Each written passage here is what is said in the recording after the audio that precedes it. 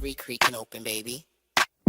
Yo, welcome to the screen where the plot gets bent. Julie B deep dives, not just for content. She don't react, she dissects those threads from the lens, catching clues y'all missed when the credits end. What you know about freeze framing frames and while you blinking, she building an evidence drum. Got a notebook thicker than the lore itself, and a chat full of nerds with a mental health shelf. Yeah, she sees the glitch, peep the double cross. You just watching TV, she talk to the boss. Every theory a thesis, no throwaway guess. While y'all on season 1, she in season X. Said rewind it so it zoom in enhance. Julie B caught the symbol in the window glance. While you tweeting what just happened like a clown, she already made a flow chart, color coded breakdown. They don't die like us, they don't vibe like us. They binge and they bounce, we revive that trust. They skip intros, we every frame.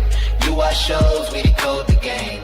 They don't die like us, nah, they don't die like us. She cracked Severance before y'all knew it was deep.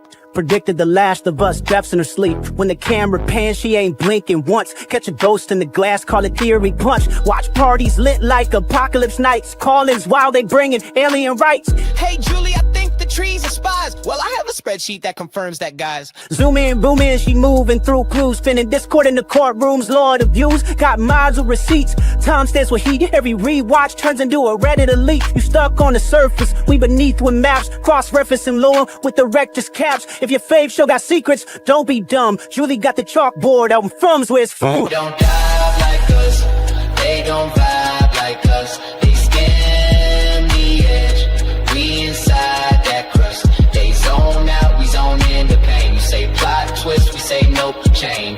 They don't dive like us, nah, they don't dive like us.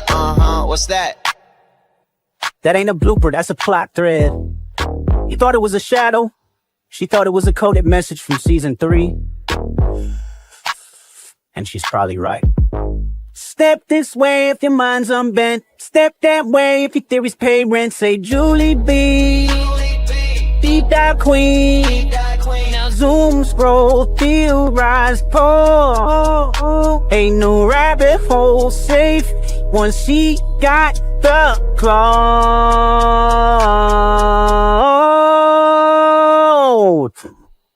They don't die like us.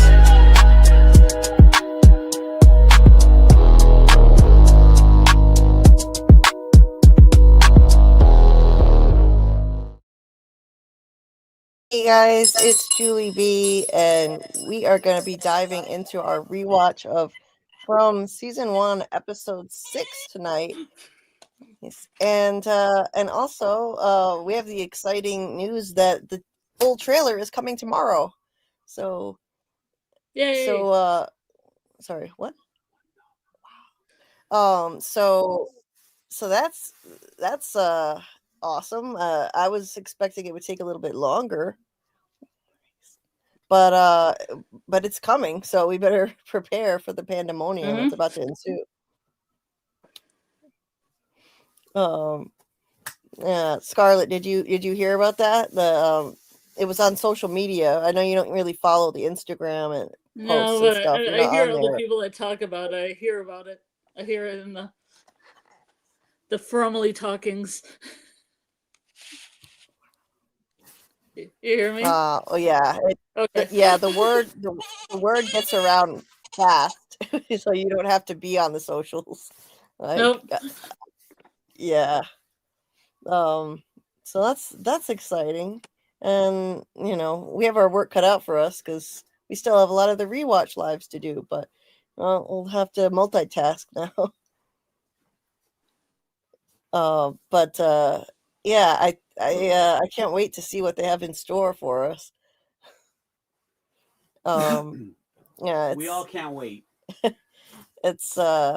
it's gonna be wild. It's kind of like last time. They released the trailer about a month before the new season dropped. I was expecting it to be maybe a week from now. Yeah. But so we'll do a live tomorrow night, breaking down every bit of that, frame by frame. We will analyze the hell out of that. You can bet on it. And that'll be fun. And I know Tony Tony Teflon will be going live to break it down tomorrow night. I'm guessing it'll be his usual time is 8 p.m. Eastern, and he does like usually 2 to 2.5 hour lives. And so I'm planning on going live at 10:30 p.m. Eastern. So he'll either be done or he'll be wrapping up by then, and we can get started. Because he's awesome, and he plugs our show, which is so kind of him to do. And so I like to go on after him, and yeah, it's gonna be a really fun time. I can't wait. But and then I'm gonna be working on of course a scripted breakdown of the trailer right away.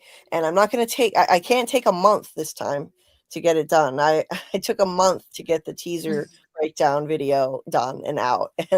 I'm not gonna do that this time. I'm gonna get right to work and put the script together and images, get that recorded, and try to get that video out by the end of the week, breaking the whole thing down. But the most fun part for me is the live, though. That's always been the most fun for me. I enjoy making the scripted videos, but the best part is enjoying all of this with the Fromaholics, with all of you guys in the chat. And I can't wait to just dissect this thing as a fandom. It's gonna be fun.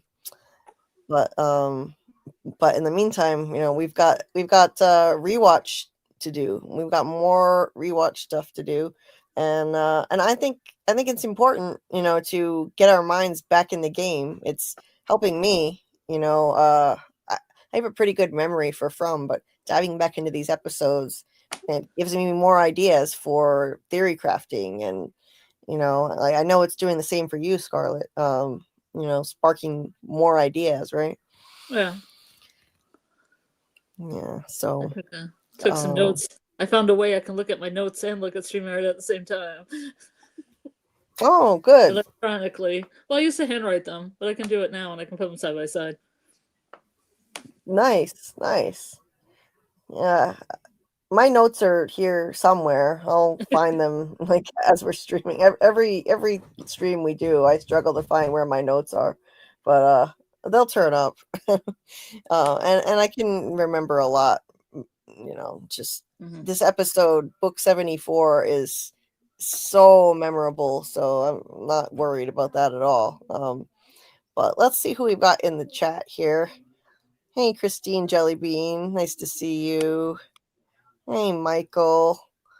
Hey, Jen the teacher. Hello, beautiful people. Hello, beautiful Jen. I hope everybody's doing well tonight. Hey, Beehive Girl. And let's see. We've got Daryl here. Daryl says tying Sarah up was the best thing to do. He wants answers.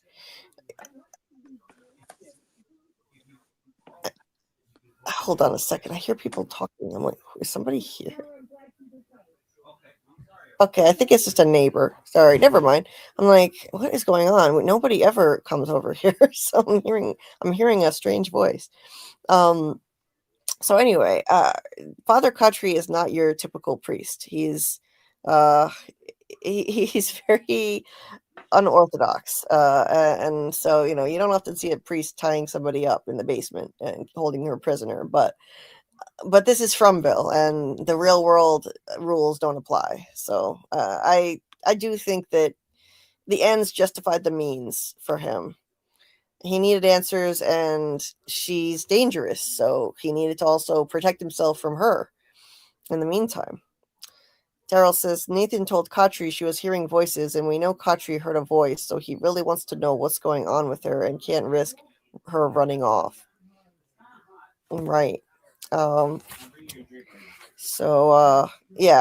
I wonder if she didn't just go to the church and have him just tie her up, Like yeah. Hold on just a sec. I'm gonna mute myself for a moment. Okay. I'll read my comments. Let's see. What did I say here? Yeah, I did have a question for the chat because I wondered if Father K had to forcibly tie Sarah up, or she was okay being tied up in the basement as a form of penance. Because she does feel a lot of guilt, and she didn't mean to kill Nathan, obviously, and she didn't really want to kill Ethan. It's just the voices that are telling her to do bad things, and hopefully they'll get home. But I mean, how many people does she have to kill? Like we were saying in the last live, this is the last murder to the next one. So there's that. Yeah. Okay, I'm back. Right. So let's see. Yeah, Khatri also heard a voice. I mean, Khatri heard what he believed was the voice of God telling him not to jump off that bridge and to get in his car and drive, and then he wound up in Frumville. So maybe he is more willing to believe her because of that something's going on, but he really wants to be sure. He can, you know, he can trust her not to attack him or something. So I think he did have to tie her up. Keeping it a secret from everyone else, I mean, that was kind of messed up, especially from Boyd. But I mean, he didn't want her to go in the box. He has this theory that they're all living out book 74 of the Bible, and he wanted to see what's going on with her. Does she play some kind of part in it, and not just throw her to the wolves immediately? Yeah.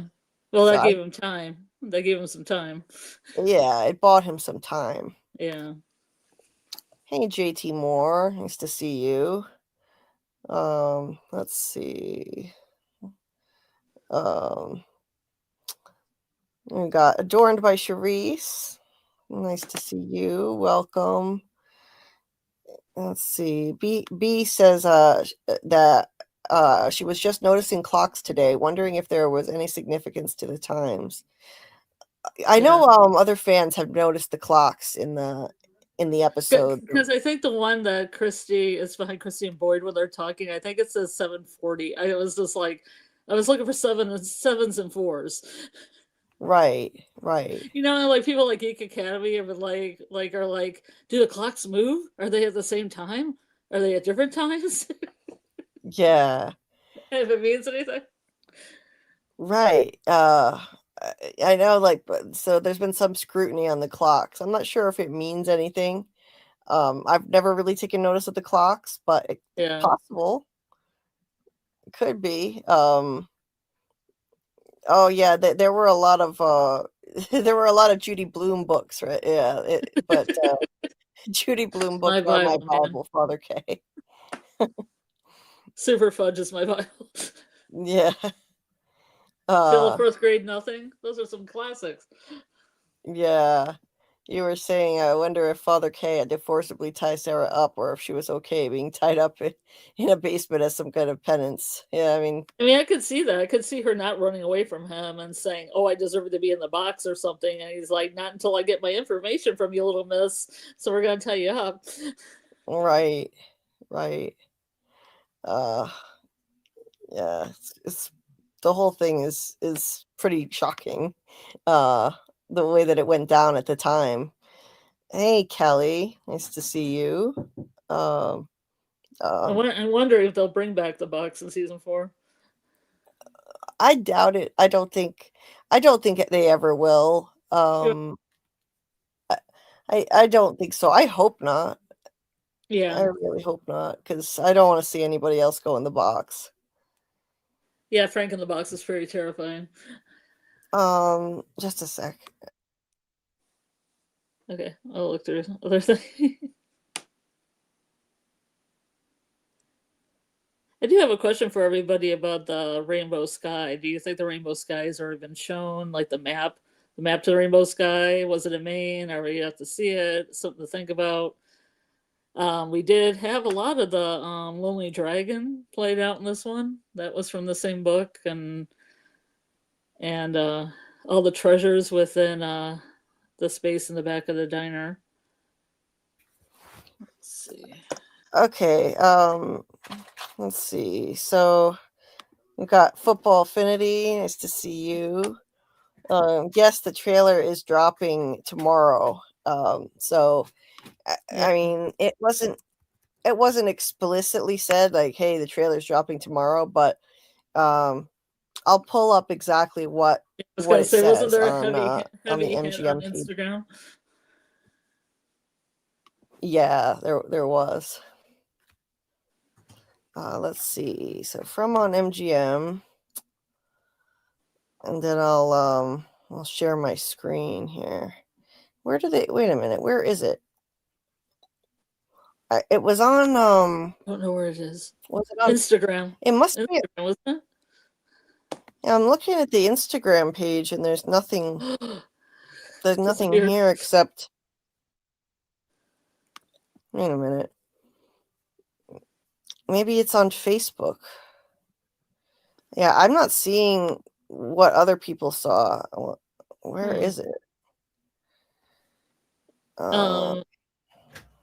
There is a Facebook Oh, link that I've got it that here. does tease here on it.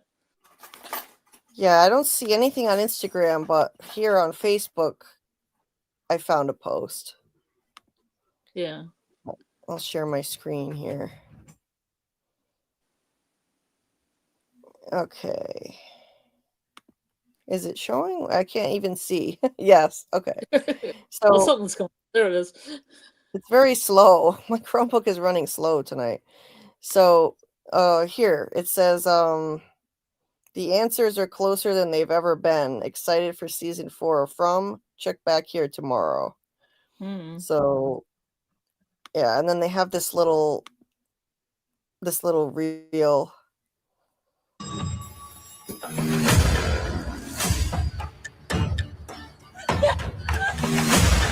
I think this is what it happened.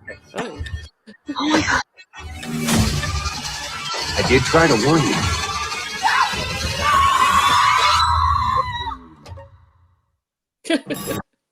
Oh, Doug. That's jarring. Yeah. I'm glad it was choppy because then you probably won't get pulled for playing that. Right. I think they'll probably be okay with just a reel. If this were the full trailer, I don't think I would risk it. Yeah. But yeah, it says notice the flashing lights. I'm gonna play that one more time.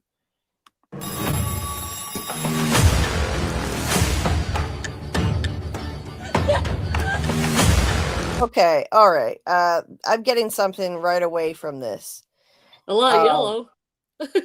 Here's the vibe I'm getting from this.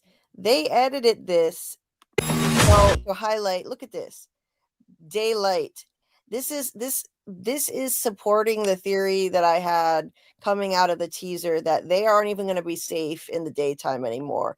They're highlighting daylight as being scary now. Look how bright this is, and the trees are upside down. Look how yellow it is. Yeah. So yellow. The font's yellow too, like so bright and yellow. Yeah, they are trying to tell us that they are not going to be fully safe in the daytime anymore. This definitely it corroborates my theory coming out of that teaser that's the case. Because look, they are highlighting in bright daylight something is coming, and the trees are upside down. And I know they've often used well, actually, it was back in season 1 that they used a poster or promotional materials with upside down trees, but they haven't done that in a long time. And I feel like this is a sign that their world is being turned upside down.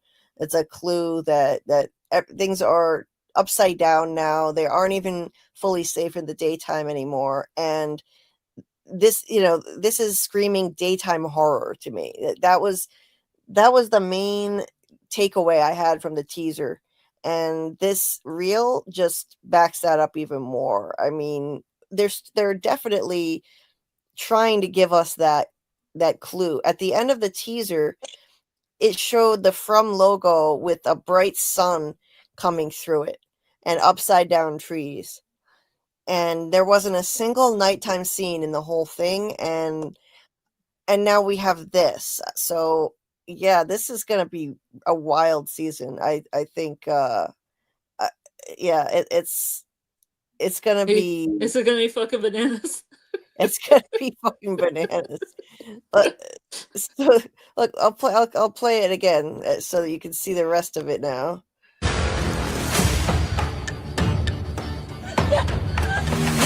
Something, and then they flash back to this is bright daylight, upside down trees. I think this is when it happened. Okay. Oh my god. Coming, bright daylight, upside down trees. They are trying to tell us something with this. I am positive of it. That is the message we're supposed to get from this. Daytime horror is coming. They are not going to be living their happy little Mayberry life in the daytime anymore, pretending that they're safe and everything's okay in the daytime anymore. Because the man in yellow can come anytime he wants, and the man in yellow, I doubt will be limited by things like talismans, and so I mean the game has changed. I did try to warn you.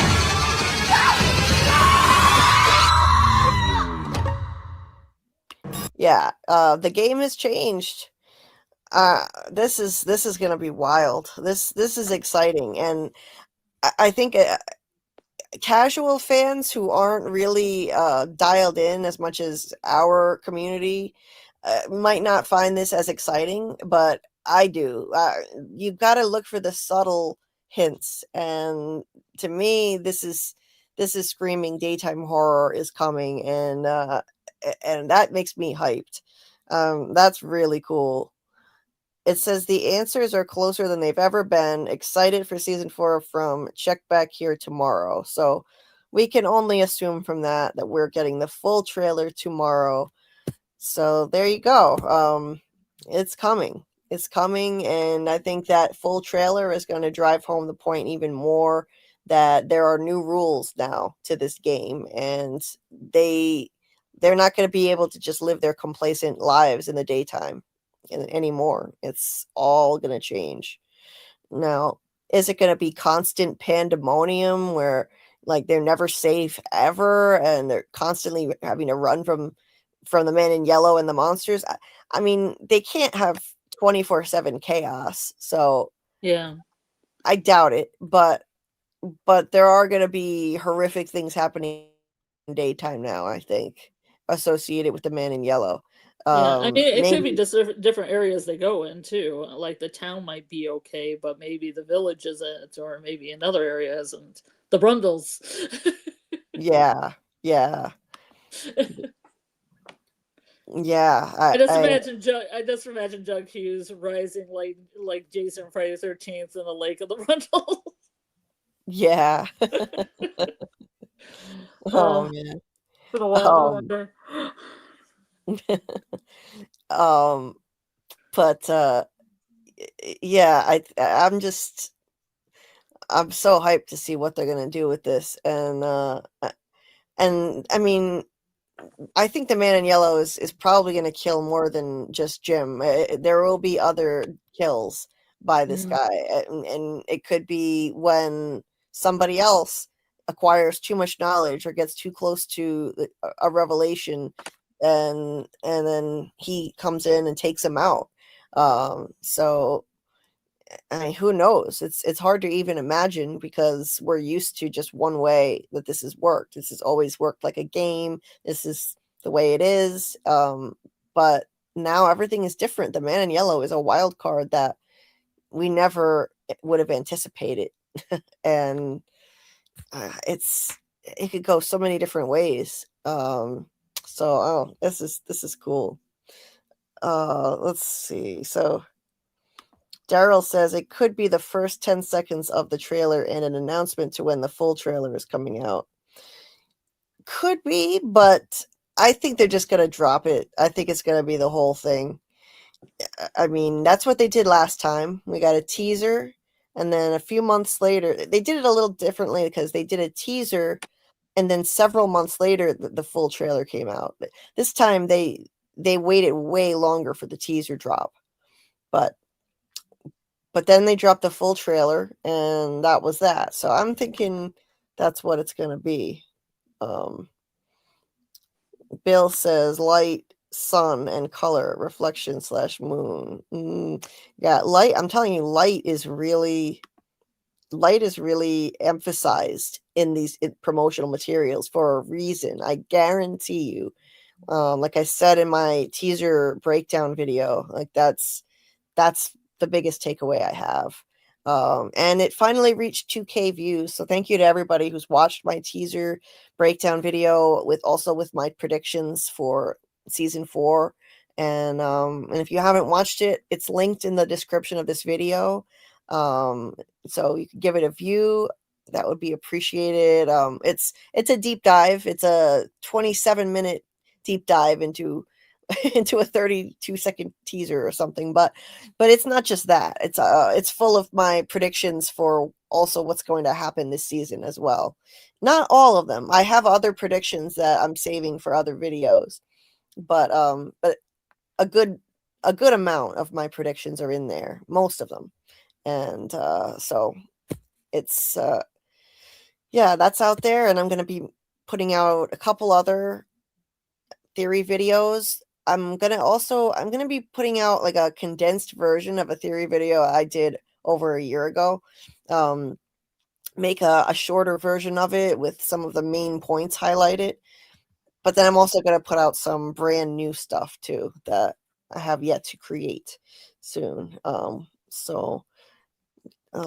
Bill knows. I wonder what the difference between notes and memos is. Between notes and Well, it memos? says notes at the top of this holder by the phone, and then at the bottom it says memos. But I think notes and memos the same thing. Yeah, I think. Yeah, I would look at them as the same thing. Yeah. When I had it smaller, it almost looked like little unhappy faces. Yeah. Hey, David Agiel. Yeah, this is just a little teaser reel, teasing the full trailer, like Daryl said. But it definitely gave me a little something to chew on. Even just this, even just the way it was made, with the emphasis on daylight. Mm-hmm. Something is coming. Just say trailer if it's the trailer. Yeah. Do these people have to be cryptic about everything? I mean, I know it's a mystery box series, but damn, yeah, they can't just come out and say, full trailer coming tomorrow. But yeah, we can pretty much assume that it is. Hey, I'm with Alice. Nice to see you. Oh, hey, Carla. Nice to see you. Hope you're doing well. Good day to you. I'm kind of going backwards now, up the chat. Hey there, the Mole 47.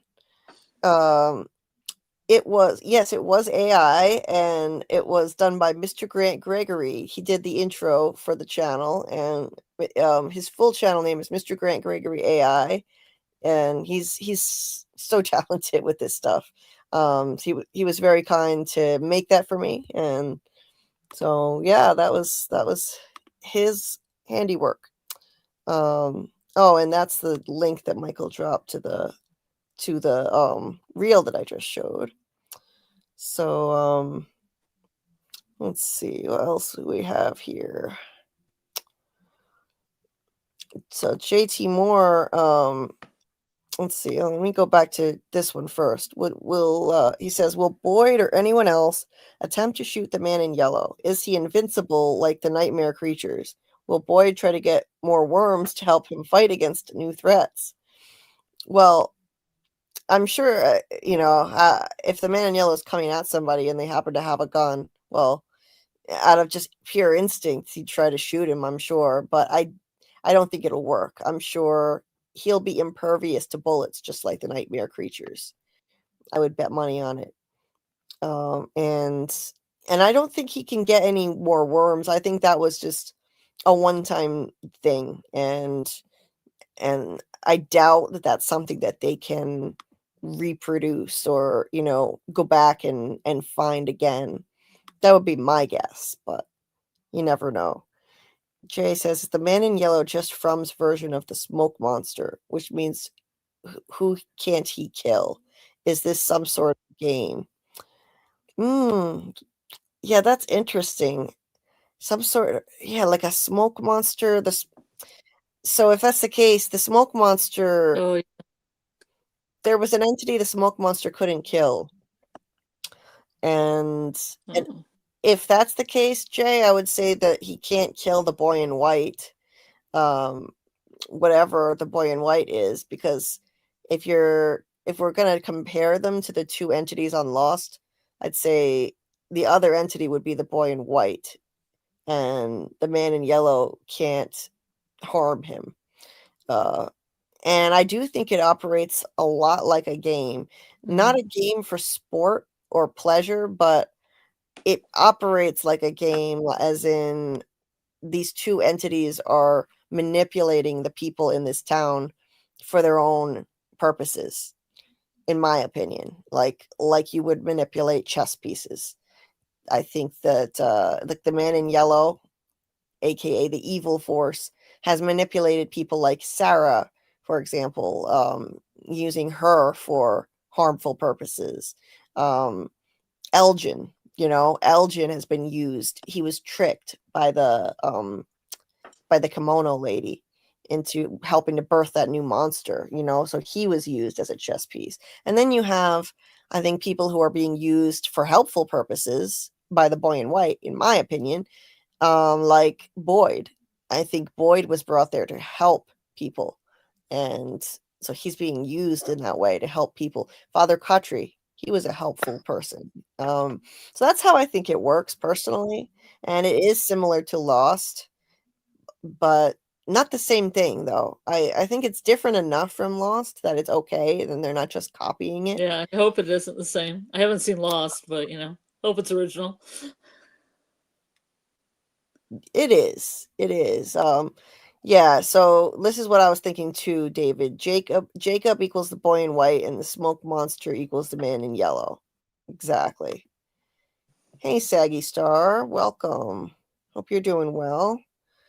And like the mole here says, it's actually, I've got, I think 28 or 29. No, actually, it's even less. I think I only need 24 more subs to get to 2K now. So if you're watching right now and not subscribed, get it done. Thank you, Mole. I appreciate it. I appreciate it. That's not my words. That's from the mole. Those are the mole's words, and I appreciate it. Thank you. Thank you. I'm close, within striking distance of it. So we managed to pick up a few. I got 5 subs during the last live stream. So we're getting there. That doesn't usually happen. The subs come from the scripted videos, not the live streams for some reason. I don't know why. Hopefully that I guess changes. What if that changes? That'd be cool. yeah. So I think it's just because more people watch the videos than the live streams, so you're going to naturally get more subs just proportionally. Well, it's a commitment to listen to an 8-hour live stream. Yes, it is.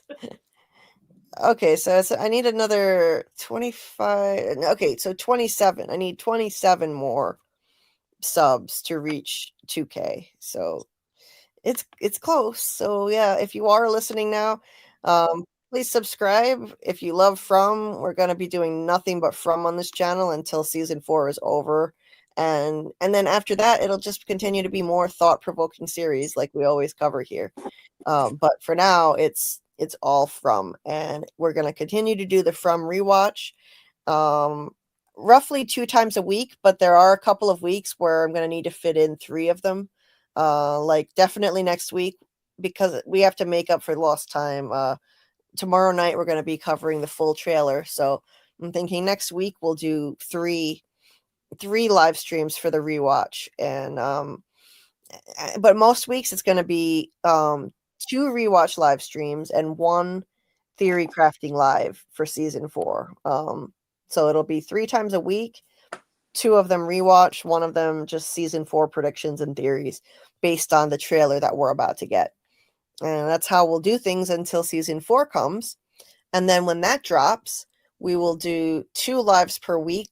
Like I did in season 3, we did one live where we broke down the episode, and then another live where we talked about theories and predictions for the next episode. I liked that formula. I think it worked really well. So I want to do that again. So that's the plan. And we're also going to be doing watch parties every week in the Discord when the new episode drops. I'll stream it as soon as it drops for everybody. And I've heard that our good friend Doug Hughes, who plays the Man in Yellow, might just join those watch parties. He said that he would like to join. So he'll be watching with us.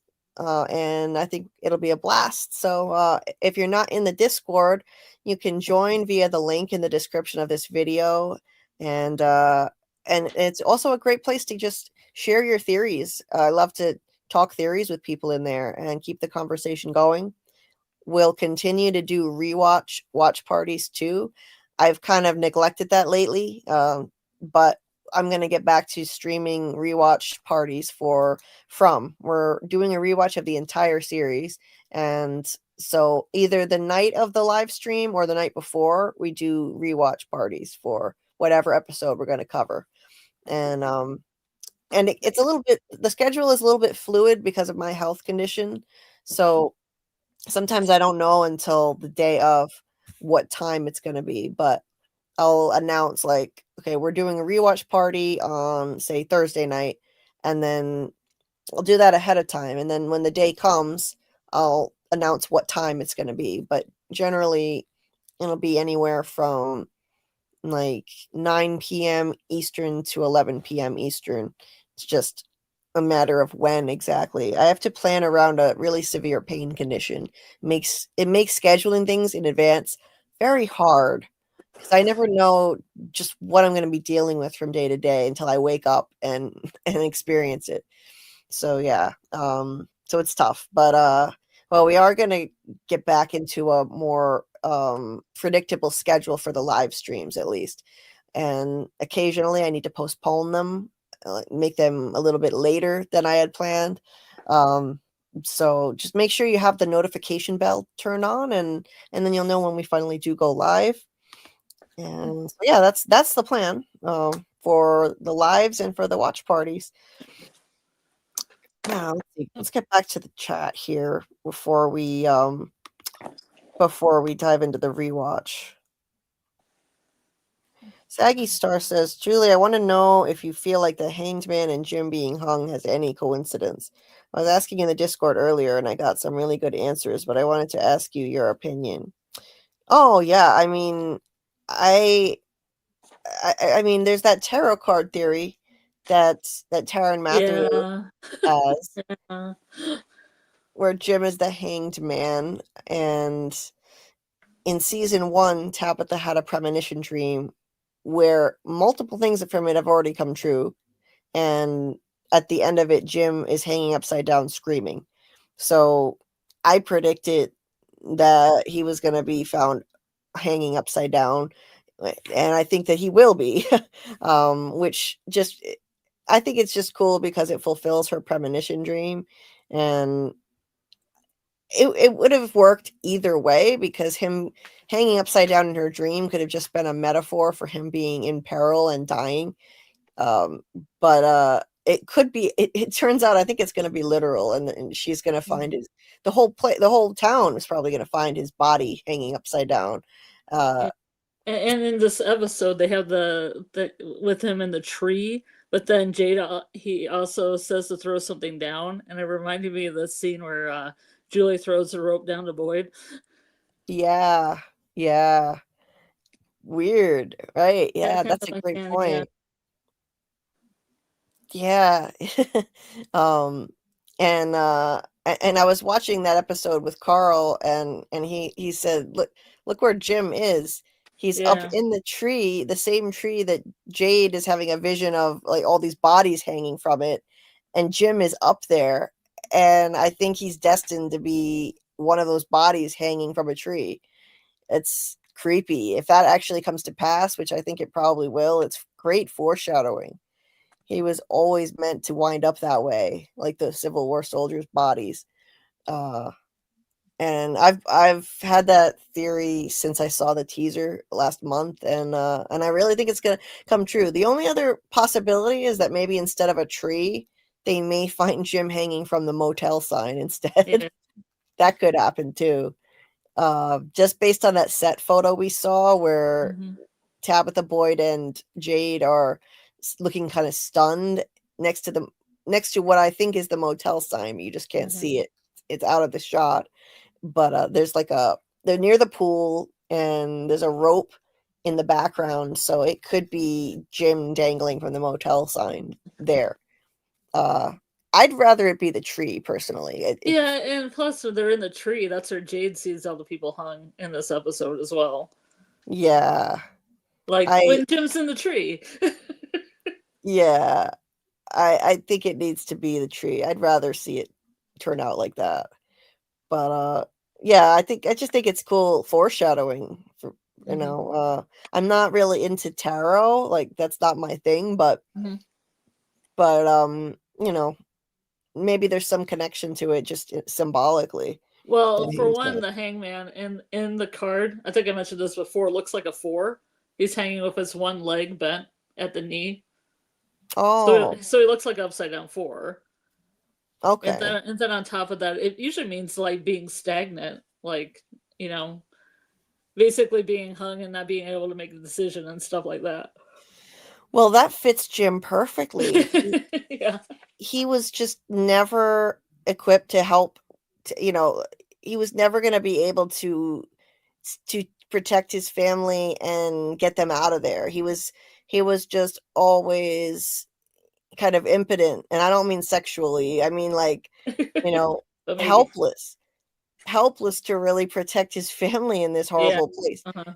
So, he Tabitha was always out of his reach. She was always destined to wind up figuring this out with Jade, and so yeah, that just symbolically fits him really well. Hey Poor Jim. Gabrielle. Sorry, what, Scarlet? I said poor Jim. Yeah.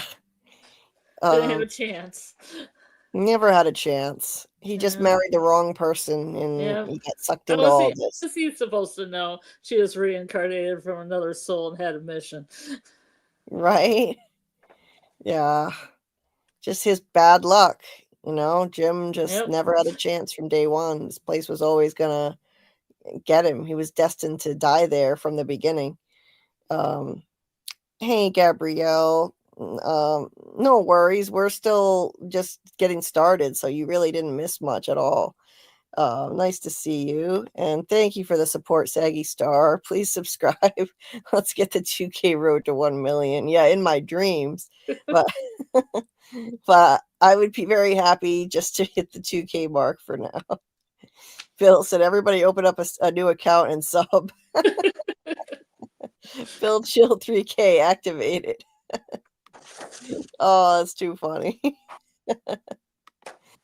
Oh, almost there. Yeah, close, finally. I knew it had to be From that would put me over the top. I mean, From is what this channel was built on in the first place. So, of course, it kind of makes it more special that it's From that's going to get me there to the next milestone. Hey, Brandon K. I hope you're doing well tonight. Nice to see you. Let's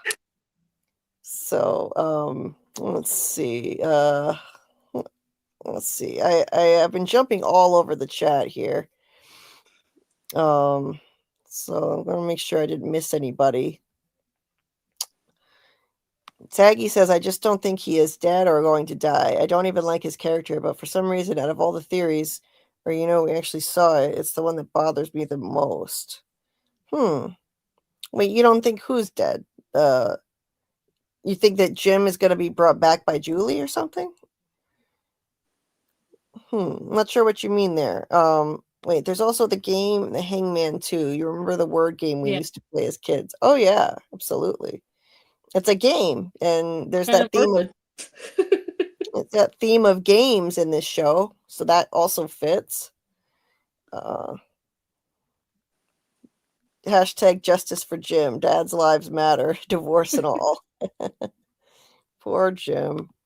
Brandon said Jim always needed support. He couldn't stand on his own. Even Victor and Ethan stood their ground, not him. Yeah, that's true. That's true. He really did, and this place was always out to get him. Yeah. Ethan healed really fast when he got injured, but Jim hobbled around all season 2 limping because this place was always out to get him. He just wanted to go on vacation with his family and try to repair his marriage. Poor guy. Yeah, that's all he wanted. Well, So Saggy thinks Jim is not actually dead, that they're trolling us. Wow, he's not dead yet. He's Stranger's Jim. interesting. Let's see. I mean, I think he's dead, but I mean, with this show, you never know what you're gonna get. But I don't want it to be that she did like Julie decides a story walk right before he dies and tries to save him, and then the man in yellow just kills him again. Yeah, because that'd be gruesome. Yeah, if she was able to story walk, but only till like a couple minutes before he died again, and then just keeps dying. It's horrible, man. Right. Jen says the game board just flipped upside down. Yeah, that's what it feels like to me. That's what it feels like. That's what I'm getting. That's the vibe I'm getting from this promotional material we've gotten so far. Michael, let's see, where's that comment from Michael? I lost it now. He said, hopefully tomorrow morning. I don't think they put a timer on it. No, they didn't. But I think it was around 8 a.m. or 11 a.m. last time. Right. So I'm guessing probably around like 10 a.m. Eastern time or something like that. That's what I'm going to try to be. I'm going to try. Set your alarm? Yeah, set my alarm and actually be awake for that and ready to start analyzing the hell out of it. So, okay, I'm just kind of perusing the chat really quick to make sure I didn't miss anybody or anything I need to highlight before we move on to the rewatch. This really important episode from the first few episodes.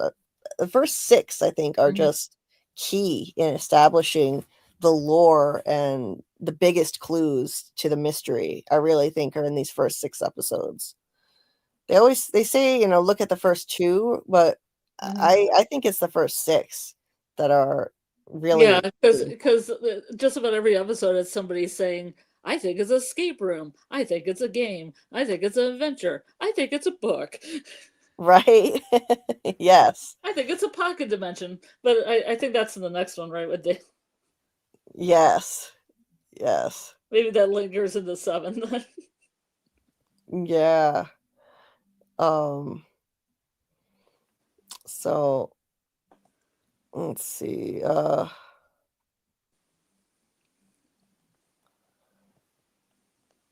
Okay. Anything else? Yeah, I am so hyped too, Jen. It's gonna be wild. I mean, we'll have a full trailer to dive into, and I'm hoping that it's a little bit more exciting and gives us a little bit more to theorize about than just people staring. Yeah. Yeah, like that. It's just boy with binoculars for like 30 seconds. It was like a slideshow of all the characters. Yeah. Just looking distressed, and I'm like, yeah, I know they're all distressed. Right. Jay says Father Khatri reminds me of John Locke, the believer, and Boyd is more like Jack, trying to be logical. Yeah, I can see that. And just like Locke, Father Khatri keeps appearing even after death. Interesting. I hadn't thought of that. Yeah, I can totally see that. And they're butting heads, they're still butting heads even after death with Ghost Khatri. Daryl says, at this point, I'm not believing we'll get the trailer until it comes out or until there is a countdown or an announcement to the day the trailer is coming out. I don't blame you for your skepticism. I don't blame you. they're being vague, and we can't be 100%, but I think that this is going to be it. I really thought Phil, the issues guy, had a great theory Yeah. that Mhm. that it was going to come out on Pi Day because it says Yeah. 3.14 on the thing, on the meme, Yeah. but nope, That's a that's good not guess. happening. Well, like I said in Discord, even today would have been good because it would have been 3 plus 9, and that would have been 12, and Mm-hmm. you know, Hmm. this is Jim. This is interesting. Bill Chill was thinking about the rainbow sky here, the reference to the rainbow sky in this season 1, episode 6 from the Chromonocle. So the colorful wheel that spins above the hole, view from the cave, maybe the kids on stone slabs view. It's interesting. Yeah. Yeah. Chin, the monsters are coming out as daywalkers. Well, we've got a daywalker with the man in yellow for sure. Daryl says John Griffin said the first 3 seasons were the roller coaster going up, and that in season 4 shit is about to go down. Wow. Yeah, I've also heard the showrunner say like this is where shit is gonna get real. Like, yikes! I mean, they've already gone through hell. I can't even imagine what's coming next now. That's wild. Wow. Yeah. How could wait a minute? Daryl says Man in Yellow might kill Donna or Victor's dad. Oh God. How could Doug do such a thing? That sweet, sweet man. I hope the Man in Yellow turns back into Doug when the show ends. It's gonna be weird seeing our friend Doug murdering characters we love on this show now. I think he's gonna have more kills. I expect this season. I really do. It's not just gonna be Jim. So David says the anima helps the hero confront and integrate the shadow, leading to personal growth and emotional healing. So I think Sophia will be key to helping someone take out the Man in Yellow. It could be a number of people, but I think they are setting up Julie to take out Man in Yellow. I think so too. Yeah, that it seems that way.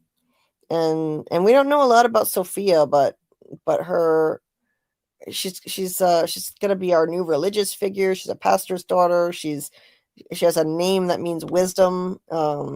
She's kind of similar to knowledge. So knowledge is obviously a theme now. Knowledge comes at a She replaces Jim. She right. replaces Jim. Right. Yeah.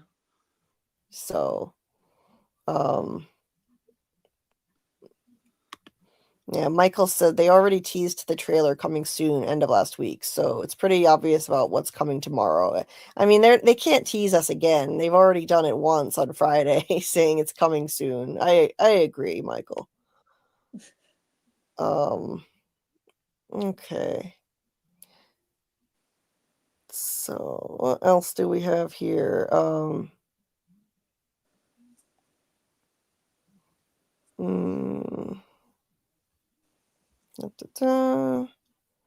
Just trying to catch up with the chat. Okay, here, SL Rhodes, nice to see you. B says Jim spent all that time messing around with A-hole Randall, thinking it was an experiment. That was the most annoying theory. What a waste of time. Yes, I agree. I agree. That was really poor judgment for Jim. Really poor judgment. Throwing in with deranged, paranoid Randall. Sanky Star says, I mean, come on, Julie, seriously, what actual proof do we have that he's actually dead besides what we saw with our own eyes? Yeah, exactly. He's not totally dead yet. He's just in the process of dying. She says it's the hill I'm dying on. Okay. Hey, you are welcome. It might be a flesh wound. I mean, that's fine. You're welcome to, hey, all theories are welcome here. We're open-minded here. Brandon says, feeling good. Thank you so much for asking. Staying busy, but making sure it doesn't affect my health. Aw, your channel is my comfortable place from everything. That really means a lot that you feel that way. And I'm so happy that my channel can do anything for you in your life. Just take your mind off of what you're dealing with for a while and connect with kind folks here in the chat. That really makes me feel good. And I'm really glad that you're feeling good. I'm so happy to hear that, Brandon. You're a wonderful human being, and you deserve good things. Saggy Star, oh, you're so sweet. Everyone, please like, subscribe, and let's get Julie to 2K. Thank you. Terrell says, at least now Jim won't get in the way of Tabitha's true love. Yeah, it's soulmate Jade time. She's you know, she's got a soulmate, literally. Their souls have been mated forever, since the colonial days. Since the days his smiley wore a pilgrim hat. Yes. Michael, no, I didn't. I'll scroll back up when I catch up with the chat. I'll scroll up and I'll look for that. The comments on Randall Boyd and the cicadas. Yeah, hold on a sec. Hey, Robert. Robert says, just popping in to say hello and show support before I go to bed. By the way, I did not get another notification that you were live. Very frustrating. Trailer tomorrow, my friend. Yes, trailer tomorrow. It's going to be an exciting day. Can't wait. Looking forward to chatting with all of you guys, and have a good night, Robert. Sleep well. Thank you for popping in. Saggy says, I have a quick question. The soldier that we saw, the one that was drinking the blood from the school, was he from the north or the south? Drinking the blood. That was the colonial guy, right? Not the Civil War guy. Yeah, that was the colonial man. The Puritan man was drinking blood from a skull. But the soldiers that we see in this episode, which I'm going to pull up images for, I believe they're Confederate, are they not? They're Confederate, right? I thought the one that was chasing Jade had a blue outfit on, but I could be wrong. Oh no, wait, yeah, they're Union soldiers. Yeah. I don't know about the ones in the tree because all I can see is like a hand and some other stuff dangling from that tree. I try not to look at that for very long.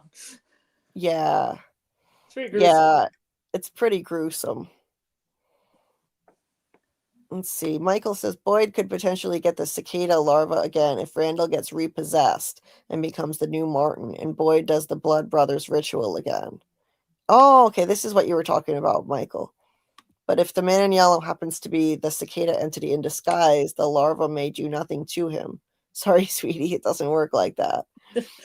Yeah.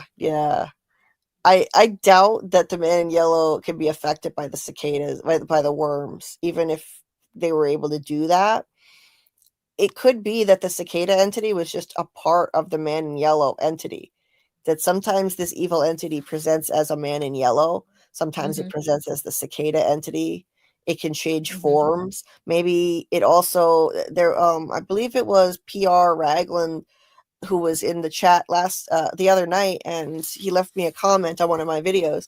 And in his theory, there's one evil entity that takes multiple forms, whether it's the man in yellow or even the kimono lady. He thinks it's all part of one entity, which I think is a really interesting idea. It may be that way. And in that case, well, if they were to get the worms, they wouldn't do anything to the man in yellow. And actually, now that the man in yellow is here, maybe that, he wouldn't be able to exist as the cicada entity worms and as the man in yellow simultaneously. You know what I mean? Like, he's changed forms now.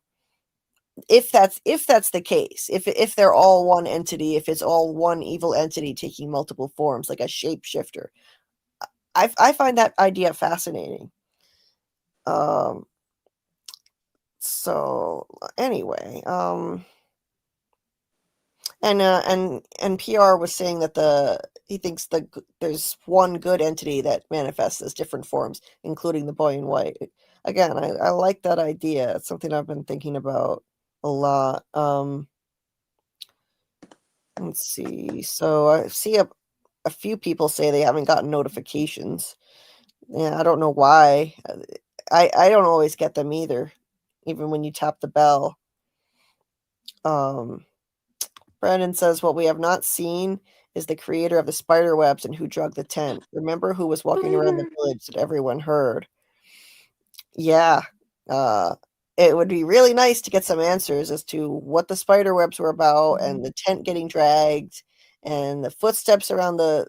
I really hope that they answer all those questions in the end. I feel like the trees moved and the tent stayed still. Yeah. Because the trees, they're moving. I think that makes the most sense to me too. Like the trees actually moved the tent. Yeah, that's what I'm going with. But I hope that the show actually explains all of that in time. Yeah, to me, it's more So, like the tent stays still and the trees just move. They don't pull the tent; they just move on their own. They shift. yeah. Robert points out here, if they follow the same pattern, the trailer will be scenes from the first 3 episodes.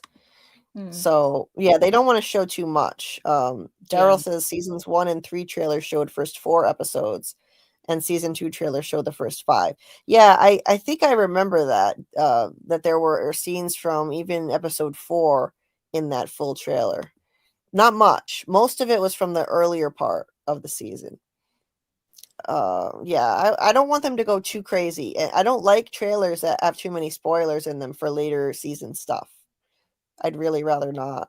I want to be surprised. MGM, they tend to spoil too much about From in their promotional materials. They did it too much in season 3. Remember, they gave too much away in their trailer. Yeah, I remember the one time when they showed Tabby finding the bracelet in the glove box, and I was like, oh, come on. Yeah, and in the full trailer last time, they showed Christy getting her foot caught in the bear trap.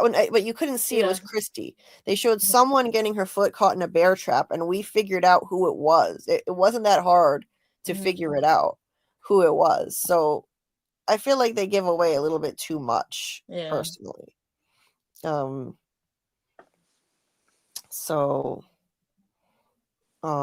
B says, I keep wondering if we're wrong and Jade is Miranda reincarnated and Miranda is Christopher. Well, that would be interesting. It is odd that Jade and Miranda are both violin players. Maybe they switched reincarnation genders. Hey, Umbra, nice to see you. Long time no see. Hope you're doing well. Hope your channel is going well. Feel free to drop the link to your channel for everybody to check it out. Let us know how everything's going with what you're doing over there, what you're covering right now. Let's see. Robert says, I did learn that the people that got a sneak preview differed by creator. Some reviewers saw 4 episodes in advance and some saw 6. Yes, that's true. That's true. Yeah, we don't want any more leaks this season. Last season, there were leaks. It's like they gave these these advanced episodes to people who couldn't be trusted. And the season got spoiled for a lot of people. I avoided it. I was able to avoid the spoilers, but well, one time that person in the chat was talking about Tilly dying, and we were like, yeah, right. And then it happened. Yeah, I know. Yeah, I hope that they're more careful this season with who they give those screeners to. Yeah. I hope they've been more careful. See, Michael says the man in yellow shows up around the same time as Randall is being harassed by the cicada hallucinations. So if they are the same entity, seems like it could be capable of doing multiple things at the same time. Yeah, I think so. Like, for example, the boy in white and the dogs, maybe they're the same entity, but we've also seen them together. The boy in white and the dogs in one spot. So yeah, if they are one entity, it might be able to appear in different ways simultaneously. I don't know. It's just a thought. It's just a theory that I've been thinking about since PR commented that on my video. Let's see. So Robert says there's one YouTube creator who put out several theory videos that were absolutely correct down to the smallest detail. Yeah, like that. We don't want that. That's not cool. We can't have disingenuous people out there. saying they have theories and but they actually just saw the leaks. I got accused of having seen the leaks and I didn't see anything. It ruins it for everybody because I had a theory that was proven right and people don't know who to trust, who saw the leaks and who didn't. It's frustrating. So I hope We definitely don't get screeners here. no, and I was very careful. I just stayed away from all the other channels covering From and the Discord. I managed to avoid the leaks, except for my own Discord. I have to actually be in there, but other than that, I just kept my head down. I stayed off of social media, and I didn't see the leaks. But not Except for that one everybody, leak. except for the one that somebody came into the chat Right and in our said chat room. Right in our chat. Right in about our living Fatima. room. Yeah, How that dare was they? not cool. Hey there, Ledness. Welcome.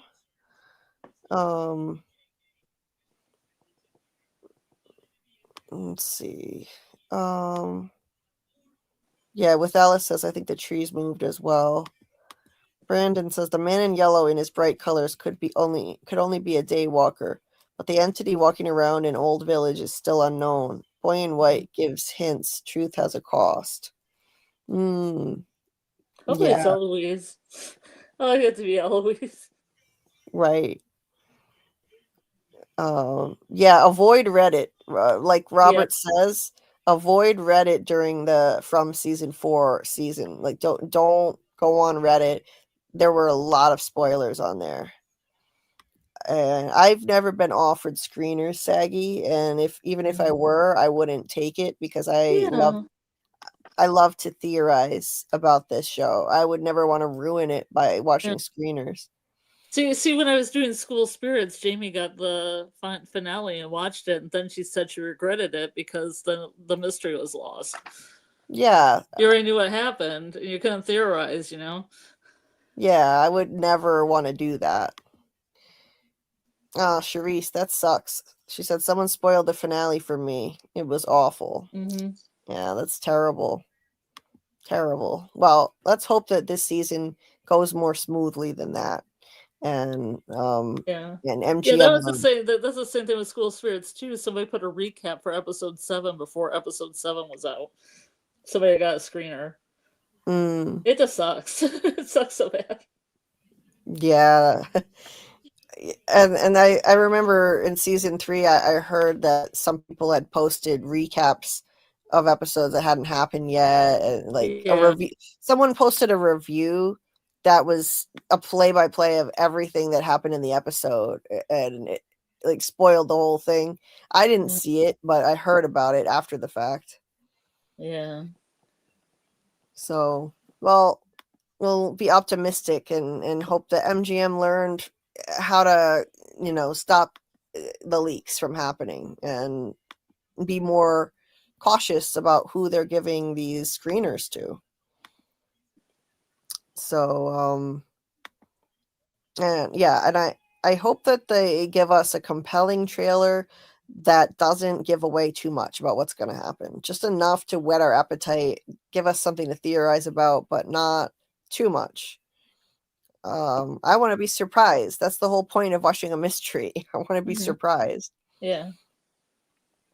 So, so anyway, we are going to be diving into book 74, season 1, episode 6 of From, and really a pivotal episode in the history of the show. So while we're waiting for the trailer to drop, well, what better way to wait than diving into this really interesting pivotal episode full of clues and foreshadowing about what was to come.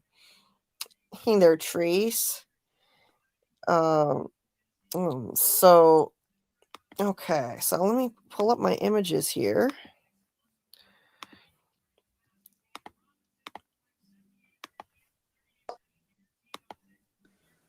There it is. Okay. Opened with this here, this sad image of this burial happening. Now, it's also interspersed with Boyd. Sorry, not Boyd. With Khatri giving a sermon about chaos. And no, wait a minute. Are they burying? They're burying. Are they burying Frank here? My brain is short circuiting. Oh, I thought they were burying Kenny's dad. No, it must be Nathan because Oh, Nathan just. Nathan. There's so many people that died. So many people Nathan. died. I forgot for a second who was getting buried. Yeah, I totally forgot about Nathan. Yeah, it's Nathan. Nathan died. Okay. Yeah, Nathan. Yeah, poor Nathan. So they're burying Nathan here. No, Khatri delivers a sermon, and it's a really it's a beautiful speech. So I'll just read it in full here. It says, "Chaos and faith, that is the duality of our existence. From the moment we first arrive, and not simply here in this town, but in this world, in this life. From the moment we open our newborn eyes, we are faced with a chaos we cannot even begin to understand. And how do we respond? What is the very first sound we make? We cry out. We plead for answers before we even have words to give voice to the questions. That's how we begin our journey through this world, terrified and confused. And so we search and we strive and we stumble through the chaos.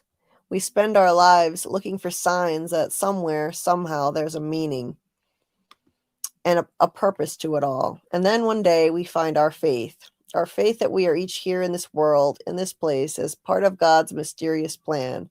In our faith, we understand that chaos is the meaning. It is in our struggle and our search that we find our purpose. Trust in the Lord with all thine heart and lean not unto thine own understanding."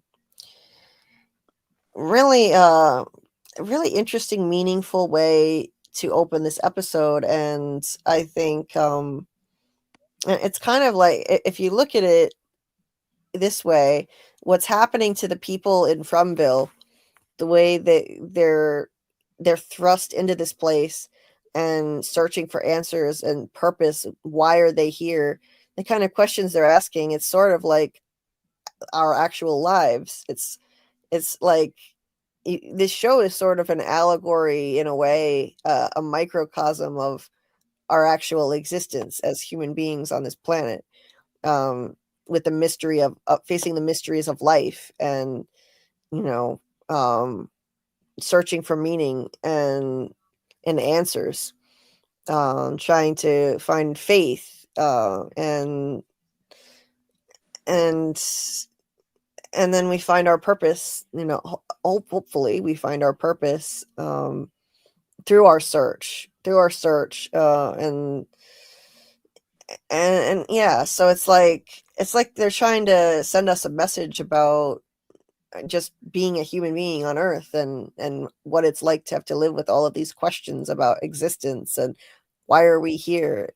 Why are these terrible things happening? Mysterious terrible things happen to us in real life too, the way they do to these people in Frumville.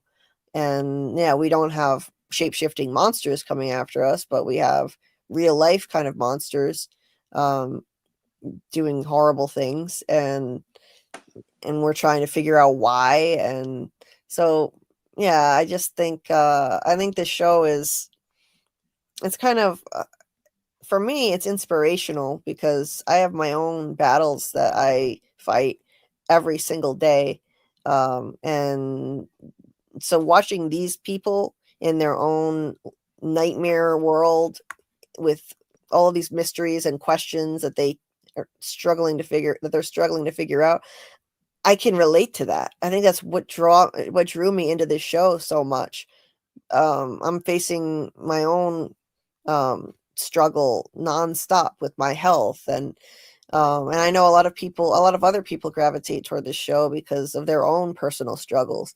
It's like, it's cathartic to see these people manage to build a life in the midst of all of this darkness, and and cruelty and violence. They still find purpose. They still find joy in the middle of all of it. I mean, Fatima is a great example of that, someone who was able to do that, at least in season 1. And they lean on each other and support each other. And yeah, so I found this show when I was at the lowest point in my life, and I found it so inspiring. And a message like this that Katri just delivered is a big reason why it was so inspiring to me. You know, if these people could keep going, um, so can I. I know it's just a TV show, but it's it's a lot like life, and the kind of suffering people go through in life. You know, just not supernatural, not the supernatural variety. You know, yeah, I love the messages that they deliver. You know, like Fatima's "Even a nightmare can look like a dream," things like that, and this beautiful sermon from Katri.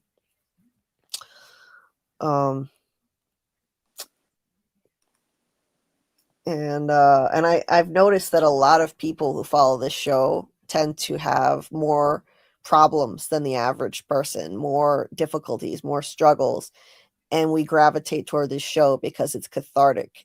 We see ourselves in the suffering of these people, in the struggles of these people, and it's uplifting to see them rise above, you know, and lean on each other. And then I think it's a beautiful thing how, as a fandom, then we come together and lean on each other when we have problems in our lives, like the people in Fromville do. We come, you know, people come into the chat and they talk about what they're going through, and we support each other, and it's a beautiful thing. You know, what this show has created, what it's done for all of us, bringing us together. People who tend to suffer more than the average person who lives a charmed life.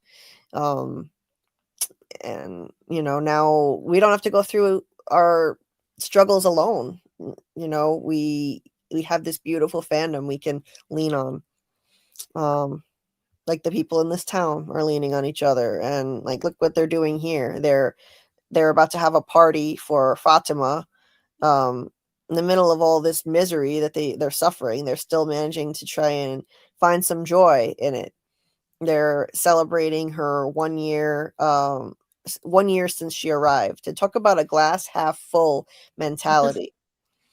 They're celebrating 1 year of being in this place for her, but they're looking at it like a positive thing because she survived. She's still here. She's still here. And Ellis, however, is not handling it very well. Like, not everybody. Oh yeah, I don't like Alice in this one. Yeah, he's not handling it very well. He's drinking. Julie is starting to do better with Fatima's influence. Julie's hanging out with her. Fatima gets out her favorite sweater, which is the iconic yellow one. And you know, I think it's symbolic of hope. In Western cultures, yellow is symbolic of hope, and she's a beacon of hope. She wears this sweater, but after Colony House Massacre night, she's never the same again. Now,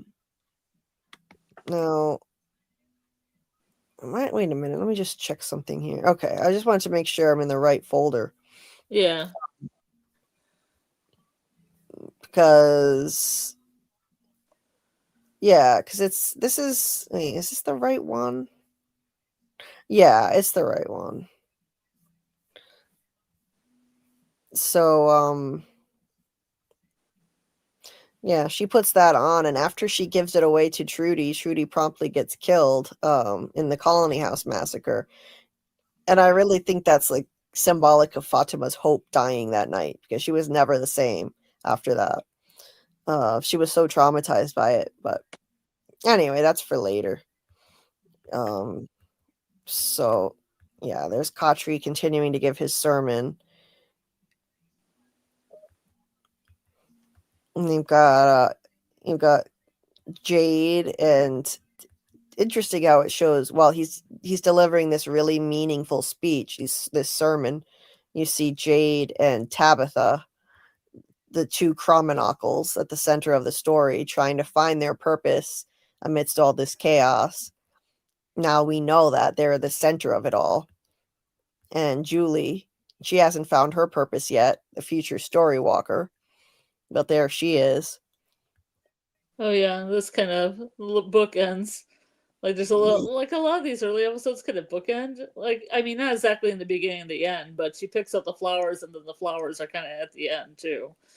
Yes, yes. You know, and the other one that kind of started with a flashback to Victor, and then came back with something towards the end. I'm not gonna say a complete bookend, but that kind of style is popular with the people that make this show. Yeah. Now, oh, let me just go over to the chat really quick before I keep going. Bill, oh wow. Bill Chill says, I found this show at the lowest point of my life as well, Julie. Interesting. Wow. Oh, I hope it helped you like it helped me. It is interesting. And I do think that a lot of people who are struggling seem to be drawn to this show for a reason. Daryl says, wow, Julie, From lifted you up when you were down. That is amazing. Yes. it in more ways than I can even begin to describe. It completely changed my life. My life will never be the same because of this show. You know, it was so inspiring, and that was even before I started my channel. I made amazing friends, and I had something else to put my mind on other than my pain and suffering all the time. And then my channel came out of this, and I found some purpose in that, and met the best friends I've ever had in my life, met my soulmate. I mean, it's everything has changed because of this show. Kelly, yeah, I miss Kotri being alive too. I'm really glad that they managed to keep him around as a ghost entity, because he was such a loss to this show, but he doesn't get nearly as much screen time as a ghost, so it sucks. I miss him. Daryl says, Julie says these very emotional speeches without writing a script. Yeah, I didn't write anything out ahead of time for this. I just, this is just how I feel. So no script necessary. Cherise, so true. Daryl says, I love the glass half full mentality. Ellis is looking at it as a glass half empty. Yes. And I used to do that too. And I still fight myself on that. I still fight to try to see the glass half full. It's hard. I have a lot of days where I can't see it that way, but I try. I try. It's the best way to go about life and get through it. Daryl said, Julie, you're bringing a tear to my eye. Oh, I just, I really resonate with what Kotri said, and it just made me reflect on what this show has done for all of us and for me. It's not just any TV show, this changed my life so much. Anon says YouTube did not notify me of this live. I have notifications enabled. What is going on? Too many people have been saying that. Robert says a theory of Nick L's and mine is to look for crosses and X's over residents, and they die shortly thereafter. Yikes. Such as the pic you are showing of Kotri right at the podium. Wait a minute. No. Uh-oh. Let me see. Well, I'll go back to the first one where it's further away.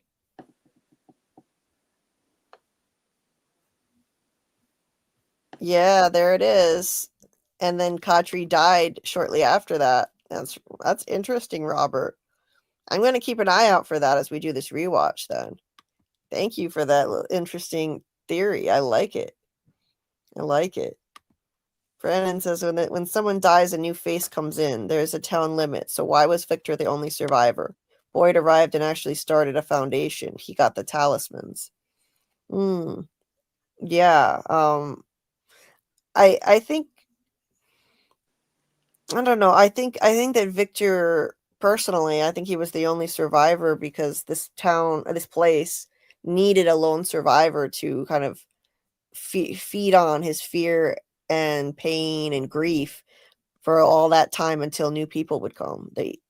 It needs something to feed on, and I mean, what a feast. The trauma of this poor kid who got isolated in a town full of dead bodies. That's why I think he was left alive, personally, but that's just my theory.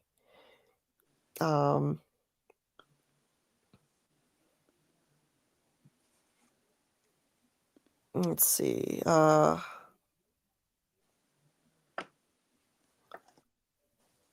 I'm just looking through, making sure I didn't miss anything else here. Bill says freestyle Julie equals Hallmark off the cuff. Yeah, I guess I should be working for Hallmark maybe. Carl in the chat said Julie is an angel on earth. Oh, sweet. Aw. Aw.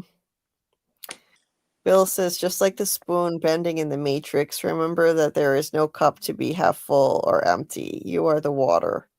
Mm, that's a mind-bending perspective. Cool. So getting back into this here. So they're getting the party ready for Fatima, and as Katri is talking about finding purpose and everything, Tabitha happens to find this handwritten Bible that Katri put together from memory because he didn't have a Bible when he got to town. She finds it amongst her things that he left at that house by accident. She later delivers that back to him.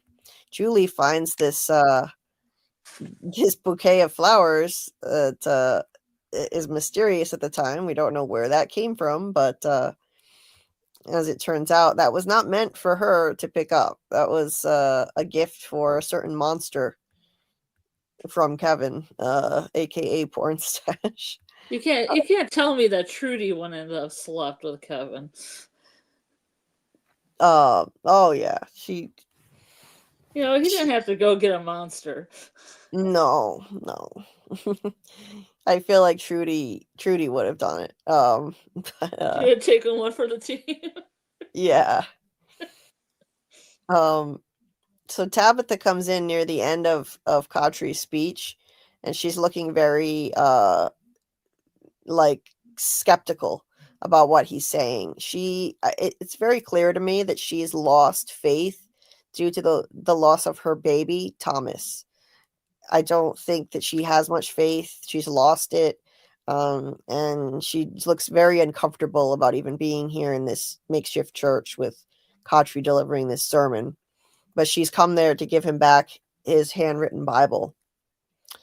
I miss Katri. He was an amazing character and a loss to the show. He's still around in ghost form, but it's not quite the same. And then so she gives him back this Bible, and she asks him, how do we know any of this is real? Like, are we dead? Are we alive? Because she's been wondering that, did they survive the crash? Did the Matthews survive the crash? And he says, would it matter? Just for argument's sake, let's say we're dead. We're all stuck here together in some strange, tormented purgatory. What would be different? We'd still be stuck. We'd still be searching for a way to go home. All that would change is the home we're searching for. She says, I'm guessing I'm not the first person to ask you that question. And he says, let's say I've had plenty of chances to work on my answer. But if it's any consolation to you, you were already here when your vehicle crashed. You're alive. Your family's alive. So you can scratch that question off your list. And he's right. She was already there after the Matthews RV crashed. They were already in town and trying to get out of it when it crashed. So they're alive. And the showrunners have confirmed that this is not purgatory. So they're not in purgatory. We can definitely, I think we can trust them enough to cross that off the list. But I like that Tabitha, of all people, is questioning whether she's dead or alive. It's kind of interesting foreshadowing to the revelation that she died over and over again in this place. So in a way, she did die. She did, and she came back again and again in new lives. Well, even this time around, both her and Jade had like a little death, and then, got revitalized. Yeah, she and Jade both got knocked out on their way into town, and they both looked dead, which was beautiful foreshadowing to the revelation that they both died and were brought back again and again. So yeah, that's the end of that. And then we have this interesting scene where highly unexpected at the time. I never saw this coming on the first watch, where he goes down in the basement and there we see Sarah tied up in a chair. Pretty dark for a priest. Pretty dark. I mean, like, you'd think that he wouldn't even have to gag her though, because if she screamed, and let people know she's there, they would just want to put her. Yeah, they would just want to put her in the box. Yeah. So, like, she needs a place to hide at this point. She needs someone to protect her. That's why I feel like Sarah almost is doing it like a penance. Yeah. Because she feels so guilty for everything she does. Yeah, she does. She does. She was always just trying to help, and she feels immense guilt for what she's done. Those voices exploited her trauma and possible mental illness too. Kotri mentions that there isn't a single Bible in town, but at least a dozen Judy Blume novels and other popular ones, but not a single copy of the world's most popular book. Now, that's part of his theory, that they're all living out book 74 of the Bible. Now, there is a book of children's Bible stories at the clinic if you look close, but there's no actual Bible. Until now, there appears to be a Bible being brought to town in the season 4 teaser with that new character, Sophia, the pastor's daughter. She's bringing what looks like a Bible with a crucifix on it that's next to her on the bed, and she's sitting on a bed. So that's the end of that. It looks like there may actually be a Bible brought to town in season 4. But yeah, it's interesting. Why did it take so long? What happens to all the Bibles that are brought to town? Have other people brought Bibles and they get killed off and the Bible is taken away, and destroyed, maybe? Because Bibles could be a potential source of hope for people, and the evil entity in charge doesn't want them to feel hope. It wants them to feel nothing but fear. So I personally think that someone must have had a Bible with them out of all of these years when people were brought to town. And eventually, when they die, when they get killed or something, that Bible gets taken away. There was even a stack of books down in the cave that some have speculated could contain Bibles. Maybe they hide them. The monsters take them and hide them down there. That's possible. So then Kotri says, Nathan told me about the voices. What if I were to tell you that despite the horrible things you've done, you can still help the people of this town? You can still do something good. And that's what she wants. She wants to do something good. So, and he believes that she might be part of that, because he knows a little something about hearing voices. He heard what he believes is the voice of God telling him not to jump off a bridge that he was about to jump from, and get in his car and drive. And he got to Fromville. And so he has this hunch, like maybe the voices are part of this whole plan, this book 74 idea that he has. these voices that she's hearing in her head. So he wants to know more about it. Yeah, interesting. I mean, yeah, the new girl is the new Father K. I think so, Brandon. The new girl, Sophia, is replacing first she's replacing Tilly. Tilly held a prayer circle in season 2, so she was kind of the spiritual figure in town. And I think she replaced Father K. So it's in every season there's been some spiritual person in town. Seems like that's a role that always has to be filled. Yeah, you need somebody to give them hope. The people hope. Exactly. Because it's so much sweeter to feed on their fear when they lose their hope. Yes. Yeah, Daryl, that was basically Khatri explaining to Tabitha and the audience why they are alive.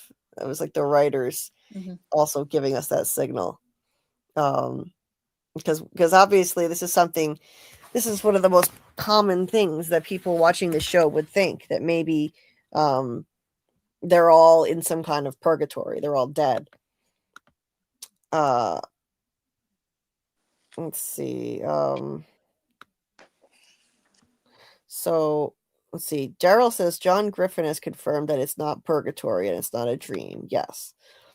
Tying her up was the smartest and safest thing to do. I agree.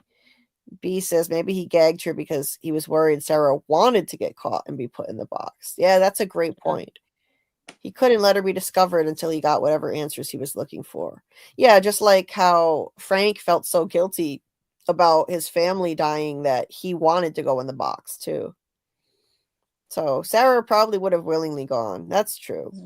There was enough time that the priest could have actually told her to run to the church too, off camera.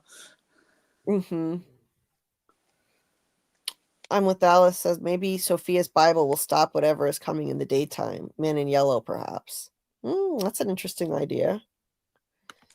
Robert says, good night, my friends. I look forward to the trailer tomorrow and hearing everyone's theories. Well, me too, Robert, and good night. Sleep well. Let's see.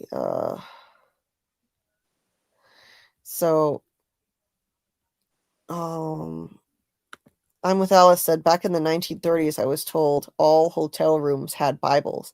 Perhaps that's part of the reason why the motel is no longer there. Yeah, I've heard people say that before, or a version of that theory. That's interesting. Yeah, could be. They just got rid of the whole motel. You never know. Hey, Tony, nice to see you. Welcome.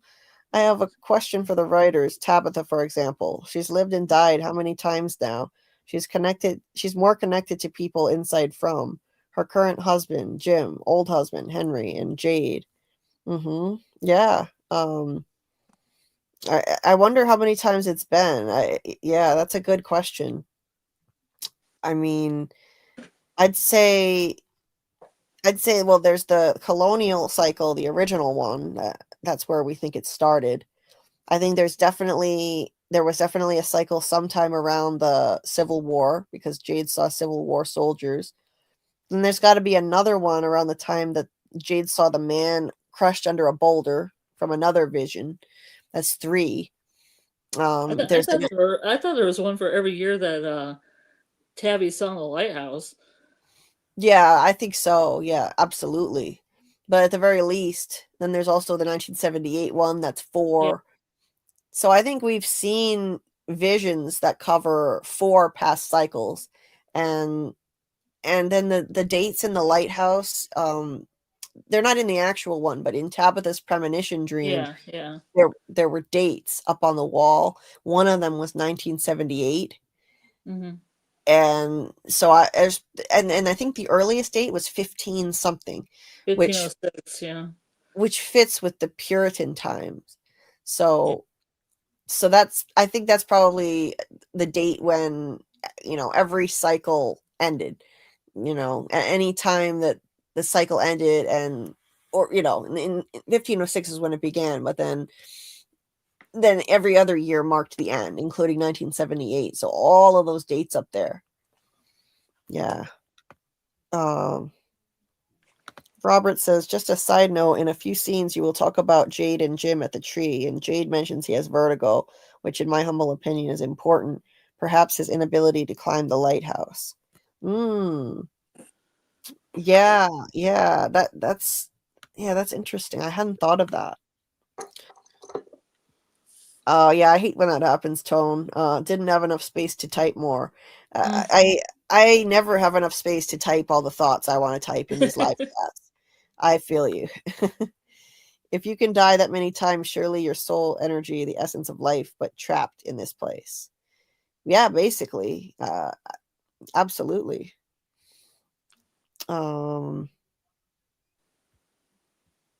Hey Doc, nice to see you, my friend. Hope you're doing well tonight. Please like and subscribe. Thank you so much for the support. Much appreciated. And we miss you. Hope everything's okay. Anon says, ignore that last one. I was editing. I meant that I didn't like. Okay. I didn't like that Kadri wanted Frank to go in the box. I didn't like that either, but I understood it, but I didn't like it. I'm with Ellis, says, yeah, some did, but I noticed in the 90s, not all hotels have them like decades before. Most hotels I've stayed in still have them, but I'm sure it's not always the case anymore. 52 people watching. Wow. Thank you so much for watching. Please hit the like button if you haven't already, and subscribe if you haven't already subscribed. I'm only about, what did I say? 28 subs away from reaching 2K. So you can help put me over the top. And we're going to be covering nothing but From until season 4 is over. So we will be doing rewatch live streams between 2 and 3 times per week to cover all of the rest of seasons 1, 2, and 3. And we are going to start combining episodes. So we'll do like 2 episodes per live stream so that we can get through it a little quicker. But it's going to be a lot of fun. And we'll keep on doing theory live streams starting tomorrow night with the full trailer drop. At 10:30 p.m. Eastern, we'll do a live breaking down the entire trailer, which is going to be dropping tomorrow. I'm sure of it. MGM is not going to, I don't think they're going to screw with us. I really think it's coming tomorrow. So we will break the whole thing down tomorrow night, 10:30 p.m. Eastern, and every week after that, we'll do a theory crafting live heading into season 4, discussing theories and predictions.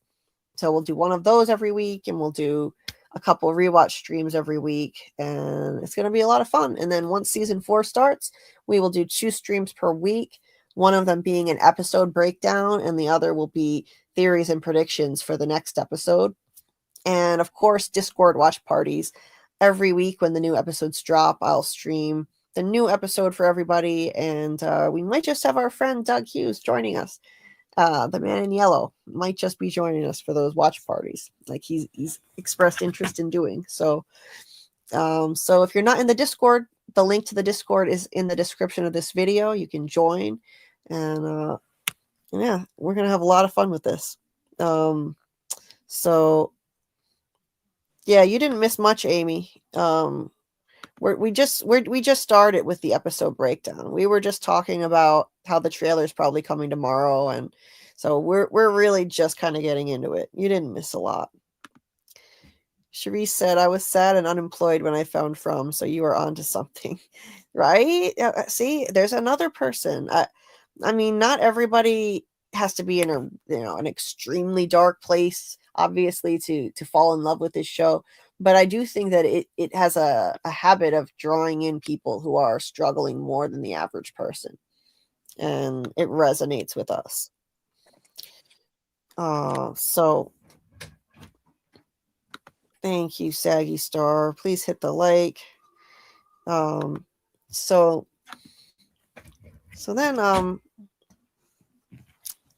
moving on. So we've got Boyd and Kenny, and he brings up the chess metaphor again. I am convinced that this show is working with this chess metaphor for a reason, that it keeps coming up. The chessboard keeps coming up because this is how the two forces work in this show, the man in yellow and the boy in white. Here, Boyd brings it up again to Kenny. He says, I've been thinking about what you said the other day about running out of room on the board, meaning the chessboard. They're running out of spaces. They're getting, cornered, just like Kenny said, and trying to dodge the other side, meaning the evil side. Isn't that how the chess game would end with his dad? Yeah. It would be him running around and being chased on the board, right? Yes. So that's why he's saying he's running out of spaces.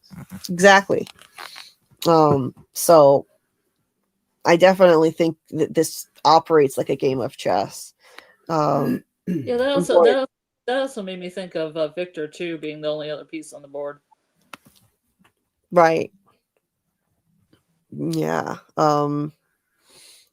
And he says something's changing here. It's like something's slipping away. The other night, the talisman worked out in the RV, same way it works in the houses. I've been thinking the only reason we haven't pushed further out in the forest is we didn't know whether the talisman would protect us out there the same way it does in the town. So he's planning on going out into the woods and exploring, seeing if he can find a way out of here, because they're running out of time. Things are getting worse. More people are dying. And so Kenny asks how far he's going, and Boyd says, as far as it'll take me. Isn't that the point? To find a way out and find a way home? Kenny gets pissed off because he just lost his dad, and he doesn't want to lose another father figure. So he's like, honestly, I'm not sure there is a point anymore, but if you're in that much of a hurry to fucking die, you should just go and do it, okay? Just leaves. I understand. He doesn't want to lose Boyd now, so he's lashing out.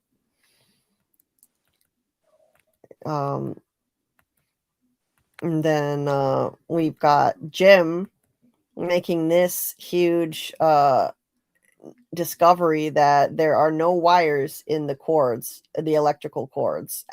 So the electric should not work. The lamps should not work. There's something really wrong here. He shows it to Tabitha, and she doesn't really have much interest in it at first.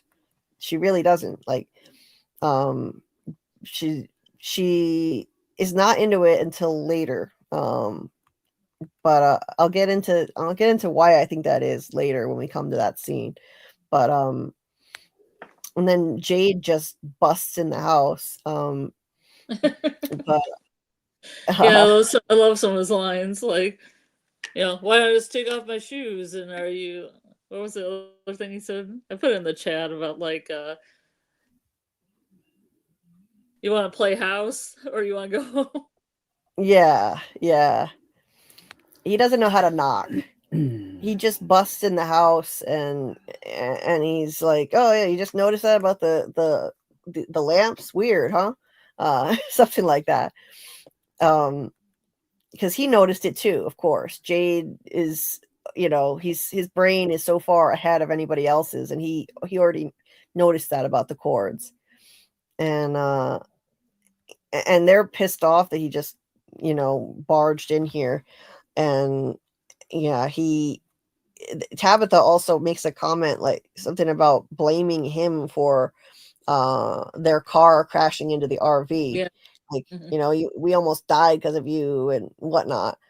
It wasn't Jade's fault. Jade was passed out in the back seat. and Jade has a smart ass retort about how, he just lost his childhood best friend, and Jim has a little ouchie, big deal. Yeah. Or not Jim, Ethan has a little ouchie. Yeah, Ethan's leg was impaled. It's a little more than an ouchie, but well, it's quick though. Yeah, I do. Yeah, I like that they're finally starting to put their heads together, though. This means that they're starting to share information, and Jade is trying to enlist Jim to help him get the radio to work. And he wants Jim to help him strip wiring from cars to use for the police radio, and he's made a makeshift antenna so Jim can climb the highest tree they can find to try to get a signal. And so far, he can only get static on the radio. That's why he wants to get it up higher. So great. They're putting their heads together. They're working together, and right from the beginning, here we have the two Chromonockles already in close proximity to each other. Got Tabitha and Jade, who were destined to eventually work together to figure out this whole thing. They were the soulmates from the beginning, the original people, and we noticed the last time we rewatched this that they're literally wearing the same colors in this episode. Tabitha's got that baby blue shirt on with a white tank top underneath. Jade has a blue and white striped shirt, same shade of blue. And it's just like a subtle hint, a subtle cue to us that there's some connection between them. We never would have guessed that they were connected at all back then, but I just love that little detail. This show is so attentive to details. There they are, they're matching. Jade and Tabitha, the literal soulmates. I just laughed about what a Pixie Vine TV said. Oh, let me look at the chat. What? It's after dark, man. Yeah, jeez.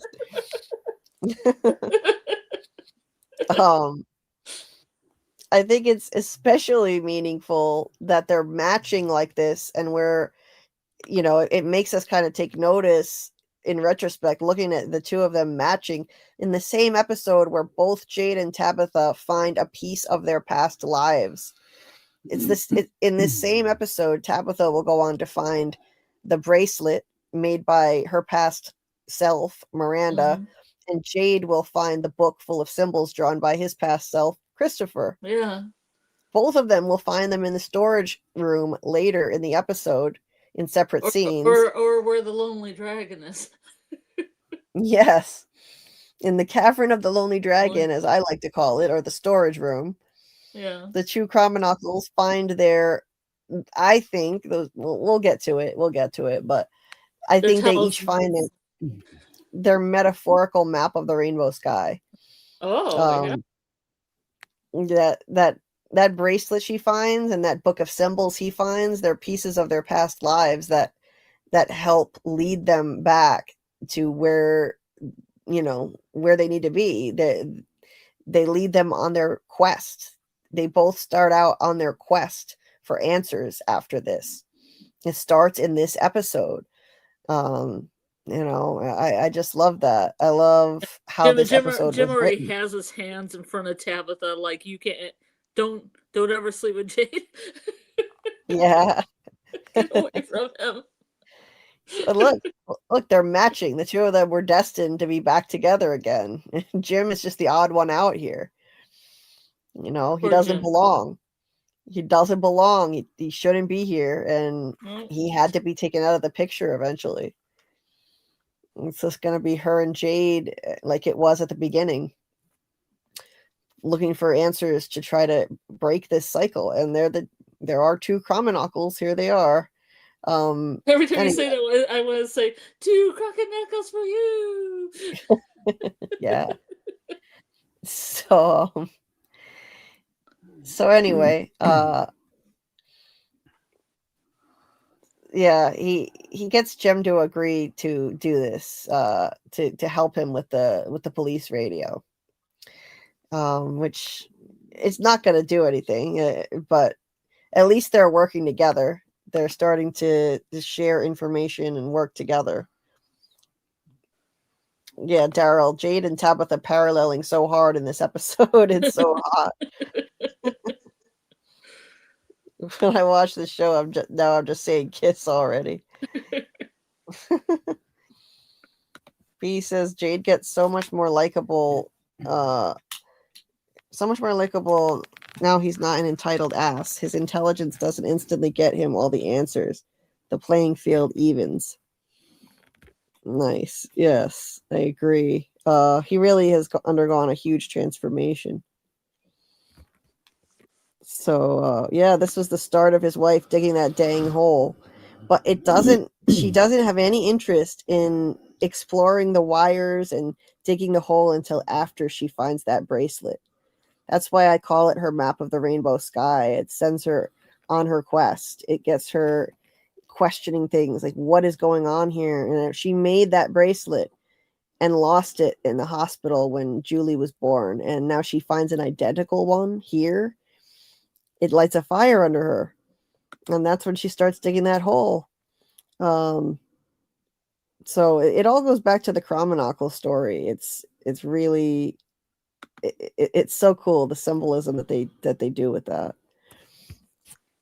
So and then we get another scene with Katri and Sarah. And so I think this is the scene where he talks to her about his theory on the 74th book of the Bible. He thinks maybe they're living the 74th book. I already mentioned that before. So, I mean, there's not a lot more to say on that. But, well, this is what he says. He says, people think of the Bible as a fixed object, something written, completed. But how can the story be finished if all the players remain on the stage?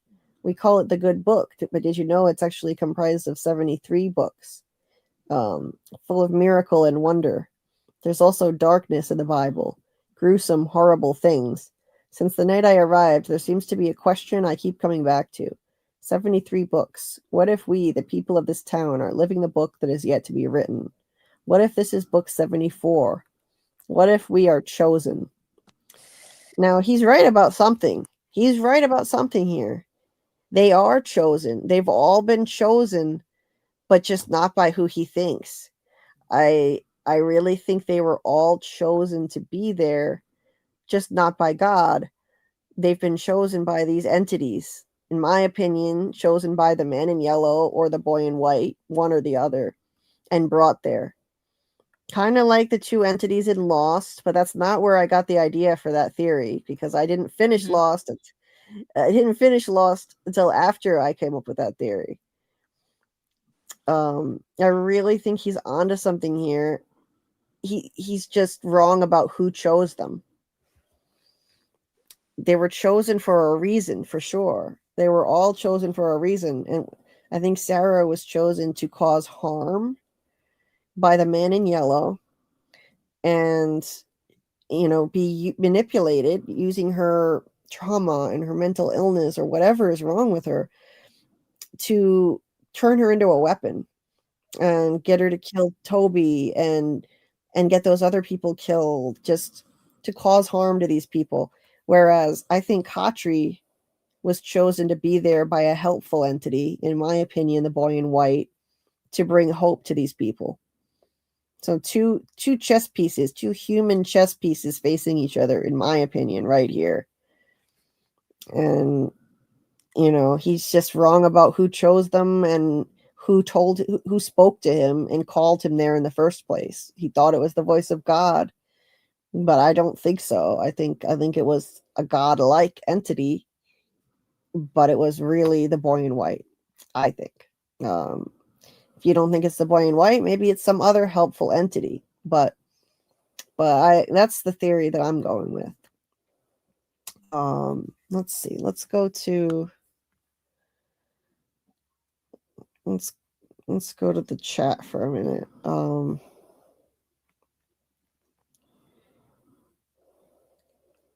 Let's see. Jim had his flaws, but he wasn't that bad. Yeah, I agree. Jim was misunderstood, I think, and judged a bit too harshly.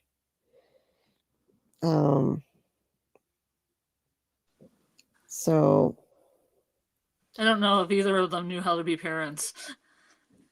yeah, I think that with all their grief, they were not well equipped to be parents anymore.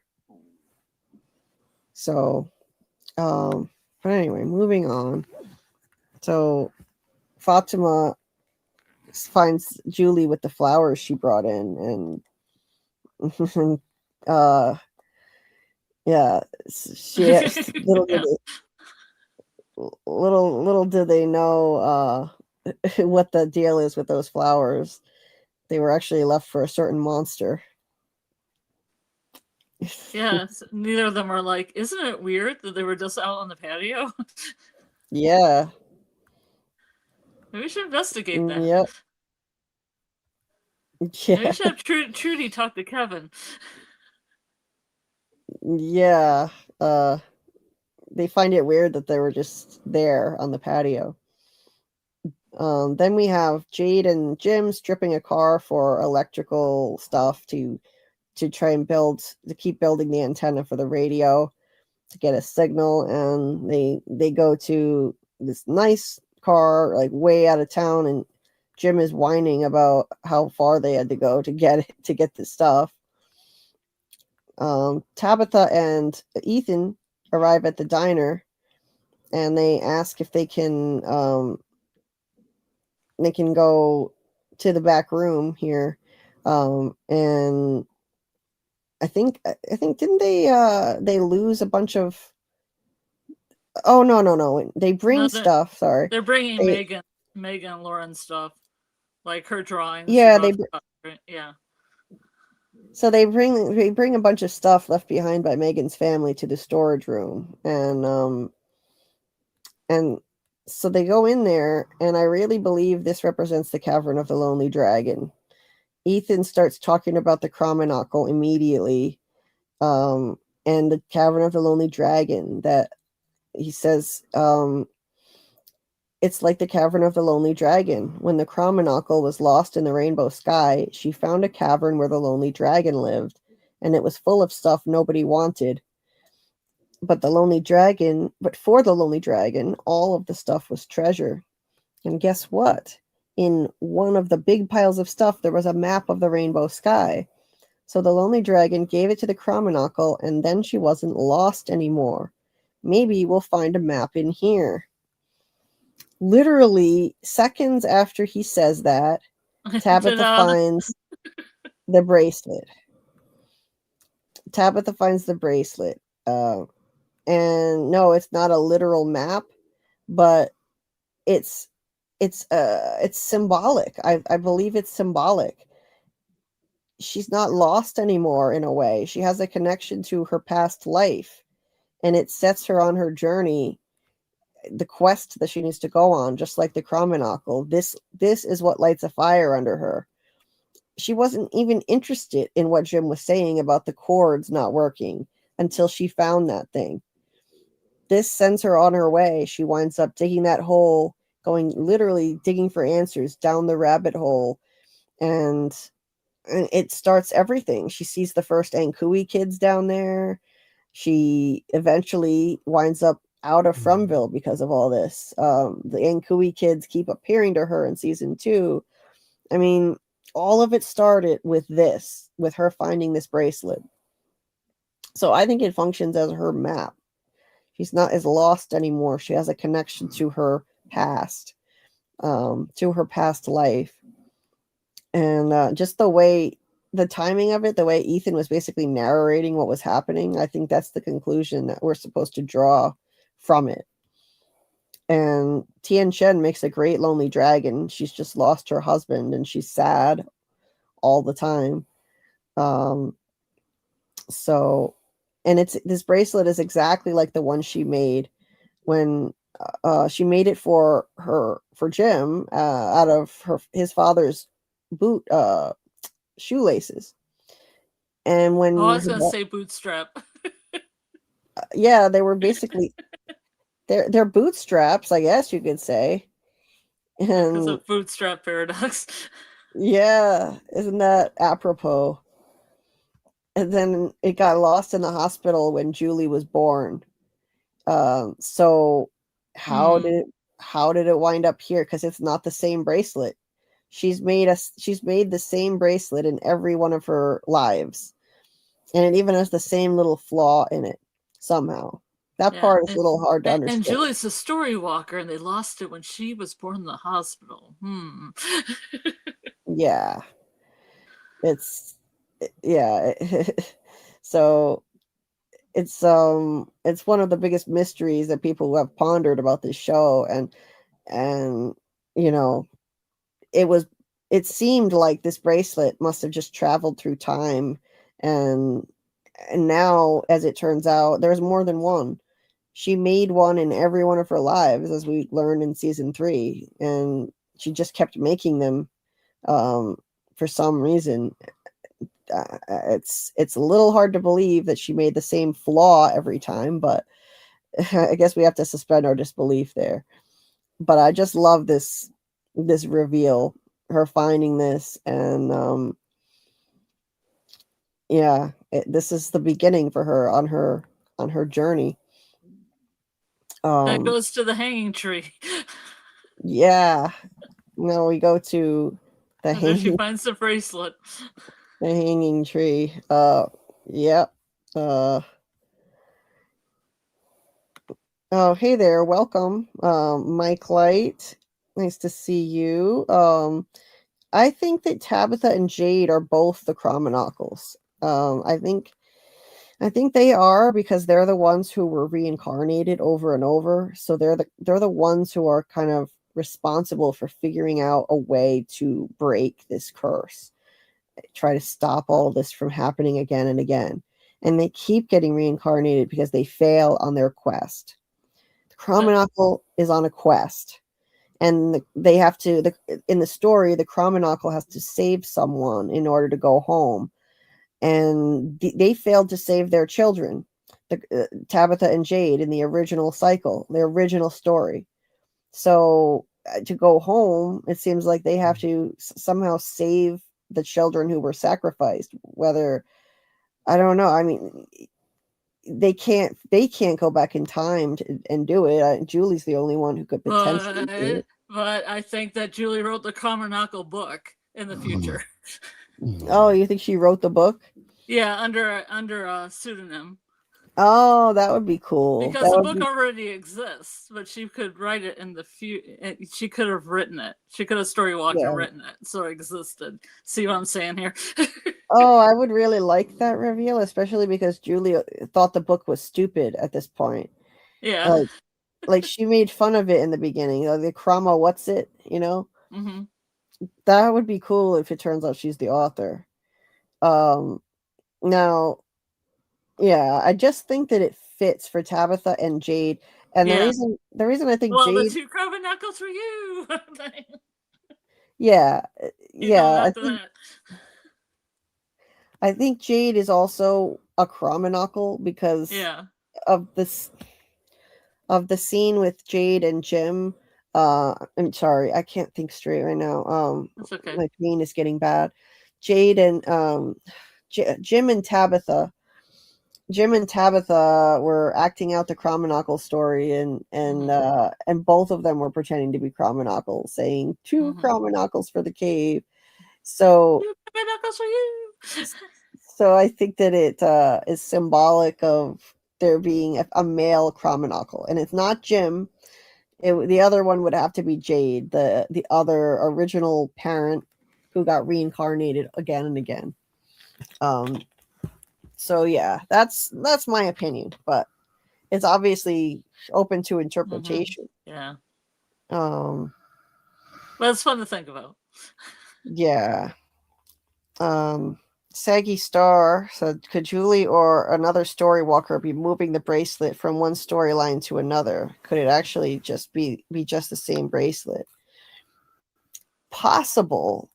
It would be really tough though. She would have had to be like really busy, like moving that thing around a lot, because like there's the one in the storage room, there's the one in Henry's glove compartment that Tabitha found in season 3, and the one from the storage room she left behind, that was on Jim's wrist. So I think there have to be at least 2. I thought it was on Miranda's wrist. No, I thought Miranda has it on her wrist when she dies, and I thought somebody found it after she died. Yeah, that's what I'm thinking too. But I'm talking Yeah. about when when Tabitha left. She went out the lighthouse portal. Yeah. At that point she left. I can't think straight. She left it with Jim. It was Okay. on Jim's wrist. Yeah, right. Yeah. And then she found the one in She the glove gave box. yeah. She gave it to Jim. Yeah. She gave it to Jim before she left town. So in season 1, when after she found it in the storage room, she gave that bracelet to Jim, and it was left with him. And so he's got one, and then when she's out of Fromville back in Camden, she finds one in Henry's glove compartment. So there's got to be at least 2, possibly 3. Because there was also the one that was lost in the hospital. Yeah, there's also the one that was lost in the hospital when Julie was born, so that's probably 3. Yeah. And let's see. Yeah, lost when Julie was born. Yes. Yes, the bracelet is her fire, says Daryl. If Ethan goes on to kill people, we'll be sad she didn't kill Ethan. Yeah. Let's see. What else is here? Kenny's mom not saying a word to Ethan and Tabitha because she's so upset and angry about the Sarah situation. Yeah. Stuff like that adds to the show so much. She was very quiet. That's true. That's true. And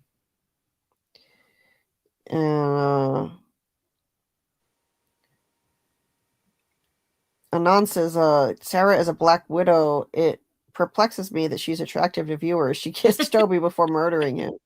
Yeah, she and Elgin had some chemistry flirting, and then she took out his eye. That's a great point. I would say she's attractive to most of the men that are on here. Yeah. Just the dudes that think they can change her. She's a fixer-upper. Yeah.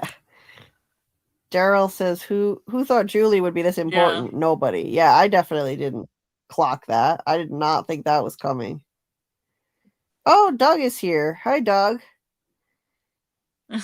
Doug says, I'm convinced these bracelets child labor in China. Yeah, that's definitely got to be the original source. Like, where are all these bracelets keep proliferating as if they were all being shipped from China, mass produced.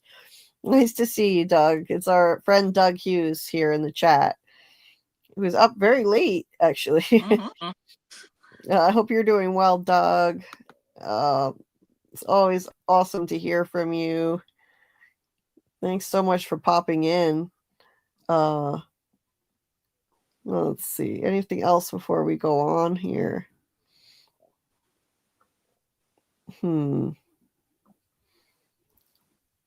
So,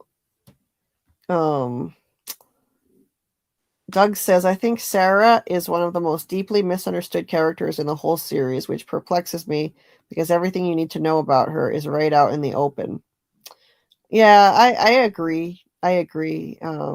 She's definitely misunderstood, and she's motivated by trauma, and she's being manipulated because of trauma that she suffered before she got there. And it's tragic. She only ever just wanted to help. So she's been really a pawn of this evil entity that is using her for its own agenda. And Doug is watching. Tabitha is going to dig the hole. Tabitha's about to dig the hole, Doug. So, yeah. The man in yellow said that this didn't have to happen. She shouldn't be digging that hole. It's about to happen in this episode. And so, then we have Jade and Jim go to bring the radio up to the tree and see if they can get a signal. And Jade acts like a pompous ass as usual. And, you know, he basically just asked Jim there because he's afraid of heights and he has vertigo. So he doesn't want Jim's input at all. He just needs him to climb the tree. And so and Jade mocks his job as a roller coaster engineer. So Jim's like, do it yourself, and he just starts to leave. But Jade apologizes and says, people tell me I'm not so great at talking to people. You have no idea what it's like being smarter than everyone you know. Yeah, exactly. Exactly. What a burden he suffers. Yes. Being smarter than everyone he knows. Yeah. It's hard. It's not easy. It's a burden on him. Yeah. We've got Boyd. Let's see. Boyd goes by the clinic and he looks at the nasty blood stain where Mr. Liu's body was. He talks to Christy. Let's see. That's where I was talking about the clock. And, I was paying attention to this clock for some reason when I was watching it. Oh, the clock. Yeah. I'm trying to find where I am in my notes here, where this scene is. Well, it's right after the Christy, first scene. Yeah, so Christy tells Boyd that Kenny is trying really hard to be the person everyone needs him to be, and Boyd says Kenny needs to be ready to lead. But Christy tells him that what Kenny needs now is a dad, not a sheriff. So Boyd realizes kind of his mistake in trying to toughen Kenny up, because Kenny just lost his father, and he needs Boyd badly. Boyd is a father figure to him. So he realizes his mistake, and if you don't learn from your mistakes, you're doomed to repeat them, he says.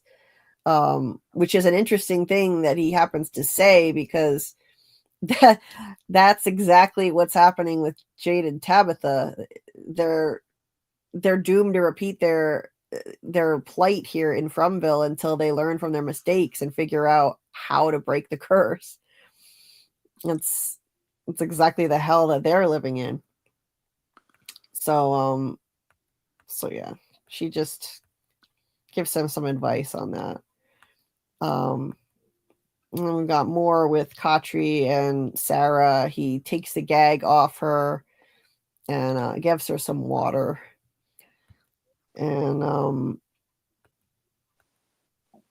let's see what else happens here. My notes are kind of out of order. Hold on.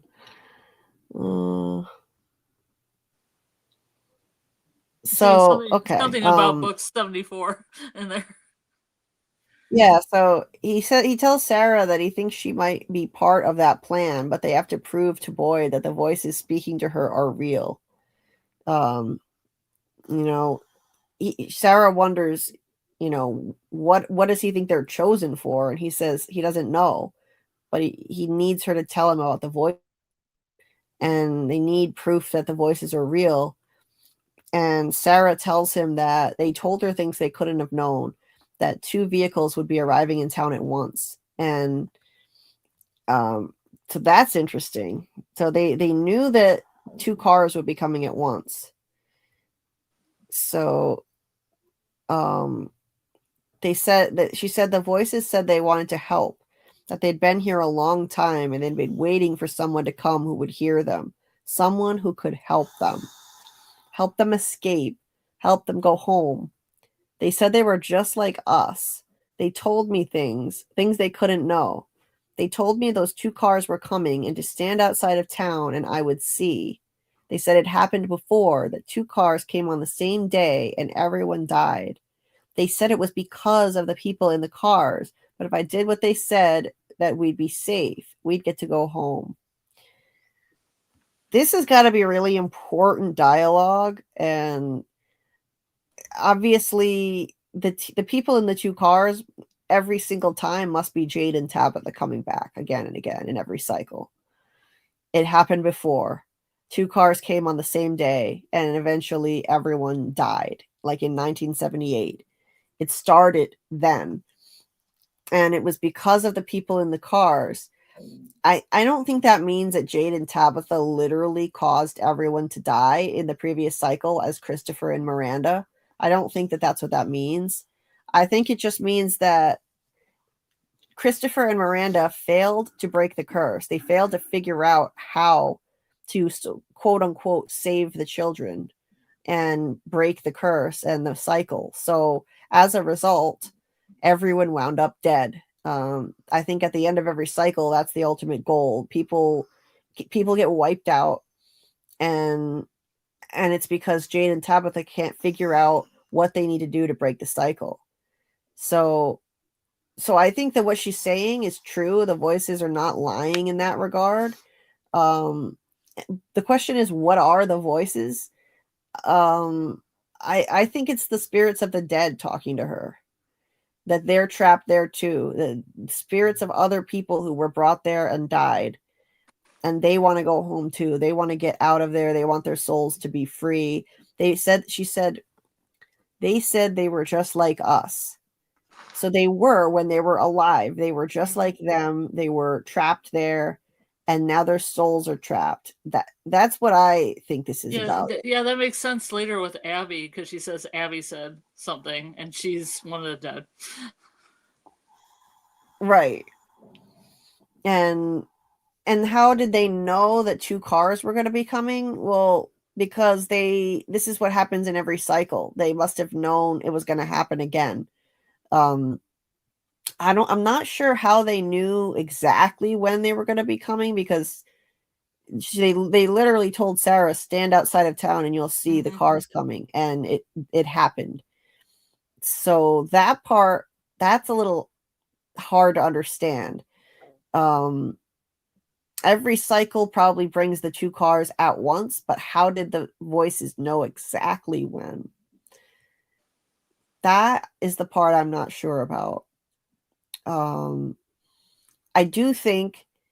also think that Sarah is special in that she has the powers of a kind of a medium. She's able to hear them. The voices said they've been there a long time, and they've been waiting for someone who could hear them. So apparently nobody else has ever been able to hear them. She's special. She's got some kind of powers to hear the spirits of the dead. And you hear about mediums who claim that they can hear the dead talking to them. So I think Sarah has that ability. And I believe the voices really do want to help. I think that they do. Now, why they wanted her to kill Ethan, though?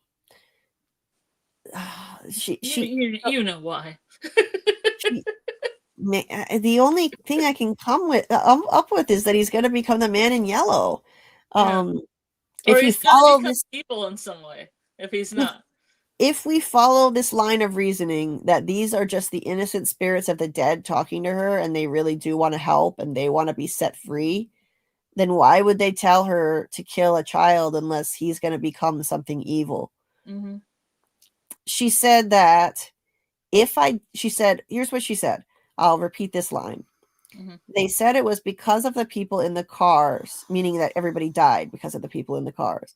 But if I did what they said, that we'd be safe, we'd get to go home.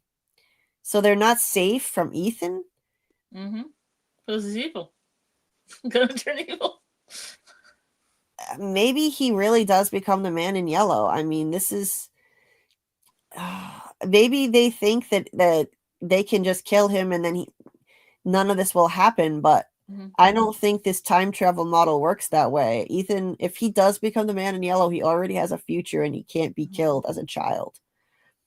That's the only reason I think man in yellow, but I mean, he could be also the story writer too, and if you take him out, you also take out the story. That's another possibility. So there's no quest, so everybody gets forfeited out. Right. And there's another possibility too. But by my heart of hearts, even though Doug's in the chat, I think he's the man of the hour. And there's another possibility too, that the voices are lying to her, and they're just another manifestation of the evil force here. Maybe the man in yellow just lying, making stuff up. That's possible too. Or they don't want to keep kids in town, and they just want the kids gone. Right. They don't want that child's imagination making roots like the Akui kids did. Right. And then she says, is this the part where she starts flailing around and she screams, "I need paper. They want me to show you something." I think it might be this scene. I think so. Yeah, it takes her a longer time to draw a picture than it is to kill someone, which I find interesting. Yeah. Drawing's hard, but killing's easy. Right. So yeah, she says she needs paper and says they want me to show you something. So yeah, I'll so that's it for that scene. This is broken up over the course of the episode. Now, let me just check on the chat again here. Well, before I do that, Scarlet, I'm going to be right back. I'm just going to mute myself for a minute, okay? Okay. I will talk about things. Now, I'm going to have a little segue, because when Sarah draws the thing, takes her forever because she can kill people faster than drawing. But she draws what I call the alien. I know there was a lot of people that thought, oh, this is definitely the key, that aliens are going to be in this. And I also remember there was a scene in season 3 where Henry was talking about little green men. So I think that's how this all kind of ties up with this cosmic candy bar that she's going to be drawing the wrapper of. So that's a little bit in the whole, like, I guess it'd be Team Tony Aliens theory, like a couple plus marks in that area. That's really all I have to say about that one. Let me look in here. Yeah, with I can't put anything up, but Daryl says, Ethan, I can tell my own stories now. Yeah, I feel like he has a lot to do. It's kind of my theory I'm cooking, that he's like kind of like a story writer, and Julie walks through his story, and I've got like more to say about that theory. I'm trying to like get it all done a month before things start, so I can drop it a month, before it begins. Maybe we can talk about it. I'll probably do it in the Discord, because I don't really have my own channel, or else I make a short little video about it. But how Ethan and Julie, how the storywalker and storyteller would interact with each other over time. So that's something I'm working on. Something I'm cooking on the back burner right now. And let's see here. Voices could be trapped storywalkers. I think that there might be a storywalker every generation. Perhaps every if there's two Carbonacles for you.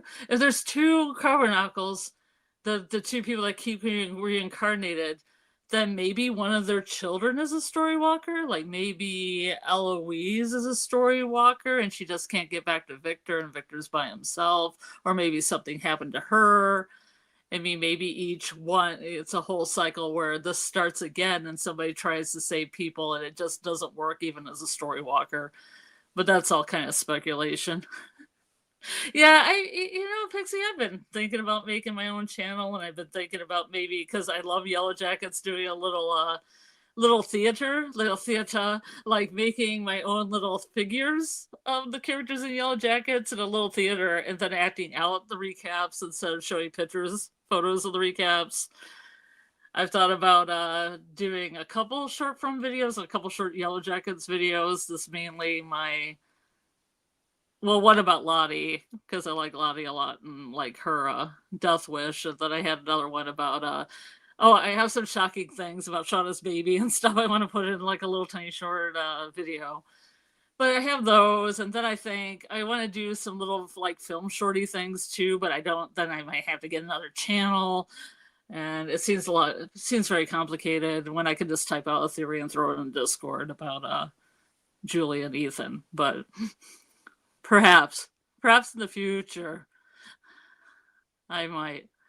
Let's see what else is in here. What other good things have you dropped here? Oh, oh yeah, the alien chocolate bar wrapper. Yeah, we don't know if Father K. Yeah, he did some killing. I forgot about that.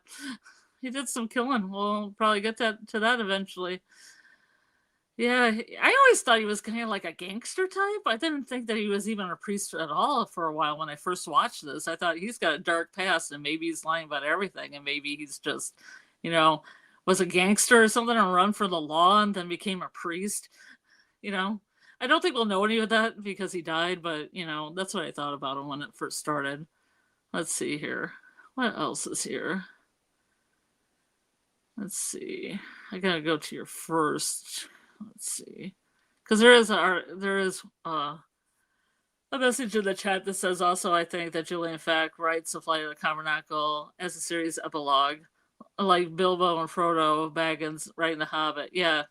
See, I think it's kind of like that, and I think it's kind of like something to misguide the viewer that it has a different name on it because people can take pet names and, you know, maybe if she story walks, she doesn't want to be known by the entity. Like she doesn't want to write it under her actual name.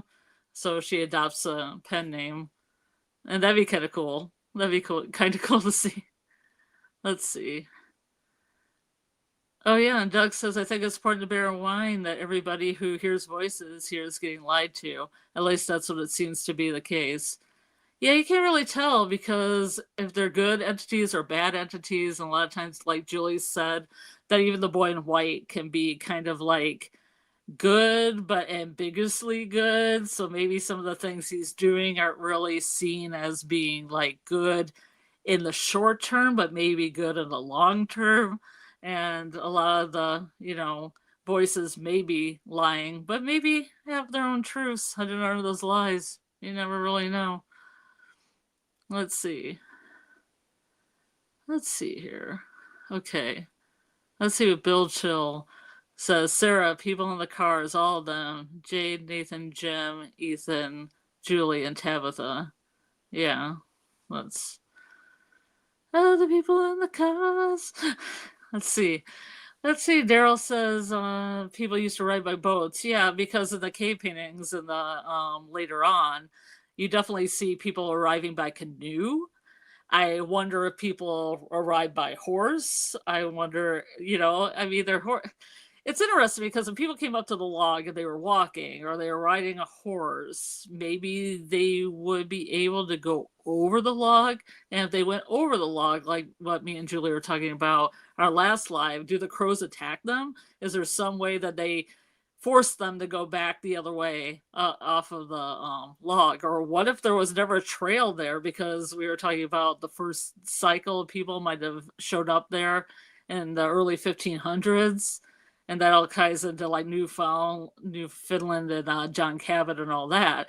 And if they landed there, there wouldn't be roads. So how would they get to this place? Or was the village the start of the place and then the logs came? Where exactly the tree came into this? Or was there not even tree at first? Or not even birds at first? You know, stuff like that. Let's see here. Yeah, everyone hit the like button. That's very, very important, everybody. Let's see. Okay, it just flipped. Hey, Susie. Let's see. Yeah, see, the thing is, like Brandon, you say if you ever made a channel, it'd be on movies and cooking, and I'd be on so many things. I would need like 10 channels because I have a lot of interests. Let's see.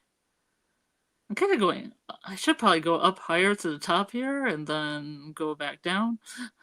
Let's see. Let's see. Oh yeah, Beehive Girl says, I agree, Scarlet. I wasn't sure he was a real priest until he told a story about the little boy who needed his help. Yeah. Yeah, me too. I was just like, he was super shady. And then he had that like that bag that he buried. You know, this is the way From does it. They slowly reveal, so you're very interested in the mystery. Like he gets the bag, he opens it up. There's a blood-stained shirt, but you don't know what the blood-stained shirt is. So, you know, obviously he has a very, very, you know, tarnished past. But then you realize as we go, it isn't as dark as what you think it is. It's still dark. It's still dark because, you know, he ends up, you know, killing someone.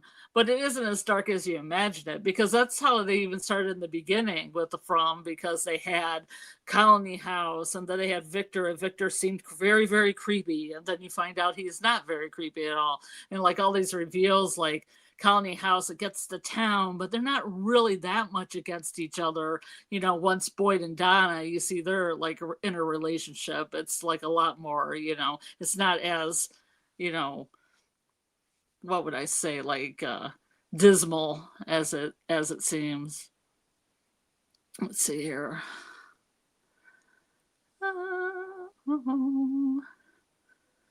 Will I eat a hot chip with Tony? Well, is this directed at Julie or me?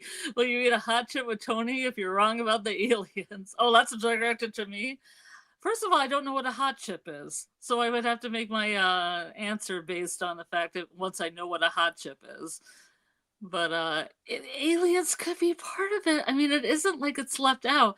Like the showrunners leave all these little tidbits, and I think that's why we're really going through episodes 1 through 6 with a fine-tuned comb, because so many things are said, like we kind of covered a little bit earlier, like Jade thinks it's an escape room. There's one thing. Ethan thinks it's a quest. Let's see what else. Dale in the next episode, I think, says pocket dimension. That's another one. A game, a chess game specifically. You know, you have Jade and his company. It could be a computer simulation. It could be, you know, because I mean, I even think with Jim, it's like amusement park. It could be that kind of games again. And of course, with Padre, you know, he whips out the alien card. He just whips it out of the bag. It's like, there's the alien card. Could be aliens. Then again, I said with Henry in season 3, the little green man could be aliens. So, you know, there's so many things that happen in these episodes that it could be, you know, any of those things. We know it's not purgatory, they said, but all these other, I mean, it's always open to interpretation, and I don't believe anybody's theory is wrong, because there's stuff to support just about all these things. So let me see what else is in the chat. Let's see. I think I hear Julie return us. I'm back. Okay, I kept the chat warm. Awesome. Thanks, Scarlet. I had to change locations. My pain got out of control where I was, so I had to like do some stuff to get more comfortable. So I am back now. So it looks like Doug is heading to bed. So good night, Doug. Always nice to hear from our friend Doug. Now we can talk about the Men in Yellow more. Are you muted?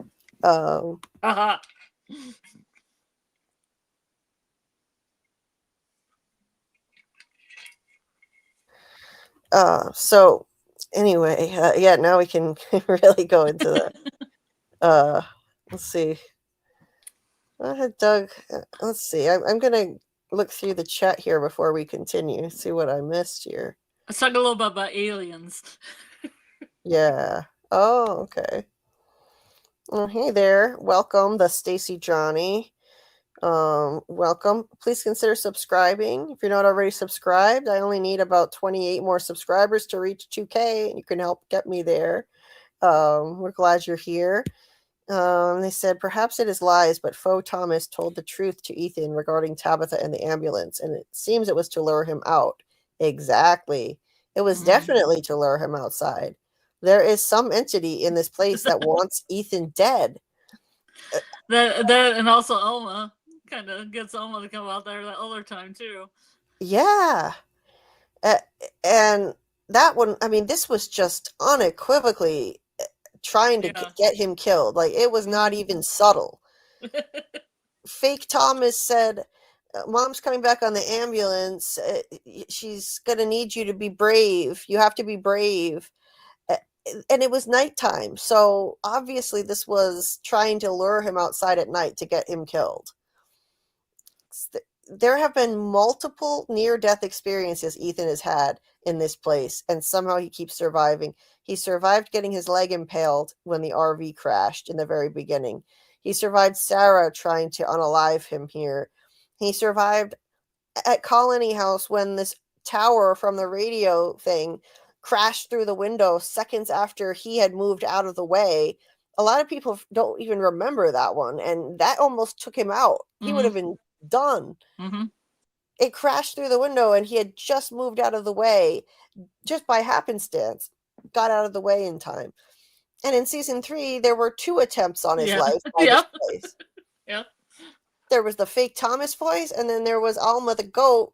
They definitely somebody sent Alma the goat to walk outside his window so he would run outside at night, because that is his favorite animal. And there is definitely an entity that wants him dead. So it's got to be either because he's going to become the Man in Yellow, or because he's going to play a pivotal role in breaking this cycle, and so the big bad wants him dead for that reason. It's one or the other. There is no doubt in my mind it's got to be one or the other. He's being targeted for a major reason. Ethan is important. That is one thing I'm convinced of. Whether it's because he becomes Man in Yellow or because he's essential to breaking the cycle in the end, he cannot die. And some entity wants him dead. So yeah, this is, it's one of the things that intrigues me the most, honestly, about this show. Like, what is going on with this? Doug had also said the boy in white is different because he's not just a disembodied voice. He's actually there.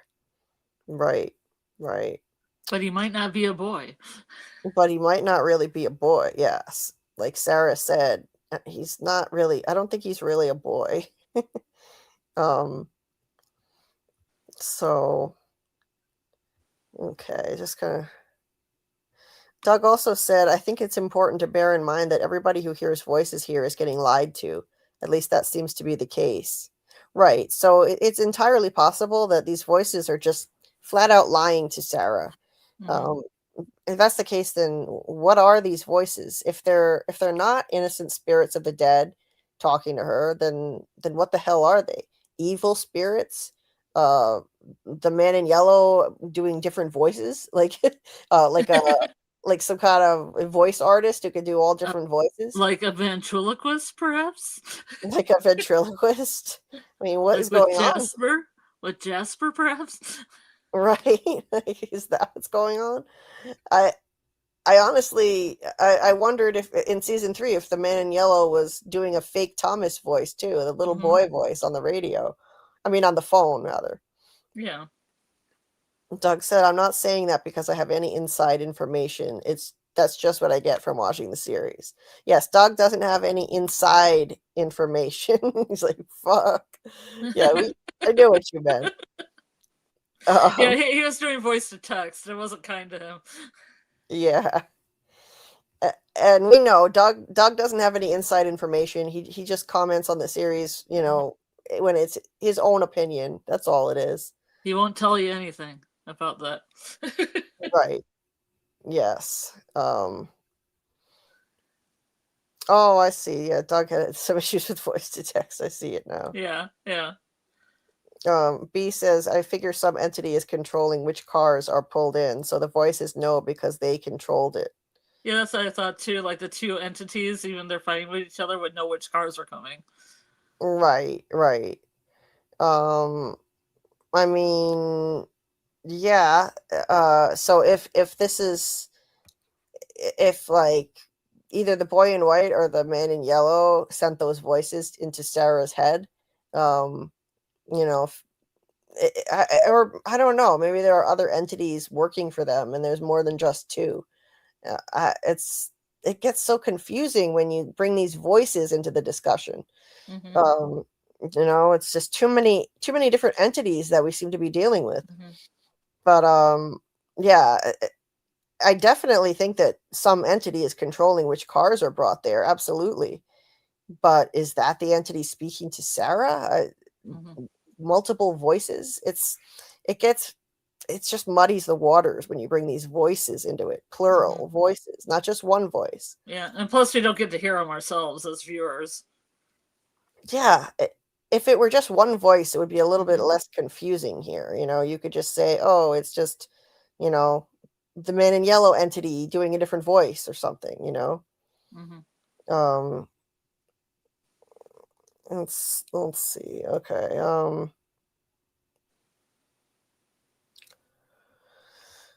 Oh, what else did I miss?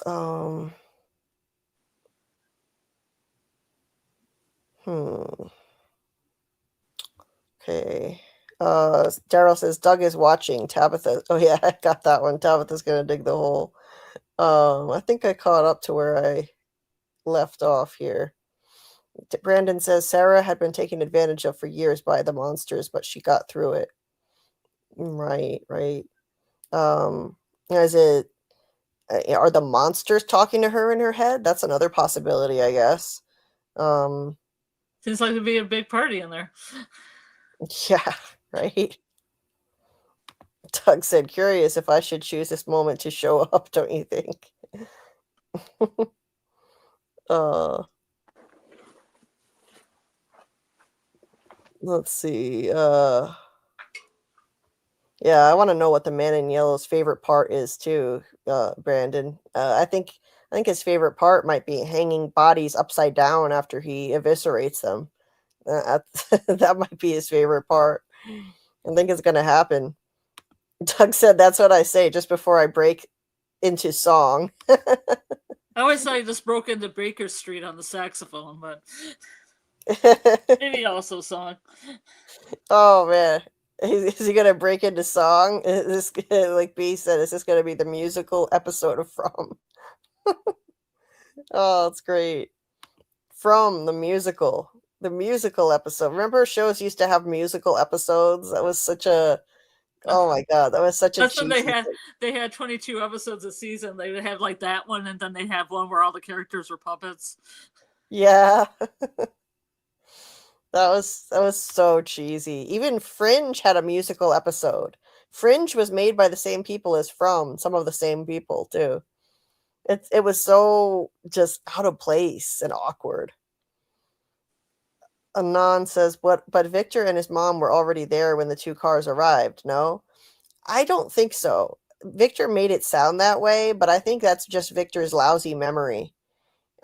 Victor said that he first saw the boy in white before the two cars came back then, but I don't believe his memory is unreliable. I mean, it just makes so much sense that in every cycle, Jade and Tabitha come back at the same time in their new lives, in two new vehicles colliding with each other. Not literally. I don't think it's not a car accident every time, but they do arrive at the same time, I think. Um, that's what I think. Remember, we've got to always remember Victor is an unreliable narrator. Mm-hmm. Bill says the voices are probably four monsters in Sarah's head. And that could be. They could be the monsters talking in her head. That's possible. I mean, you know, the boy in white doesn't usually speak telepathically to people, but he does it with Sarah because it's like he knows she can hear voices in her head, that she's a medium. So maybe the monsters also talk to her in her head. Who knows? So that could be. So Michael says there are two Kramen uncles for you, but there was also two lonely dragons. Tian Chen was Tabitha's, Victor was Jade's. That's interesting. That's another take. That's interesting. And Victor also fits the profile of a lonely dragon, and his cavern would be the peach truck. Absolutely. In this episode, Jade also finds something in that storage room, though, so it also works for him, where Tian Shen gives him the book full of symbols that Christopher drew. So that could be his figurative map of the rainbow sky, if you will. You could look at it both ways. That's the way I see it anyway. Jay says every cycle didn't have two cars. Cars have only been around a little over 100 years. How did the Civil War soldiers and Puritan man wind up in Frumville? Well, I think there was a clue in the colonial village that they found out in the woods, because there were some old wagon wheels on the ground. So they must have arrived by horse and wagon, I think. So, let's see. Anon says Sarah can hear lots of voices. Some might be good, some are probably not. Yeah, I think she can probably hear both the innocent spirits of the dead and some evil entities. Daryl says, Ethan says, I tell my own stories now. That's important. Okay. Yeah, that's right. He says that later. He says, I tell my own stories now. That's an interesting line for sure. Bill says, the people in the cars, all of them, Jade, Nathan, Jim, Julie, Ethan, and Tabitha. I think you mean Jade and Toby in that car. Yeah. Oh, yeah, that's right. I read that wrong. Nathan, yeah. Yeah. Oops. I don't think it was all of them. I think it's just Jade and Tabitha he's referring to, that the voices are referring to, that they're responsible for everyone winding up dead in every cycle because they can't figure out how to solve the mystery. Hey, Chris Rice. Voices could be trapped story walkers. Oh, that's another interesting idea. Hey, Rose. Thank you so much for the support. Yes, please hit the like button and help people find the stream. Hope you're doing well tonight, Rose. Let's see. I was kind of trying to catch up here. Chase's voices told Sarah 2 were in an ambulance. People, probably whoever is responsible for bringing the people to the town. Well, yeah, it could just be the voices of people who are bringing. It could, and if it's the monsters I think are just controlled by the man in yellow, so it's kind of like a hive mind. So it could be them talking to her, and the man in yellow, if I'm right, he's bringing people to town, and he would know who's showing up next. He would know Tabitha and Jade were coming. Although I don't think the man in yellow wants them to make it back there. There's nothing he can do about it. They're going to keep coming back, but every time they keep coming back, there's a chance they're going to break the curse this time. Daryl, I think Eloise might be a story walker too. I'm open to that idea.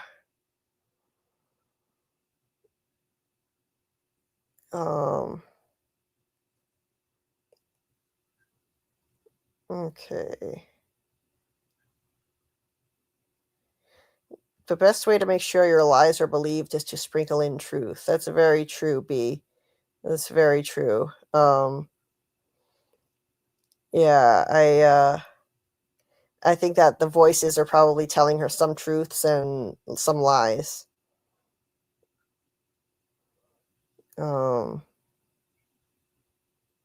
Yeah, no one, like Brandon says, no one communicates enough. With that being said, it will be an endless cycle because people that that have knowledge will be eliminated, right? But I think they're going to break the cycle this time.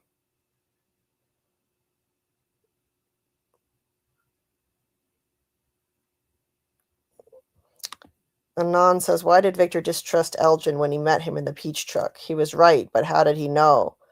I think I think it's because both Victor and Ethan were chosen, as Victor said, by the boy in white. And when they were chosen, they were given insight into this place and insight into the people there. Ethan is very insightful and perceptive, and Victor, I think he is too. His memory is just screwed up because of his trauma, but he senses things. He sensed that Elgin was going to be trouble. And I think it's because he was a chosen one by the boy in white. The boy in white chose him to give him insight. Same thing he did with Ethan, in my opinion, and my theory anyway. Yeah, that they both have certain powers of perception about how things work in this place and who to trust and who not to trust. So that's what I think. Like Victor draws things that I doubt he ever actually saw. I think he has visions of things that haven't even happened yet. Victor drew a picture of a flood with people who look like Boyd and Donna on the roof of the house. That may be something that hasn't even happened yet, and Victor drew it. It's among his pictures. So he has some clairvoyance, I think, given to him by the boy in white, and that's how he knew not to trust Elgin. Like Ethan had a vision of Victor drawing pictures of everybody in the Matthews family when he got to town. Victor and Ethan are tapped into this place in a special way, courtesy of the boy in white, I think.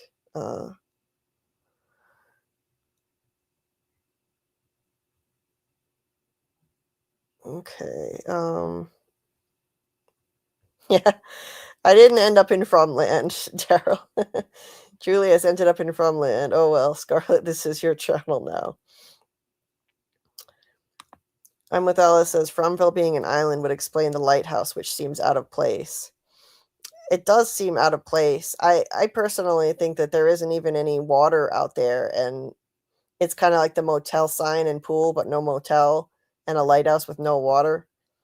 I think that places here have just been manifested by people's dreams, nightmares, and imaginations, hopes, fears, what have you. It's kind of like a nightmare realm where things are manifested there, and it doesn't always make sense. That's what I'm thinking. But what a nightmare realm pancakes. What? I said, what a nightmare realm serve pancakes. It does when good things can get manifested there too, and that's how I think it works. That's how I think they get the livestock there that shouldn't be there, and the vegetables, because there's a good entity manifesting things here too, if you ask me.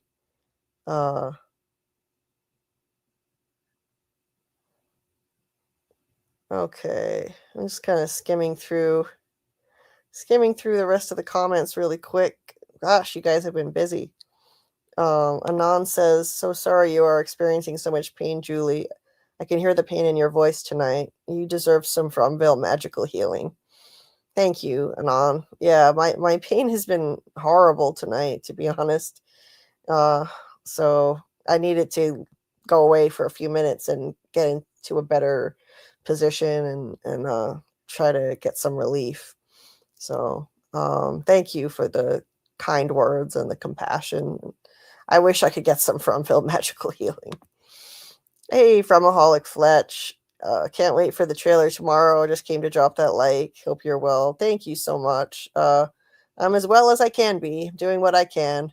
And yeah, looking forward to it. We're going to be back at it tomorrow, breaking down the trailer at 10:30 p.m. Eastern. Thank you so much for the support, Fletch. And thank you for being already subscribed to the Stacy Johnny. Thank you so much. Susie says, I'm starting to think the man in yellow and boy in white are both not bads, but like broke the rule folks and got cursed instead of blessed, which in from is backwards. That's an interesting way of looking at it, Susie. I like it. Hey there, PR Ragland. the boy in white and the man in yellow aren't human in no kind of way. Oh, I'm sure of that. They're entities. They're definitely not human. I think it's possible that maybe they were human at one time, though, much like the monsters were once human and they were turned into these creatures. It's possible that boy in white and man in yellow were human once, and some entity turned them into what they are now. But yeah, right now, absolutely, they are not human. Flesh says, what did Doug mean by everyone who hears voices? Isn't Sarah the only one hearing voices in her head so far? Yeah, nobody else really heard voices. Well, Elgin. Father Kadri did. Oh yeah, he heard a voice. Yeah, Father Khatri heard a voice that he thought was the voice of God. And I feel like Ethan didn't hear a voice, but he saw the spider entity come down from the ceiling. Right.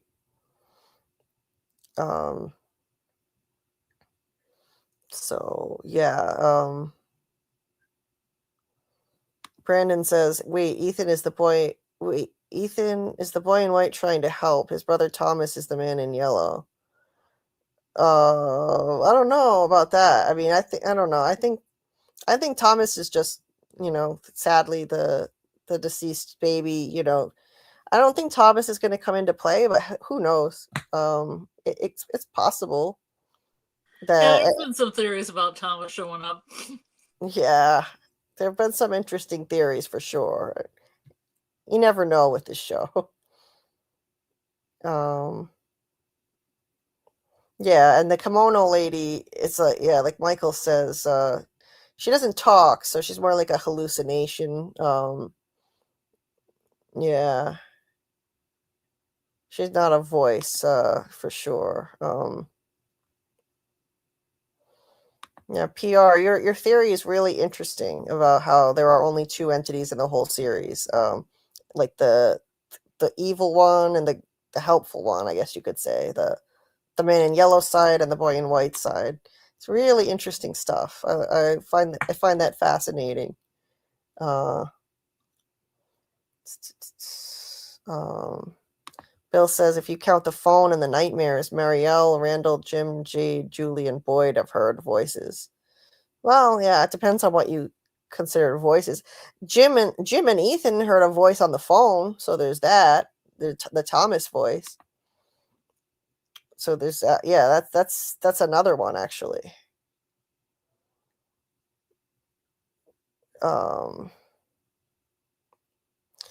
Yeah, Michael, I agree. The voices are confounding because Sarah hypothesizes it's people who died before or were trapped like them, but they certainly seem aligned with the monsters. Right, so they're probably tricking her.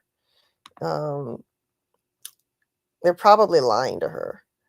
One wouldn't think that former Fromvillians would align with the monsters who killed them. That's true, absolutely. PR says the evil entity, the man in yellow, is the one that claimed to be the voices of the people who were killed in 1978 by the people arriving in two cars. Okay, so you're saying the man in yellow is responsible for all the voices Sarah's hearing. All right. That could very well be. The evil entity is the Japanese midwife and the Abbey apparition. Yeah, I can absolutely see that. That makes sense to me.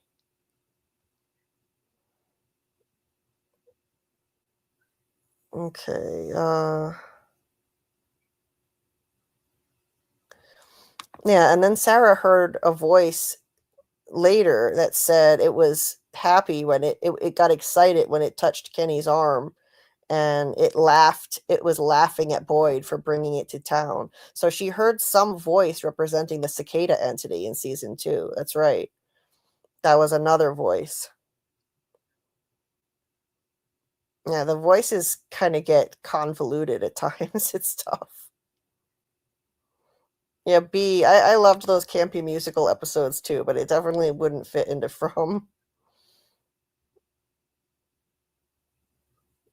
Bill said Victor's memory isn't that lousy. The peach syrup is wearing off. Maybe the peaches were what were keeping him, forgetful. I've thought of that too. He started to remember things more when the peaches ran out. But I don't know about that. Yeah, Susie, I loved Fringe. And I also liked the 22 episode seasons, and I missed those longer seasons. Oh, Fletch, that's awesome. The Dark creators are doing a project for HBO. That's amazing. I'm with Alice. This is a great point. Thomas's death started a chain reaction that brought the Matthews into town. Perhaps it's true that this invisible entity caused Thomas to fall by distracting his parents with that phone call. I've thought of that too.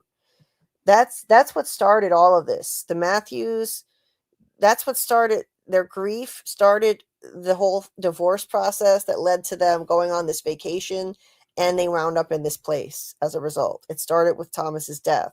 So I wouldn't be surprised if the man in yellow called that, that entity reached out and called and caused Thomas to fall off the table and die.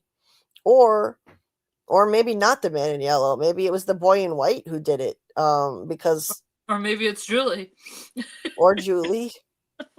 But if you think about it, in the context of wanting to get them to come to town, who would want them to come? The boy in white would want them to come because I think the boy in white wants to stop this cycle, and therefore they need Jaded Tabitha to come back and break it. Whereas the man in yellow wouldn't want them there. And, so it could be, a Machiavellian thing the boy in white did, now that I think about it.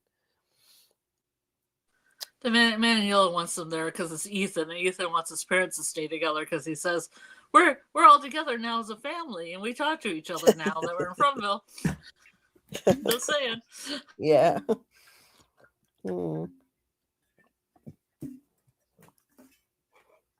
Let's see. And Michael, it's funny you say this because I'm going to be putting out a theory video about this soon. The cicada curse certainly seems cyclical, like the cicada's emergence every so many years. So it seems like the curse reemerges every so often or once a cycle. There's a nursery rhyme about it, so it seems common enough. Bacta's grandmother knew that nursery rhyme. It definitely happened before. Definitely. And the drawing in the cave seems to show boats coming to town via river.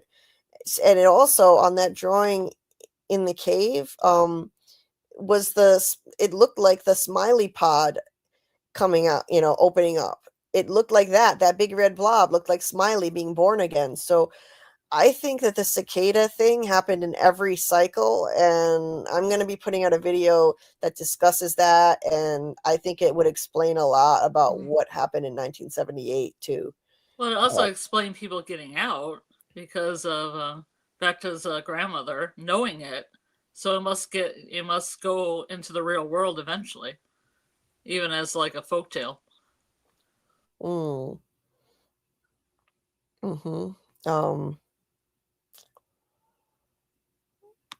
Tony says Boyd gets visions, Sarah hears voices, Elgin gets visitors, Victor dreams of events before and after they become real. Nice. Susie says, could Eloise be a story walker posing as Sophia? Oh. Fletch says, hashtag Sopheloise. It's a great theory.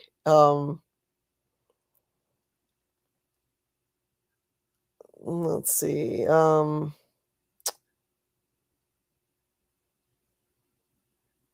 Okay, just kind of skimming through here so I can catch up with the chat, and then we'll continue the breakdown here.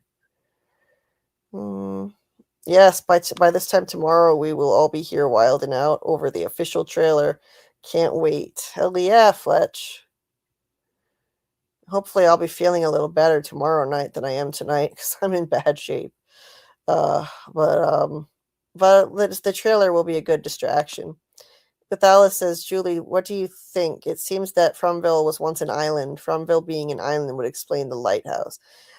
It could be. It could be an island. We just haven't seen the water yet, They never got far enough to actually see if there was water out there.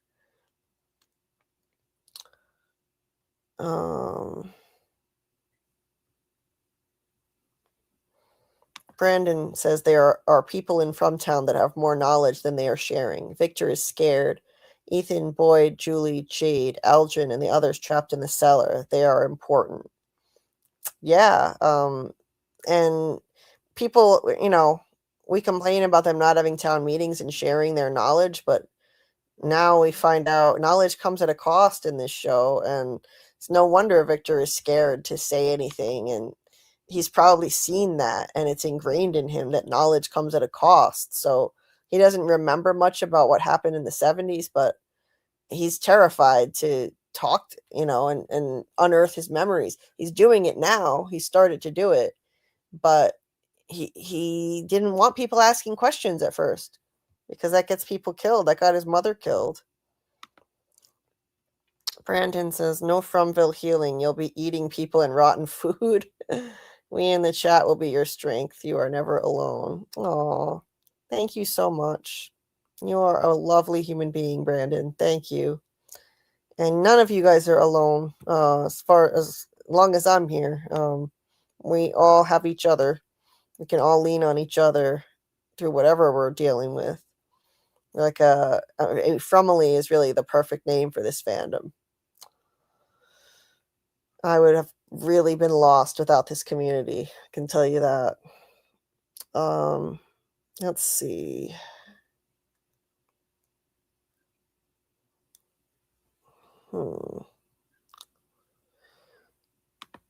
Okay, so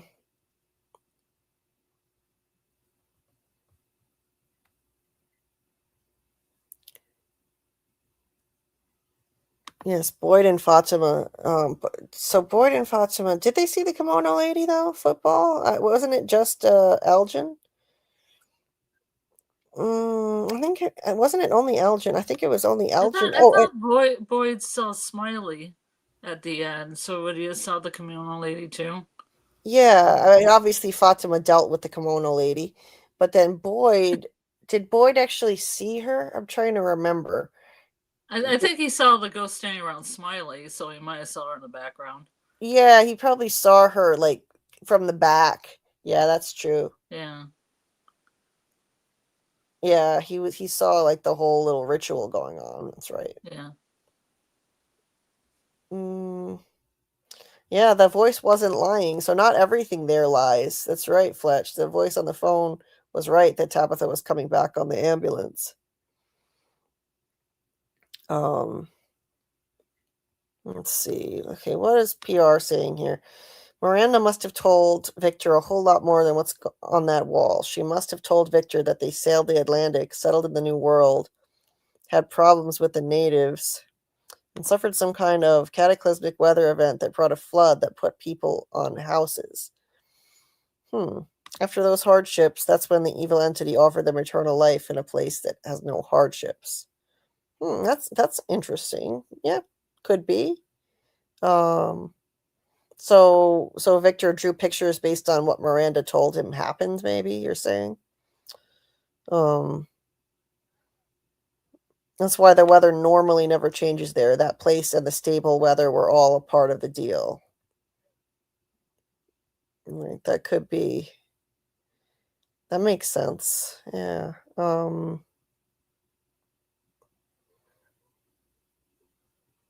Yeah, Daryl. Yeah, a picture of Sarah has been up for so long. Can't complain. Yeah, I need to move on past this, right? Yeah, but I guess you're okay with it, huh? PR says the grief is what the man in yellow is using to prevent the Tabby from remembering who she is. Yeah, I agree. He caused the death of Thomas, and he has tried 4 times to kill Ethan. Now Jim. Yeah, I agree. The grief is gonna try to prevent her from going any further, progressing any further, and yeah, the grief over Thomas. That totally makes sense. I really like that. I like that theory. I think the man in yellow making that phone call and causing Thomas's death, that makes a lot of sense. Okay, and now Jim is going to be another obstacle, the grief over Jim. That's why he had to die. So PR thinks that the cicada entity is the man in yellow. There are no cicadas. That's the apparition of the spell over the town. It's the same as Boyd speaking of how creepy worms are, and then the magic appearing as worms. I'm inclined to agree with you there. I think it's a lot less messy if there aren't a whole bunch of entities all over the place, and it's just two main ones.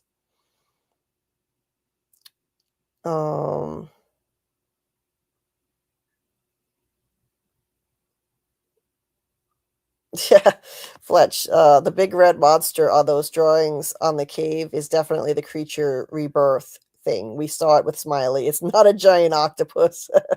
It's definitely not. No. It's not Cthulhu. Sorry, guys who wanted Cthulhu.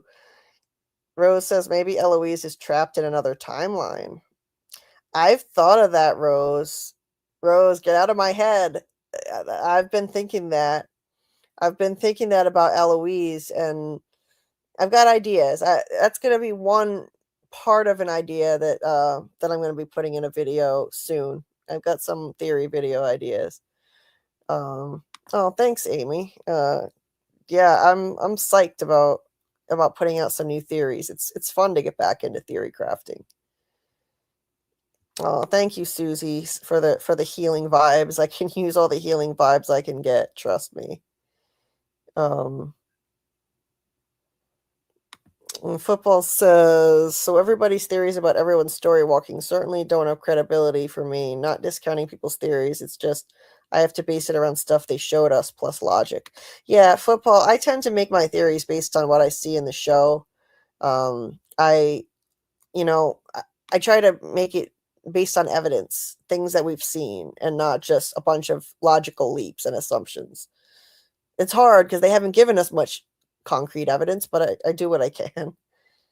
Rose says, I think I'm thinking Acosta will use her interrogation skills to get people to talk. Yeah, she might do that. Okay.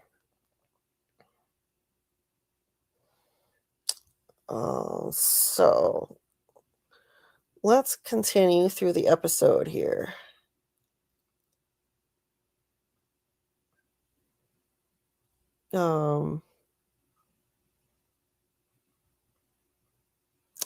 Michael said you'd be lost without from. Yeah, I would. I would be lost without from. LOST cap in all caps. Oh, Daryl said that Fatima came up with the term Fromily. Oh, it's perfect. It's a perfect fandom name. Brandon says, look at Kenny. He is staying strong from everything. He got betrayed by Boyd, but stands by him. Dive deep, Julie. Look at Kenny. Oh, I'm trying. Poor Kenny. I feel look at Kenny with his lettuce, Julie. Look how happy Kenny is. Yeah. I feel like Kenny sometimes with everything that life throws at me, but I'm going to try to stay strong like Kenny, Brandon. Yeah, stay strong. I'm going to try. Beehive Girl says, people keep talking about a lighthouse, but I only remember them talking about a tower, and there was that mysterious light, but do we know that it came from a lighthouse? Yes, they showed a lighthouse at the end of season 1. Boyd and Sarah saw the lighthouse from a distance on a cliff. And then later Tabitha got there and we saw her go up to the top of it. We didn't see it like from a distance shot that time, but we saw her go up to the top, and we've got to assume that's the same thing Boyd and Sarah saw in season 1. If you look at the finale of season 1, you'll see it. Oh, Fletch. Damn, Julie would be lost without From. That's dark. Some of my favorite shows right there. 3 of the best shows of all time, if you ask me. Okay, one more comment, and I'm going to go back to the breakdown here. Brandon says, Fromville, as the townspeople come together, new obstacles will come. Winter came, crops stopped growing, soil became bad, cattle taken out, and earthquakes, house falling on bartender. Yeah, I mean, as they come together and they start searching for answers, that's when all this stuff happens. That's when the man in yellow introduces hardship after hardship. I think it's him. He's the one doing it. All of this stuff. Winter coming, the crops rotting, all of this stuff. The house falling, the Matthews house falling, the storm that rolled in. It's because they were pushing too hard. If you push too hard, something will push back. They said that again in the teaser. Remember, for season 4, you could hear Victor's voice saying, if we push too hard, something will push back. That's how it works here. You push for answers, that's what happens, because knowledge comes at a cost. The man in yellow doesn't want people figuring out how to break this curse and get out of here. Thanks for the lighthouse clarification, Julie. I've only watched the show through once, and I've definitely missed things and forgotten things. Oh, you're welcome, B. Anytime. The show is my obsession, so there's a lot about it. I have a bad memory, but this show, there's a lot that's stuck in my head that I remember. The set's also in the season 2 production thing too. That video that they had, they showed like the lighthouse set, right? The outside of it, right.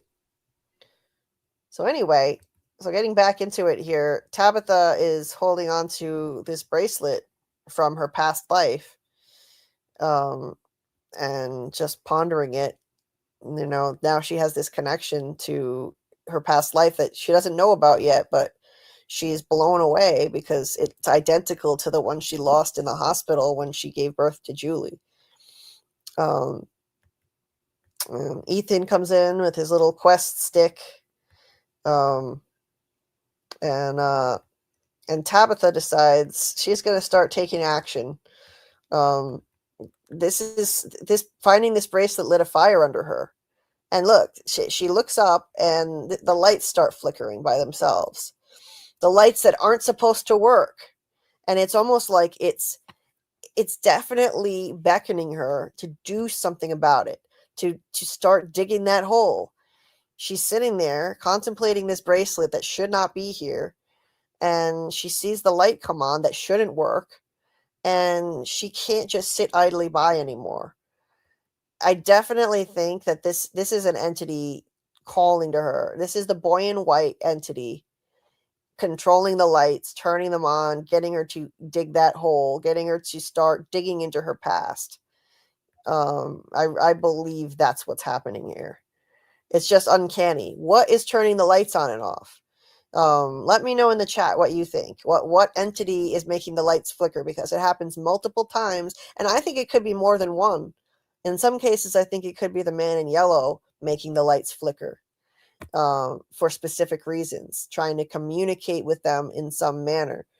It happens more than once, and it's always something very odd that they notice, like what's happening. It's got to be for a reason. Those details aren't just thrown in here just for the hell of it. So I think it's the boy in white doing that. And it works. It gets Tabitha to finally take action, and she starts hacking into this wall along with Ethan with his help. And she starts the process of following those wires and seeing where they go. And meanwhile, Jade is also investigating, trying to figure things out, trying to get this radio to work. Jim climbs up in the tree, and Jade is just kind of messing with it. Jim is asking for him to help with something, like tug on the wire, or I forget what he said. Throw down the wire, throw down the cable. Kind of like, that's what I thought. It was kind of like Julian Boyd with a rope. Right. And yeah, so it's what was I gonna say? And Jade is being kind of a dick to just distracted and in his own head, while Jim is trying to get him to help him with something. And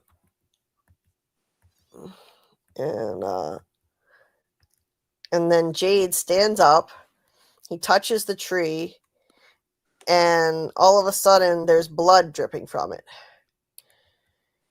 and we have the second vision commencing. There's blood all over his hand.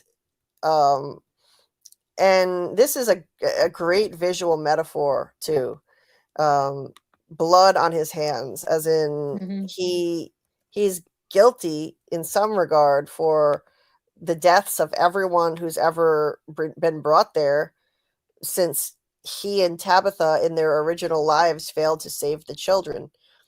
And ever since then, they've been cursed to come back again and again, reincarnated, because they failed to save those children. Their blood, the children's blood, is partially on their hands just because they failed to save them and stop the sacrifice. And then everyone else who's ever been brought there, it's like their blood is also on Jade and Tabitha's hands, because they couldn't figure out how to break the curse. They haven't been able to learn from all their mistakes. Yeah, I consider the blood of the innocents, or even maybe the blood of the colonialists versus the native people that lived here. Right. Very like The Shining, I guess, movie. Yeah. That's always thought the first time I watched it, but I don't think it as strongly. But I think John Griffin did. He got he was in Newfoundland, and he researched the history. So I think that might have a lot to do with this too. Yeah, it's really beautiful symbolism right here. Like so. Gross. And it's gross. It's gross. I think it's grosser. It's beautiful symbolism, but it's also gross and a beautiful rain of blood. So beautiful.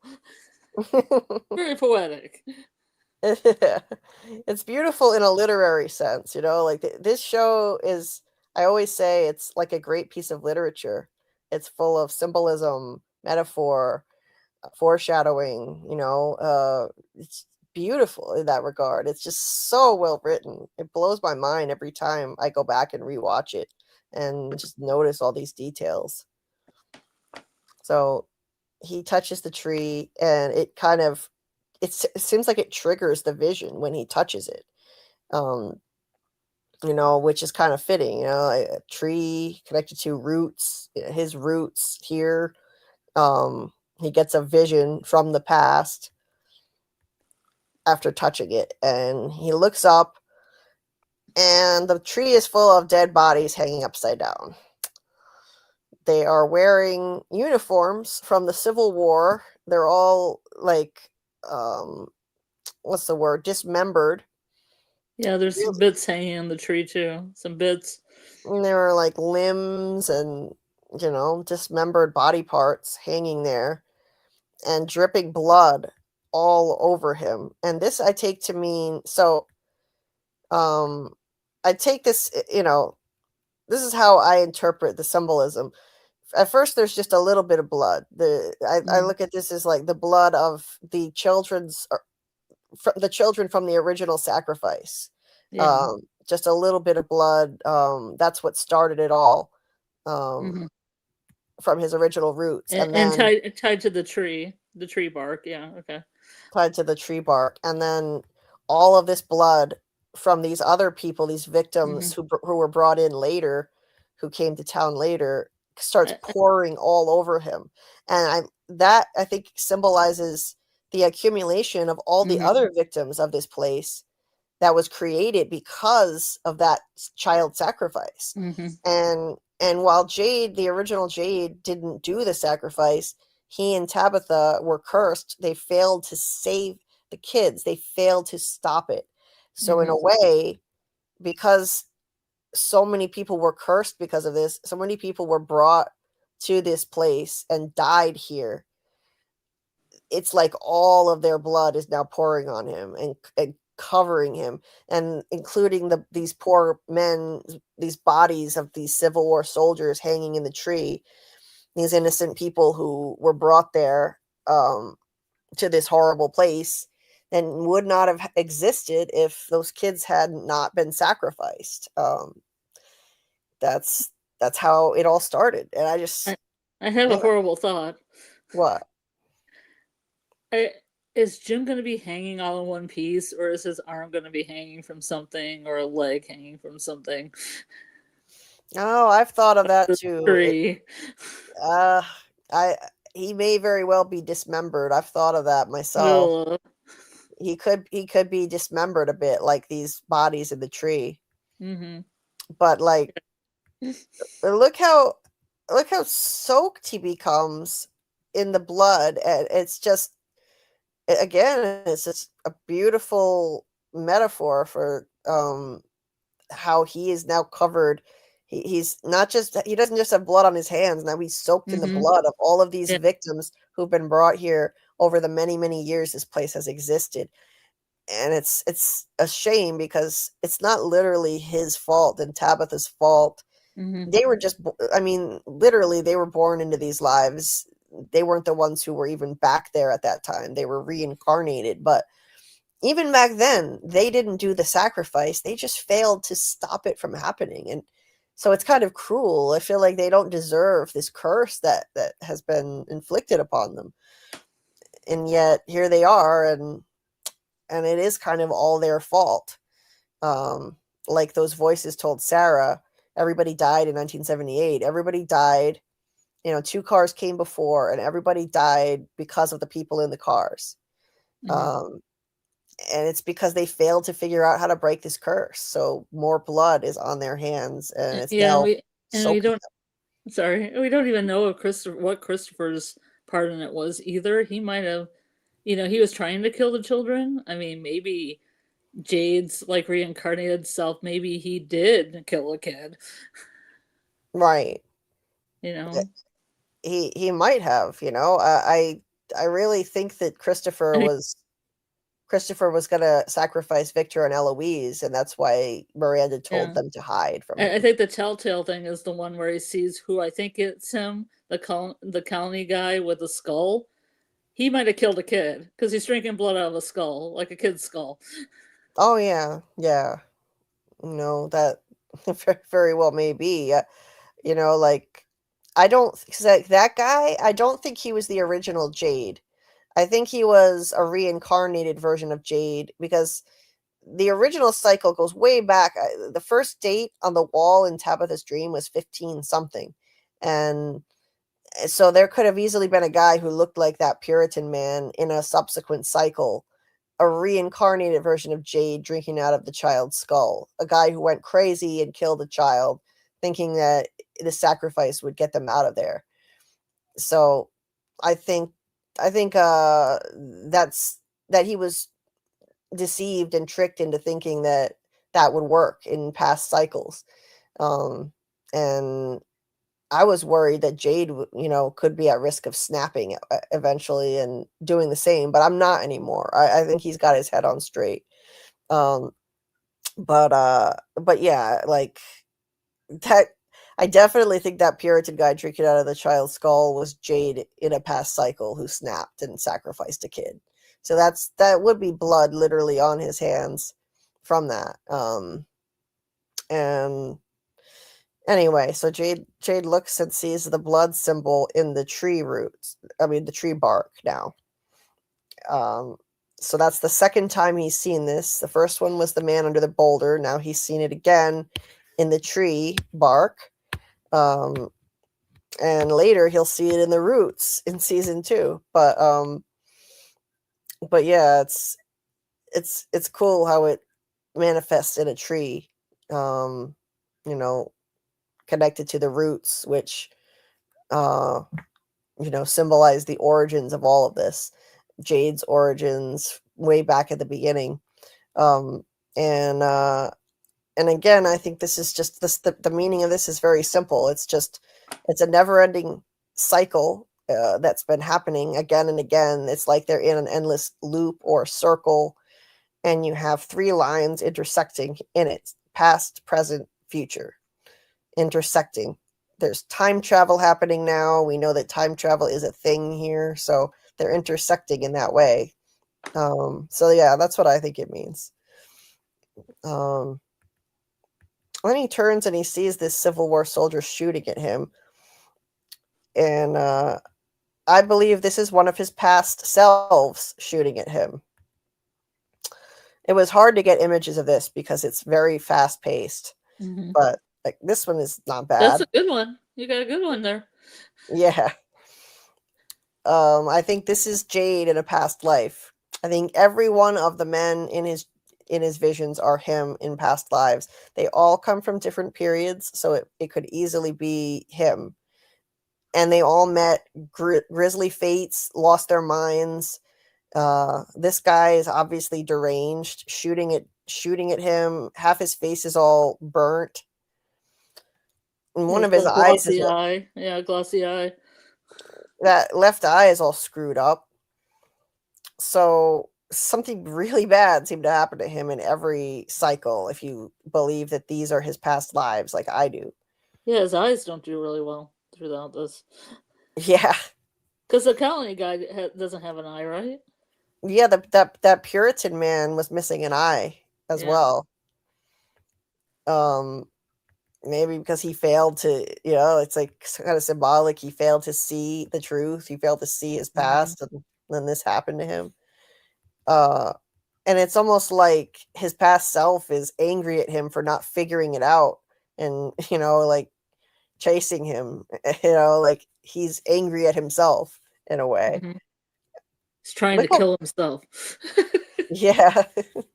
Look how soaked he is in blood, too. Yeah, it's a lot. It escalates pretty quickly. Yeah. All the blood of the innocent people who died because he and Tabitha couldn't figure out how to break the curse. And yeah. And he's screaming bloody murder like a maniac. And then there's a flash of light. And he opens his eyes. That's a funny still right there. His eyeball. He looks around. He looks like a complete maniac. And there's Jim, looking like an angel. Like an angel. Like an angel. He looks just like an angel. It's like he's seeing, Jim as a future ghost here. Like he's going to wind up dead. There's a rainbow, and there's the rainbow sky. There's I think we talked about this before. Deja vu. Yes. We noticed this on the last rewatch we did. There's a rainbow in the sky up there. And Jade, I think, is one of the Chromonockles. So there he's seeing a rainbow in the sky, rainbow sky. And there's Jim looking very much like an angel. And Jim, as we know, winds up dead because he helps Jade and Tabitha figure out the music note riddle. So, foreshadowing, perhaps, that Jim would eventually depart this life. I think it could be a little bit. But yeah, it's just like, that's a creepy shot right there. It was almost like he was seeing the future for a second, that Jim was going to wind up dead. And Jim was just... Jim will haunt him. This is going to be Ghost Jim. Yeah, this is going to be... We are seeing Ghost Jim. This will be Ghost Jim in season 4. I can't wait to see if he's going to come back and haunt Jade. If he showed up in this shirt, it'd be hilarious. Oh, God, yeah. Yeah. Ghost Jim, let's go. Make it happen. I hope so. This, every time Jade tries to get close to Tabitha, this guy will be looking over his shoulder. So yeah, there's our future Ghost Jim, and it's also the timing is wild too, because Jim was just up in that tree where maybe his body will wind up hanging like those Civil War soldiers, courtesy of the man in yellow too. So Jim tries to calm Jade down as he's freaking out, and Jade just he gets Jade up off the ground, and Jade just takes off running like a madman. He won't help him with the radio anymore. He just takes off and leaves him. He needs a drink. Yeah. this is probably the start of Jade's alcoholism. Yep. Yeah. Let's go to the chat before we continue. Oh, Tony's in the chat here. Hey, Tony. We got Teflon TV here in the chat. Let's see. Tony Teflon. Where's the first comment? I'm trying to find it now. Let's see. That was in my image tab, so I couldn't see. Let's see. Well, you've been here a while. As I've been rambling here. Scrolling up so I can find. Okay. So here it is. He says, I fall asleep and wake up at this ungodly time. Then on the TV, and Julie B is holding court. Hey, you know it. It's always the late night third shift deep dive time for me. That's how we are over here. We are the night owls, the insomniac from Elia, I guess. They're fromaholics, or that's how we call ourselves over here. But yeah, it's awesome to see you, Tony.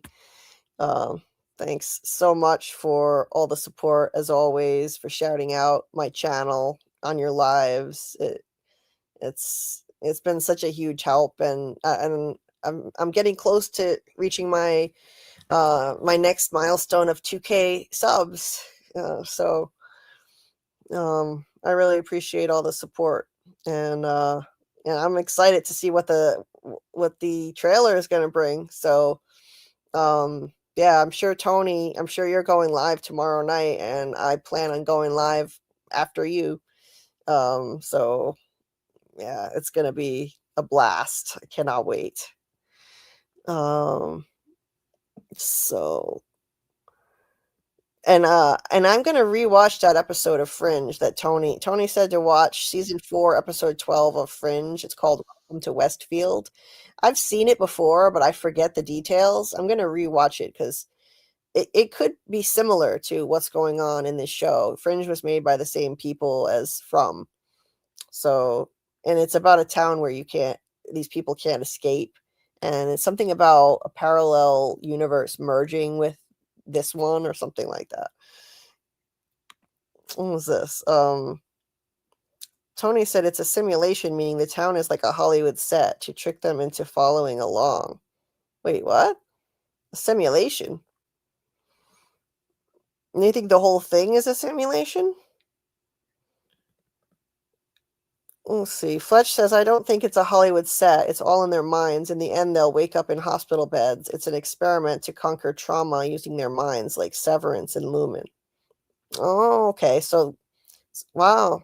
I mean, I wouldn't be that upset. I wouldn't be really upset if that happens. I know a lot of people would be upset if it winds up being a simulation. Like, a lot of people would be upset because they want it to be real. I would be okay with that personally. I would. I would be okay with it. I don't think it's going to happen, but we'll see. Tony says, you won't wake up in the real world. When you die, you die. You can only escape like Tabitha, yet they will bring you back not to expose them. Okay. So when you die for real, you're saying. They're not just going to wake up and we're going to find that all the people who died in the show are actually alive at the end. Because that would suck. Like, that would cheapen all the deaths that we've seen. I hope not. And all the emotional deaths. That would be a shame. Brandon says that scene was to make him remember he was soaked by the blood of his recantations or reincarnations. Reincarnations, yeah. Yeah, I think so too, Brandon. I do. Fletch thinks Abby was right, and they all wake up in the real world. Not all, because there's NPCs like Clara. Clara's real, man. Yeah. Football Affinity says, did you watch Welcome to Derry? If so, the way Pennywise time works. I did watch Welcome to Derry, and time is kind of it does work differently in Welcome to Derry too. So yeah, it could be something like that. I could see that. Football said, Boy in White says the beginning is the end and the end is the beginning. Well, that's the one from Dark. That's the quote from Dark. I think Boy in White said the answers to the end are at the beginning, if I remember correctly. But it's similar to Dark. Major Dark vibes. Okay.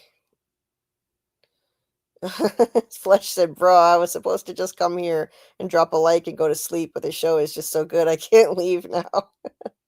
Well, I'm glad you feel that way. Thank you, Fletch. Yeah, stay with us, like Rose said. Especially being on Julie channel chat. You guys are the best. You make me feel so good. Taking my mind off my pain. Thank you. I really appreciate all of you guys.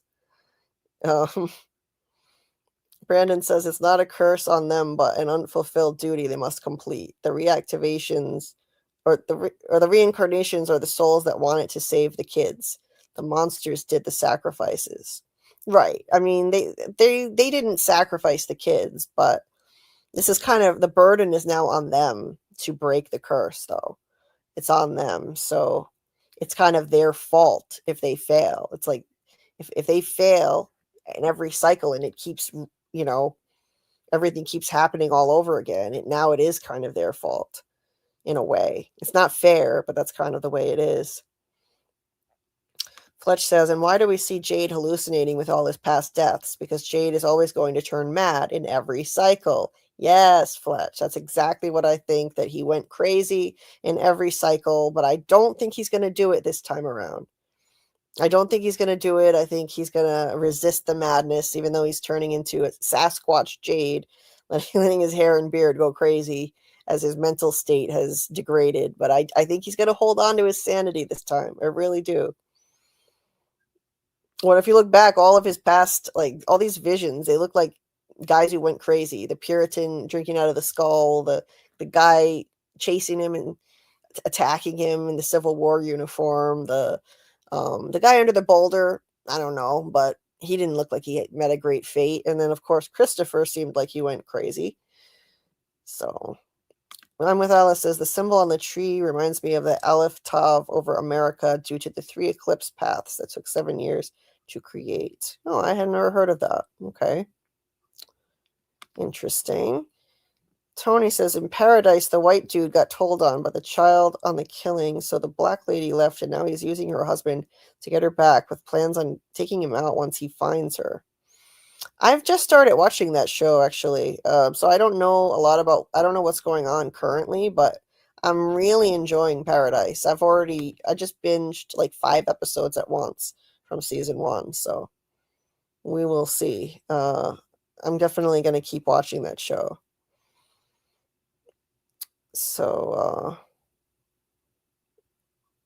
okay, just trying to catch up with the chat really quick. Rose, I'll definitely pay attention. She says you got to pay attention to Paradise, the show Paradise. Let's see. Tony says it's all time travel. There is a reason why they never mention his real name. It gives away too much.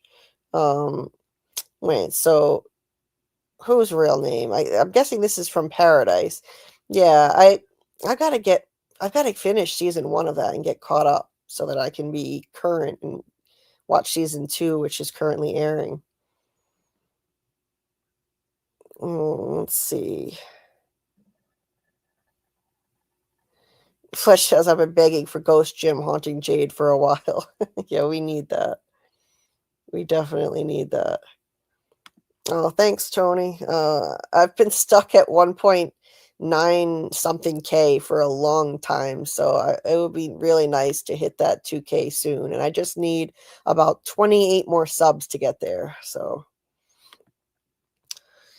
we will be live, Phil and I. We shall send them your way after. Thank you so much. So kind of you as always, and I truly, truly appreciate it. And I will be watching your show and just loving it as always, I'm sure.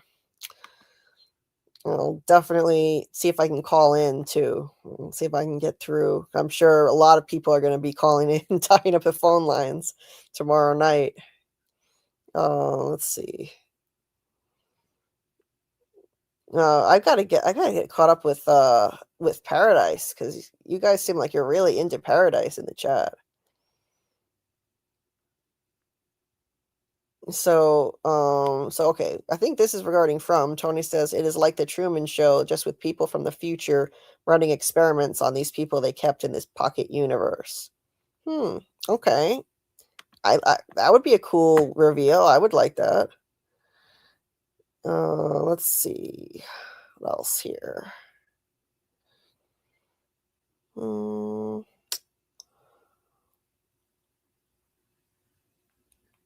Fletch says, I wonder if the first hallucination Jade has of his reincarnation at the cellar, if that reincarnation tried what Miranda was almost able to do, faraway tree at nighttime, but he ended up in the cellar. That could be. That could be Fletch. I think that definitely was a faraway attempt, a faraway tree attempt gone wrong, and he was crushed under the boulder. I definitely think so. Susie says, I will hog the phone lines on Julie's channel, I promise. Well, when season 4 starts, I want to do some call-ins again. We'll do a live stream where we don't do call-ins and we just break down the episode, and then we'll do a second one a few days later where we do call-ins and talk theories and predictions. That's the plan. So I wish I had a phone line, but it costs money to get a Google Voice phone line now, and I already spend too much money that I can't afford on the channel. I can't do it, but I will do call-ins via StreamYard. So that I can do. Tony said, getting subs is hard business. Seeing channels jump 20K in a month isn't real. Fishy business going on. You'll get your tribe. Keep pushing. Thanks. I'm trying. It's not easy. I had a lot of upward momentum, and then it just stalled for a long time, but hopefully From season 4 will help. And I know there's some fishy stuff going on. A lot of people have bots subbed to their channel. All kind of bots. On that episode of Fringe, the townspeople merged with their selves. Yeah, there was like another dimension that was merging with theirs, and they were trapped in the town. I'm definitely going to watch that again. And Susie, you got to start your channel. You can do it. You're going to be great at this. You have a great personality. Definitely start a channel. You got this. All right. Now let's get back to the breakdown. But before I do, if anyone just joined us, please hit the like button if you haven't already, and consider subscribing if you're not subscribed. I'm like 28 subs away from 2K, and you can help me get there if you're not subbed. If you haven't seen my breakdown of the teaser and my prediction, it's not just a breakdown of the teaser, it's also my predictions for season 4 of From. The video is linked in the description of this live stream, and so you can still check it out. It's not just about the teaser. Again, it's got predictions in it for season 4, and I appreciate everybody who's watched it and got it to 2K views finally. I really appreciate that. And I'm going to be putting out a breakdown of the new trailer within the next few days. I'll get right to work on that. And we're going to keep doing our rewatch live streams. So later this week, we'll break down episodes 7 and 8 of season 1 of From, and we'll keep on doing this a couple episodes at a time, or 2 or 3 episodes at a time per live stream every week until we finish up the rewatch. And starting this week now, we'll do one theory crafting live stream for season 4, starting with tomorrow night's live. So that'll probably be around 10:30 p.m. Eastern, which is usually around when Tony's wrapping up, roughly. So that'll be tomorrow night with our breakdown of the full trailer. And we will do watch parties for season 4 of From in the Discord, where Doug Hughes has said he will actually want to join us and watch with us. So If you want to watch with Doug Hughes, who plays the man in yellow, you can watch from season 4 with us in the Discord every week when it drops. Starting April 19th, I will stream those episodes. And Doug has said we lose our shit when we see the actual episode that the teaser scene is from, where he says, "This is my favorite part." We're going to lose our shit. So that's coming from Doug, and I can't wait to see what that's going to mean. Yeah, imagine that the trailer's not coming out tomorrow. That would be so messed up. Yes, that would be messed up. So on that episode of Fringe, Tony was talking about the townspeople merged with themselves, and they also merged with items from that world. They just changed it to the faraway tree in From. Oh, okay. Yeah, I've got to rewatch that episode. Maybe they built a whole series on that concept. Daryl said, "I've already lost my shit. I will continue to lose it." Yeah. All right. So let's get back in here and try to finish this breakdown sometime before dawn would be good. So Jade takes off running, and Sarah continues talking to Katri here. And so this is the scene where she starts like shaking and saying, I need a piece of paper. I'm pretty sure this is the scene. So yeah, she starts writhing in her chair, and as if she's in pain. So there's some entity that's possessing her body. I don't know.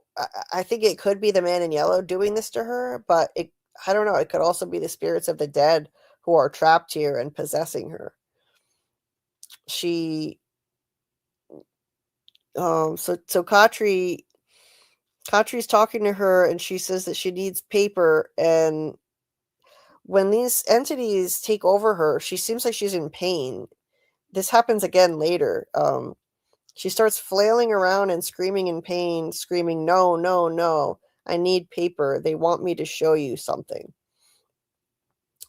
She tells Katri that she's not crazy, and Katri wants to be sure, though, that these voices are not just from a troubled mind. They need to have proof, and Sarah's about to give her that proof. So some entity is listening in on this conversation, because as Katri's saying that he needs proof, they need to be able to prove this to Boyd and everyone else. All of a sudden, this entity or these voices take over her body. These, I don't know, it's either the spirits of the dead or potentially the man in yellow taking over her. And then that entity is ready to provide that proof that what Sarah is saying is real. Because she's screaming, and she asks for paper so that she can draw something. So, and we'll get back to that scene. But I hate how they chop it up like this. I'm gonna go down and just finish the scene with Sarah and Katri, and then we'll go back up, because the way they chop it up, like, yeah, That's the way we had to do. That's the way we had to do School Spirits too, because School Spirits goes back and forth between two scenes.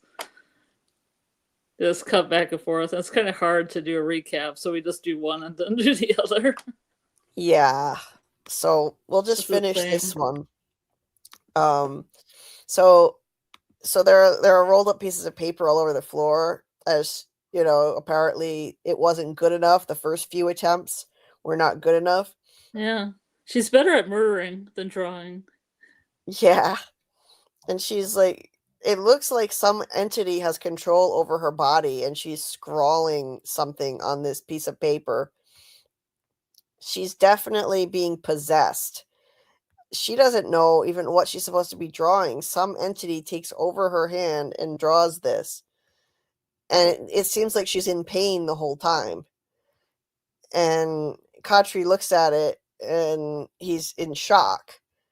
Now I'll scroll down and show what that actually is, because they keep cutting from that scene, which is annoying. Like, just finish the scene, for God's sake. So the ultimate conclusion of that, Katri goes back to the field where he likes to meditate, and he digs up a liquor bottle and a bloody shirt,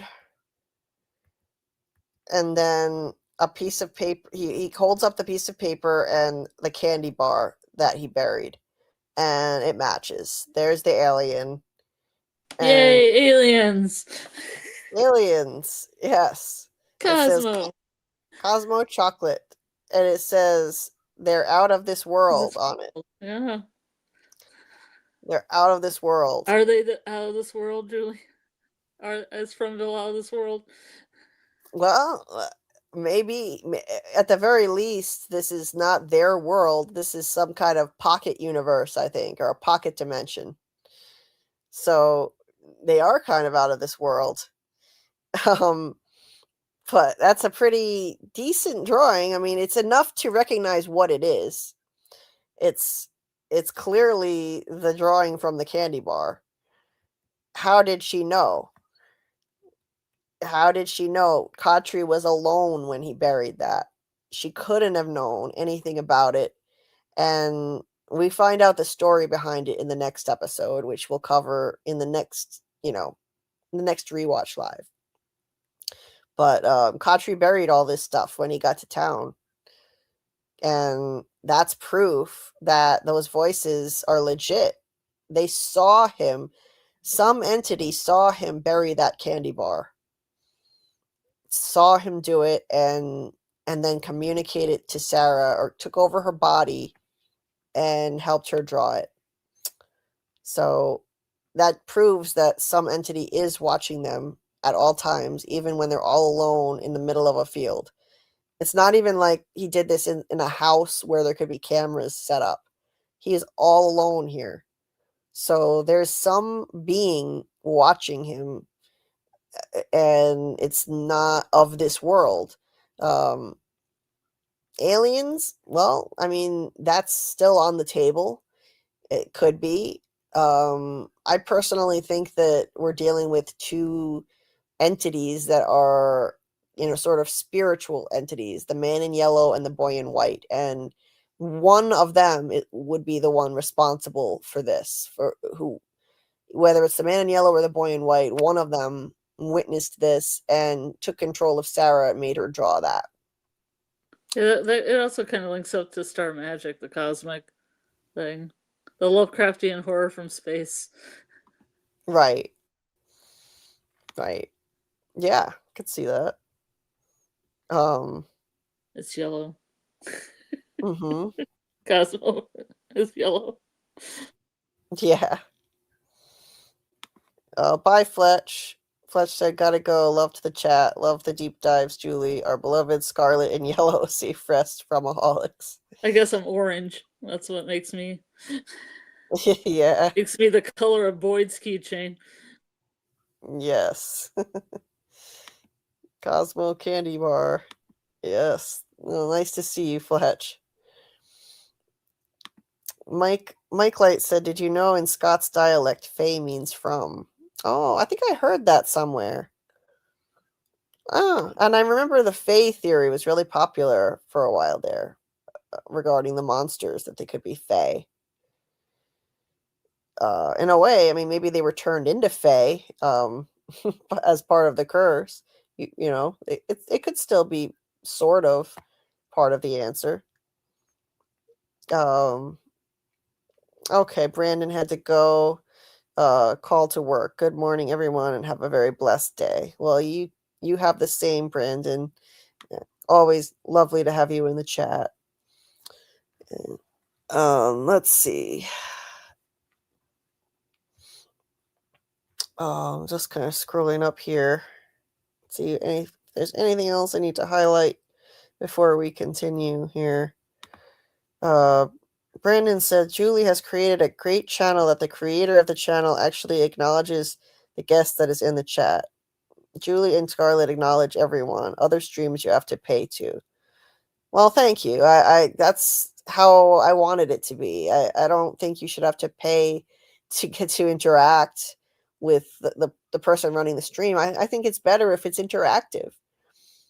It's more fun that way. I love to hear from the people in the chat. I enjoy it. I want it to be like a conversation, not just us talking at you guys. Otherwise, well, what's the point of a live chat anyway? I mean, we could just be talking at you and you could be just watching and unable to say anything. Like, why even have a live chat if we're just going to ignore it? That's the way I look at it. Yeah, I think the same. Yeah. So, okay. So let's, and I mean, I used to try and read every message and I wish I could, but when you guys are just so lit and you have so much to say, I mean, I would love to read every message, but sometimes obviously it's just not possible to do. I used to read so many that I'd be here for 8+ hours, but I'm in too much pain, unfortunately, to do lives that are as long as that now. So, I do what I can. I read as much as I can, and I always want to continue doing that. Just can't read every single one, unfortunately. All right, so let's see. Did we do this scene? Okay, this is where we were with Jim. So we've got Jim here left alone with the radio, and he gets a little bit of static. So there's a little bit of progress there. After putting the antenna up in the tree, he gets some static.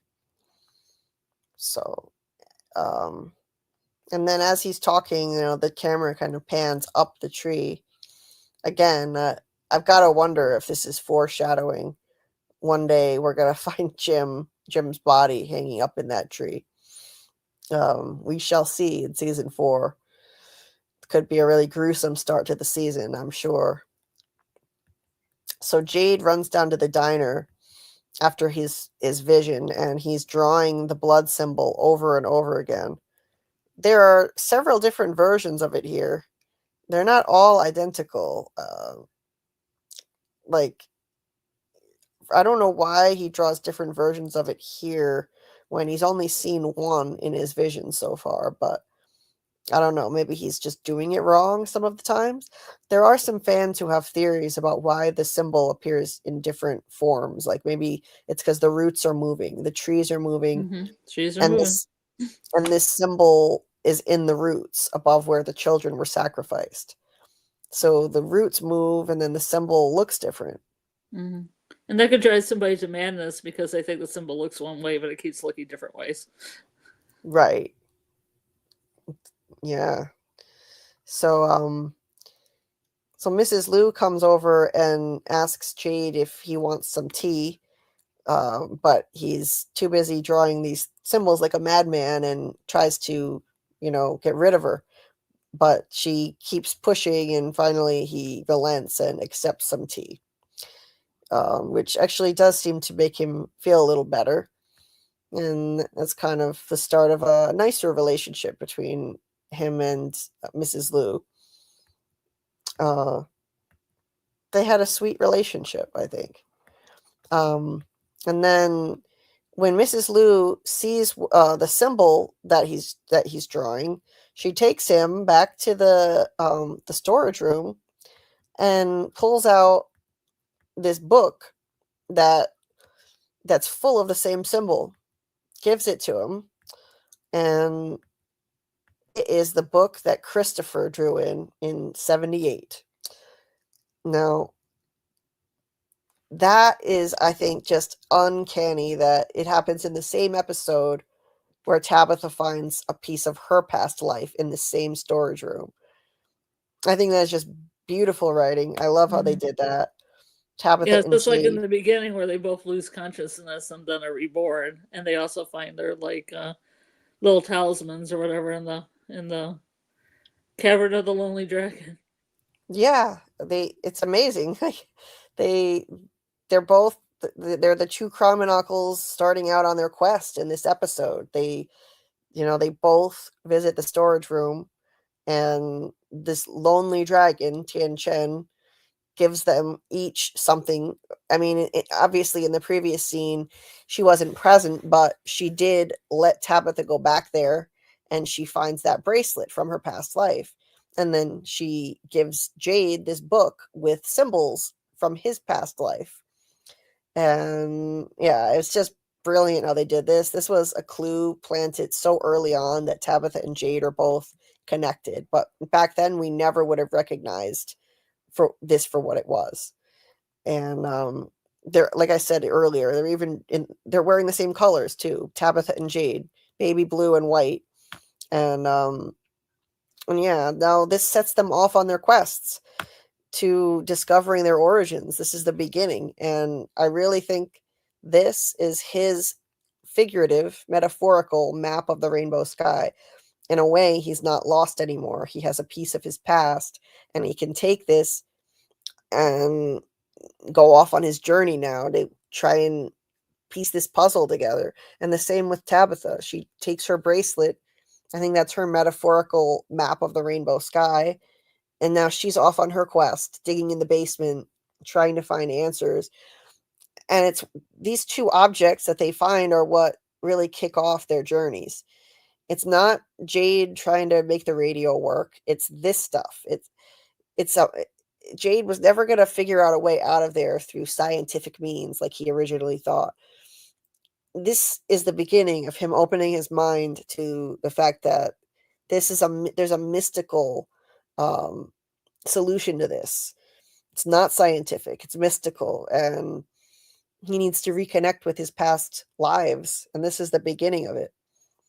And then there's a reason why this kind of just becomes his obsession, the symbol and the visions he's having, instead of the scientific solutions he was working on, like the radio, because he senses the truth that this is going to be the path he needs to follow, not the science route. And Tabitha she wasn't interested in really pursuing anything regarding the wires until she found that bracelet, and she realized something mystical is going on here for her. She realizes there's something very wrong here. She shouldn't have found this bracelet here, this identical bracelet to the one she lost. And so now she's got to search for answers. And Jade, same thing. So yeah, the two of them, this episode is really the start of their quest, the beginning of it, the true beginning of it. So we already covered all of Katri and Sarah's scenes.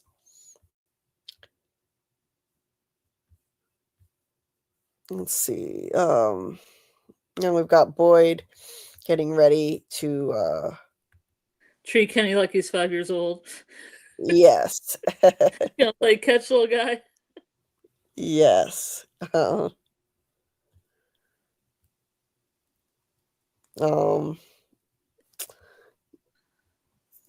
So yeah, he goes over to the where is this that Kenny is? I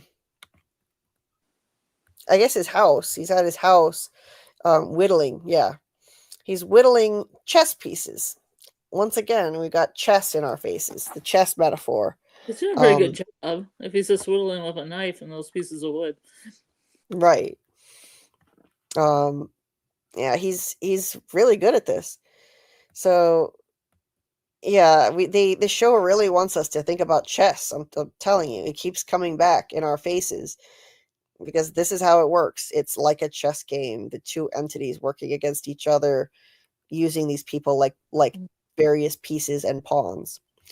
It's also carved out of wood. Yeah. So Boyd basically took Christy's advice. And Christy said that Kenny needs a father, not a sheriff right now, after losing his own dad. And Kenny is scared of losing Boyd. Which is a really sweet, touching moment. He's scared of Boyd going off into the woods because he doesn't want to lose him like his father. he lost his father. And so they have a sweet little scene where they go off and play catch. It's nice, it's just a heartfelt little moment. And then Jim goes home and finds that Ethan and his mom have been digging in the basement. He's got dirt. He's gonna be dirty. That yellow sweatshirt's gonna be dirty. There's a giant hole in the wall, and Ethan is covered in dirt because he's been helping his mom dig in the basement. And Jim goes down there And he has a bucket of dirt. I gotta move this dirt. Yeah. It's like, I gotta move the dirt. Yeah, he keeps bringing the dirt upstairs and dumping it. Yeah, it's this is the start of it. She shouldn't be digging that hole. And he's wondering what is going on, and she it's because she found that bracelet. It lit a fire under her. She wants to know where those wires lead. She's literally digging for answers. And then she tells him about the bracelet that she found in the diner. And he's like, well, it's just, they're just bootstraps. They're bootlaces. They're very common. But she points out that it has that unique flaw in it that she made, and it has to, like, this is impossible. It should not be here. It's unique. He had told her he loved it, even though it has a flaw. The flaw is what made it special. It's one of a kind. It's one of a kind. So then how is it here? So she shows him the flaw. He's incredulous at first, he's very grounded in reality. It takes him a while, not until the end of season 3 before he starts to open his mind more. So yeah, this is what lit a fire under her, and she's got to figure out what's going on here. There's something not right about all of this. And so she's like a mad woman now. She won't, like, he had a hard time even getting her to just stop digging for a moment and talk to him. Because, yeah, this bracelet thing, it just, again, it was the catalyst for her to start her journey to find answers. And maybe that's what happened in every cycle, and the same thing happened with the previous Miranda. Bootlaces like that have been around forever, those kind of bootlaces. So who knows how many versions of Tabitha and Miranda made these bracelets. You could probably find that in colonial days. Yeah, you probably could. And so that's it. She's off and running the Cromanukle on her quest. I just loved how they did that with this episode, and yeah, I thoroughly enjoyed it. I think it's full of foreshadowing for what was to come, and with Tabitha and Jade, they both needed to open up their minds to the reality that there's something mystical going on here that they need to investigate, and so that's what they're doing. And Jim is too earthbound, the roller coaster engineer. He's trying to figure this out in a logical, scientific way, but that's not the way out of here. As it turns out, we later find out it's all about a reincarnation curse, and these monsters who had been transformed because they sacrificed their children. I mean, there isn't going to be a scientific way out of this. And I mean, assuming all of this is real, and I believe that it is. I don't expect this to be a simulation, but I won't say that that's impossible. It's possible. I don't think so. After everything they've built, all the lore that they've built in the show at this point, to just say, oh, psych, none of that lore was real, all the reincarnation stuff and the sacrifice of the children. None of it was real. I don't know. I think that would be a shame if they did that. And I don't think it's going to go that way. My opinion. So, this is just Boyd and Kenny playing catch, and Boyd gets a tremor in his hand and doesn't tell Kenny what it is, but Kenny notices it. Obviously, that's the Parkinson's starting. And the episode closes with Kevin, porn stash, heading up the stairs, and we find out who the flowers were actually for. And it's none other than Jasmine Monster saying, "When can I come inside?" Oh, what an ending. What an ending. Jasmine Monster. When can I come inside? Porn stash, you're gonna get so many people killed, you fucking idiot. Well, that's the end of that. Yeah, every episode of the show is so good, Daryl. It really is. And I agree. The scene between Boyd and Kenny is emotional for sure. Jade and Tabitha, star-crossed lovers. It's so beautiful. Yeah, they really are, you know? They really are.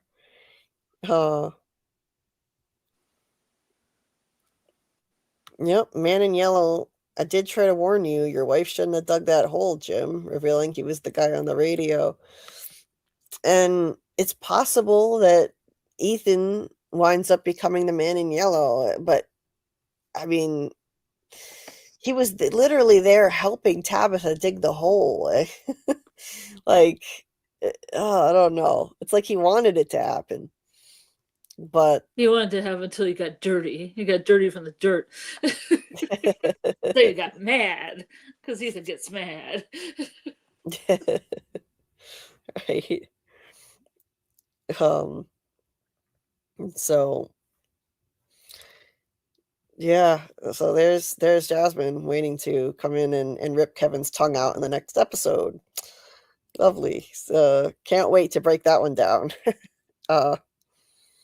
This whole season is phenomenal. She has that in common with Sarah. She makes out when the first son takes his tongue. Oh yeah, that's right. That's right. First episode where Jim has the radio and Tabitha digs the hole. Yep, Daryl. Boyd and Kenny playing catch. Love it. Yep, it was really sweet. Can't blame Kevin for having a thing for Jasmine. He's got to shoot his shot. He can hit on Trudy. I'm sure she's more than wanting to. I know. I mean, I know Jasmine's beautiful, but there's a house full of women there. Yeah. And you telling me nobody was interested in him? I mean, there were some, you know, kind of gnarly looking, like, let's just say not conventionally Hollywood perfect looking people having a lot of fun together on the couch. So yeah. You're telling me, I mean, Kevin, there seems to be some bisexuality happening in Colony House. I mean, I'm sure he could get in on something. Yeah. I mean, there's a lot of attractive people. I mean, they get older as time goes. But in this first season, there's a lot of attractive people running around there. Yeah. And honestly, Kevin is not a bad looking dude. I mean, if you got rid of the porn stash, he's a nice looking guy. What's wrong with him? Like, I don't understand. He could have. He could have found someone in Colony House. I know he could have. Yeah. He wants love. Yeah, Trudy just screwed him, but she doesn't love him. He wants love. He was such a loner that he had to hook up with a monster. Like you can't connect with any human in that whole house. Come on, man. I don't know. It was just ridiculous, but oh, that's a good catch, Daryl. Like the cut of Tabitha putting down the shovel to Cautry digging in the next scene after that. Yeah, that was a nice transition. Everything in this show is just so well done. Yeah, Trudy listens to him. Maybe Trudy screwed him but she doesn't love him. He wants love. She listens to him. Yeah, that's true. That's a great point, Daryl. Maybe he wants love and the people there are just looking for, you know, cheap thrills and a one night stand. You would think that this has gone on for a while now. You think somebody from Colony House would be like, "Hey, could you stop giving flowers to this woman that's hanging outside your window?" Right? I know. um, I mean, somebody's got to get up to go to the bathroom right in the middle of the night and see this. yeah. Uh, you'd think somebody in this whole house full of people would have caught him by now doing this. But somehow no one noticed. I don't get it. Yeah, she does listen to him. Who knows how long this has been going on, where she has these dates with him out on the Yeah. balcony. Yeah, Yeah. I would think that if Ellis and Fatima found love in Colony House, other people could also find love.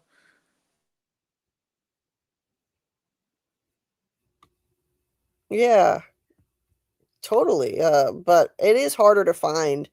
I mean, a real deep connection is hard to find, and the people in that house, a lot of them are, you know, they're more into casual relationships, like Fatima making out with that random girl just for the hell of it, but that wasn't love. She's in love with Ellis, and yeah, he wants love. So I get that. Love is everything, you know. I guess people are too hard on Kevin, but I mean, It isn't love, though. It's not love. it's not very intelligent to actually believe that this monster is going to be any different from any of the others, and she's not gonna rip you to pieces. Like, his IQ can't be very high. I'm just I can saying. fix her. I can fix her. Yeah, he could fix her too, I guess. Oh, Michael, why did you sting me? Now we will both drown. I am a scorpion. It's my nature. The old parable of the scorpion and the frog. Nice connection there. Crossing a stream or not. What's love got to do with it? Yeah, I think it is maybe that he wants love. I think Daryl is right.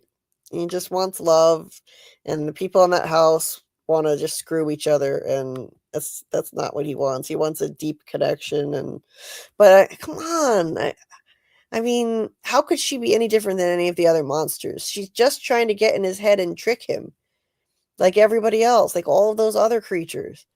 But she's hot. Doesn't he know? She's Hasn't he hot. been? Hasn't he seen other people get killed? Doesn't he? I mean, he knows this can happen. They just recently had a death in town. You know, the Toby and Mr. Lou and Gina. Like, he should know better. Anyway, people call episodes like this filler. Fools. Are you kidding me, Daryl? This is the opposite of filler. Like, this is an essential episode for this series. It is absolutely not filler. I can't believe anybody would think that. This is such an important episode. So nobody got killed in it. It doesn't mean it's not important. It's essential to building the lore of this show and foreshadowing, planting hints for future reveals. It's a lore building episode in a beautiful mystery box series. So that's why I wanted to cover this episode by itself, just like we did with episodes 1 through 5. I really feel that the first 6 are important to examine all on their own. They're just way too packed with lore and hints and foreshadowing, all of that stuff. So now, from here on out, though, I am going to try my best to have us cover at least 2 episodes at once so that we can get through the rewatch by season 4. I know, Daryl, this is why it's so hard. Every episode is so important. Every single episode, there is no filler. Just because there are no monsters or deaths. Exactly, Daryl. It's still important, but we only have so much time before season 4. So the way I see it, I think we can cover episodes 7 and 8 together. Episode 7 is the Colony House Massacre. It has a lot of action in it and some important like lore and other stuff that we need to discuss. Episode 8 is the Boyd flashback to his arrival. That one I think we can get through a bit faster, so I think we'll be able to combine that with 7. The Boyd flashback, that one dominates the whole episode, and I think we can move through that one quicker than these other episodes. Not that it isn't important, it is, but I think the main points that we are going to glean from it can be summed up quicker. Yeah, there's more of a main scene going through this thing than other scenes competing with each other. Right. A main flow. Right. So that's what I'm thinking. 7 and 8 we'll do together. Then 9 and 10, same, because 9 and 10, there's a lot of kind of preparation stuff going on. A lot of people working together to build the radio tower, and so those are scenes we can get through quickly that we don't need to dissect. And then that's interspersed with really important scenes, like all of the Boyd and Sarah scenes in the woods, for example. So I think we can do 9 and 10 together and get done in the same amount of time as we did tonight. So that's what I'm thinking we'll do. Now, as for when we're going to do it, tomorrow night we're doing the breakdown of the trailer, obviously, around 10:30 p.m. Eastern. Then I'm going to need at least a couple days to work on the video breakdown without live streams. So unfortunately, the trailer release tomorrow screws up my schedule I had in mind for this week for the rewatch, but so be it. What I'm thinking is we'll probably do the next rewatch live on Friday so that I can have enough time to try and get a video made for the trailer. That's what I'm thinking at this moment. And if I get held up, then we might have to push that to Saturday too, if I need more time to work on that video. So that's what I'm thinking. We're probably not gonna finish season 1 this week like I had hoped we would. We'll have to do that early next week. We'll do episodes 9 and 10 and then move on to season 2 and continue doing 2 episodes at once. And by the time we get to season 3, I'm planning on packing in 3 episodes at a time. That's the one that's most fresh in our minds, and I think we can pull that off. So that's the tentative plan. So yeah, good night to Amy, and I'm just about to say good night myself. So thank you for hanging out with us all this time. Appreciate you, and Daryl and Michael, everybody else in the chat. Pretty sure I see a monster right there. Yeah, there's definitely a monster in this episode, Michael. Just not an actual attack yet. That's true. Episode 8 is an amazing episode. Yeah, Boyd's backstory is an amazing episode, Daryl. And yes, 9 and 10 are essentially part 1 and 2 of the finale. So I think covering them together will work out really well. Season 2 is awesome. I'm going to have fun with that for sure. All 3 seasons are a 10 out of 10. Oh, yeah. I got to agree. I think season 1 is kind of slightly on a higher level than the others, but they're all amazing. Good night with Alice. Good night, Susie. And we'll see you guys tomorrow night. After Tony Teflon's live, if he wraps up around 10:30 p.m. Eastern, which is what I'm thinking he will, we'll get started then. And it's going to be wild. I got to go get some rest so that we can be ready for this wild ride that we're going to have with this trailer, I'm sure. So you're alarm for 8 o'clock. Yeah. Yeah, we'll see. There are no guarantees, Daryl, but I think it's coming. Hopefully it's not just a bunch of people staring again. Yeah, let's hope it's a little more exciting than that. All right. Well, thank you to the replay gang in advance for listening to this. I saw the numbers go up on the last live stream after we finished. It went up by like double. Really appreciate you guys. Shout out to the replay gang and everybody in the chat has been here. And Scarlet, thank you so much. You're welcome. Have a good day or a good night. And tomorrow's the day. Looking forward to it. We will see you next time. Don't give any flowers to any monsters you see outside your window, folks, okay? Good night. Good night. Yeah. That's a theory creaking open, baby.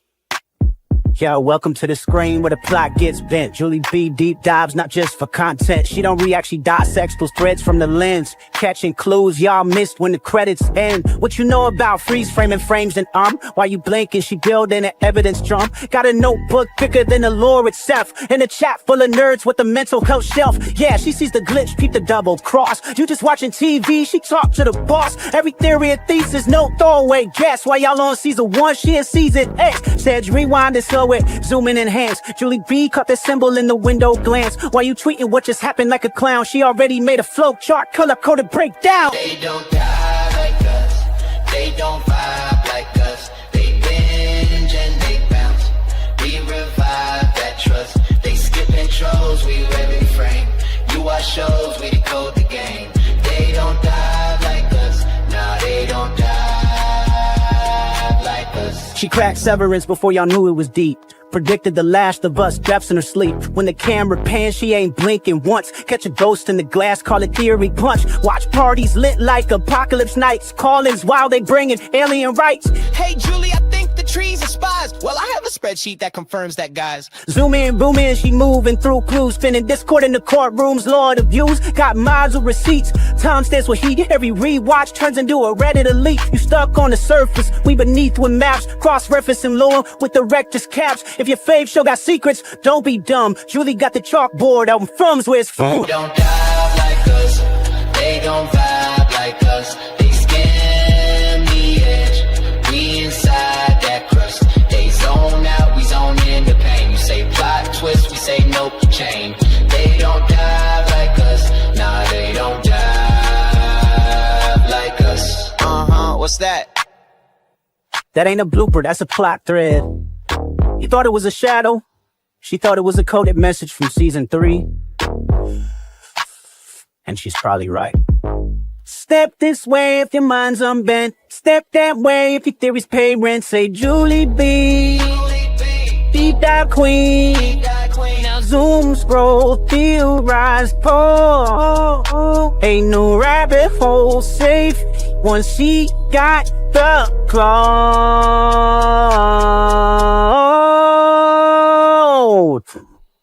They don't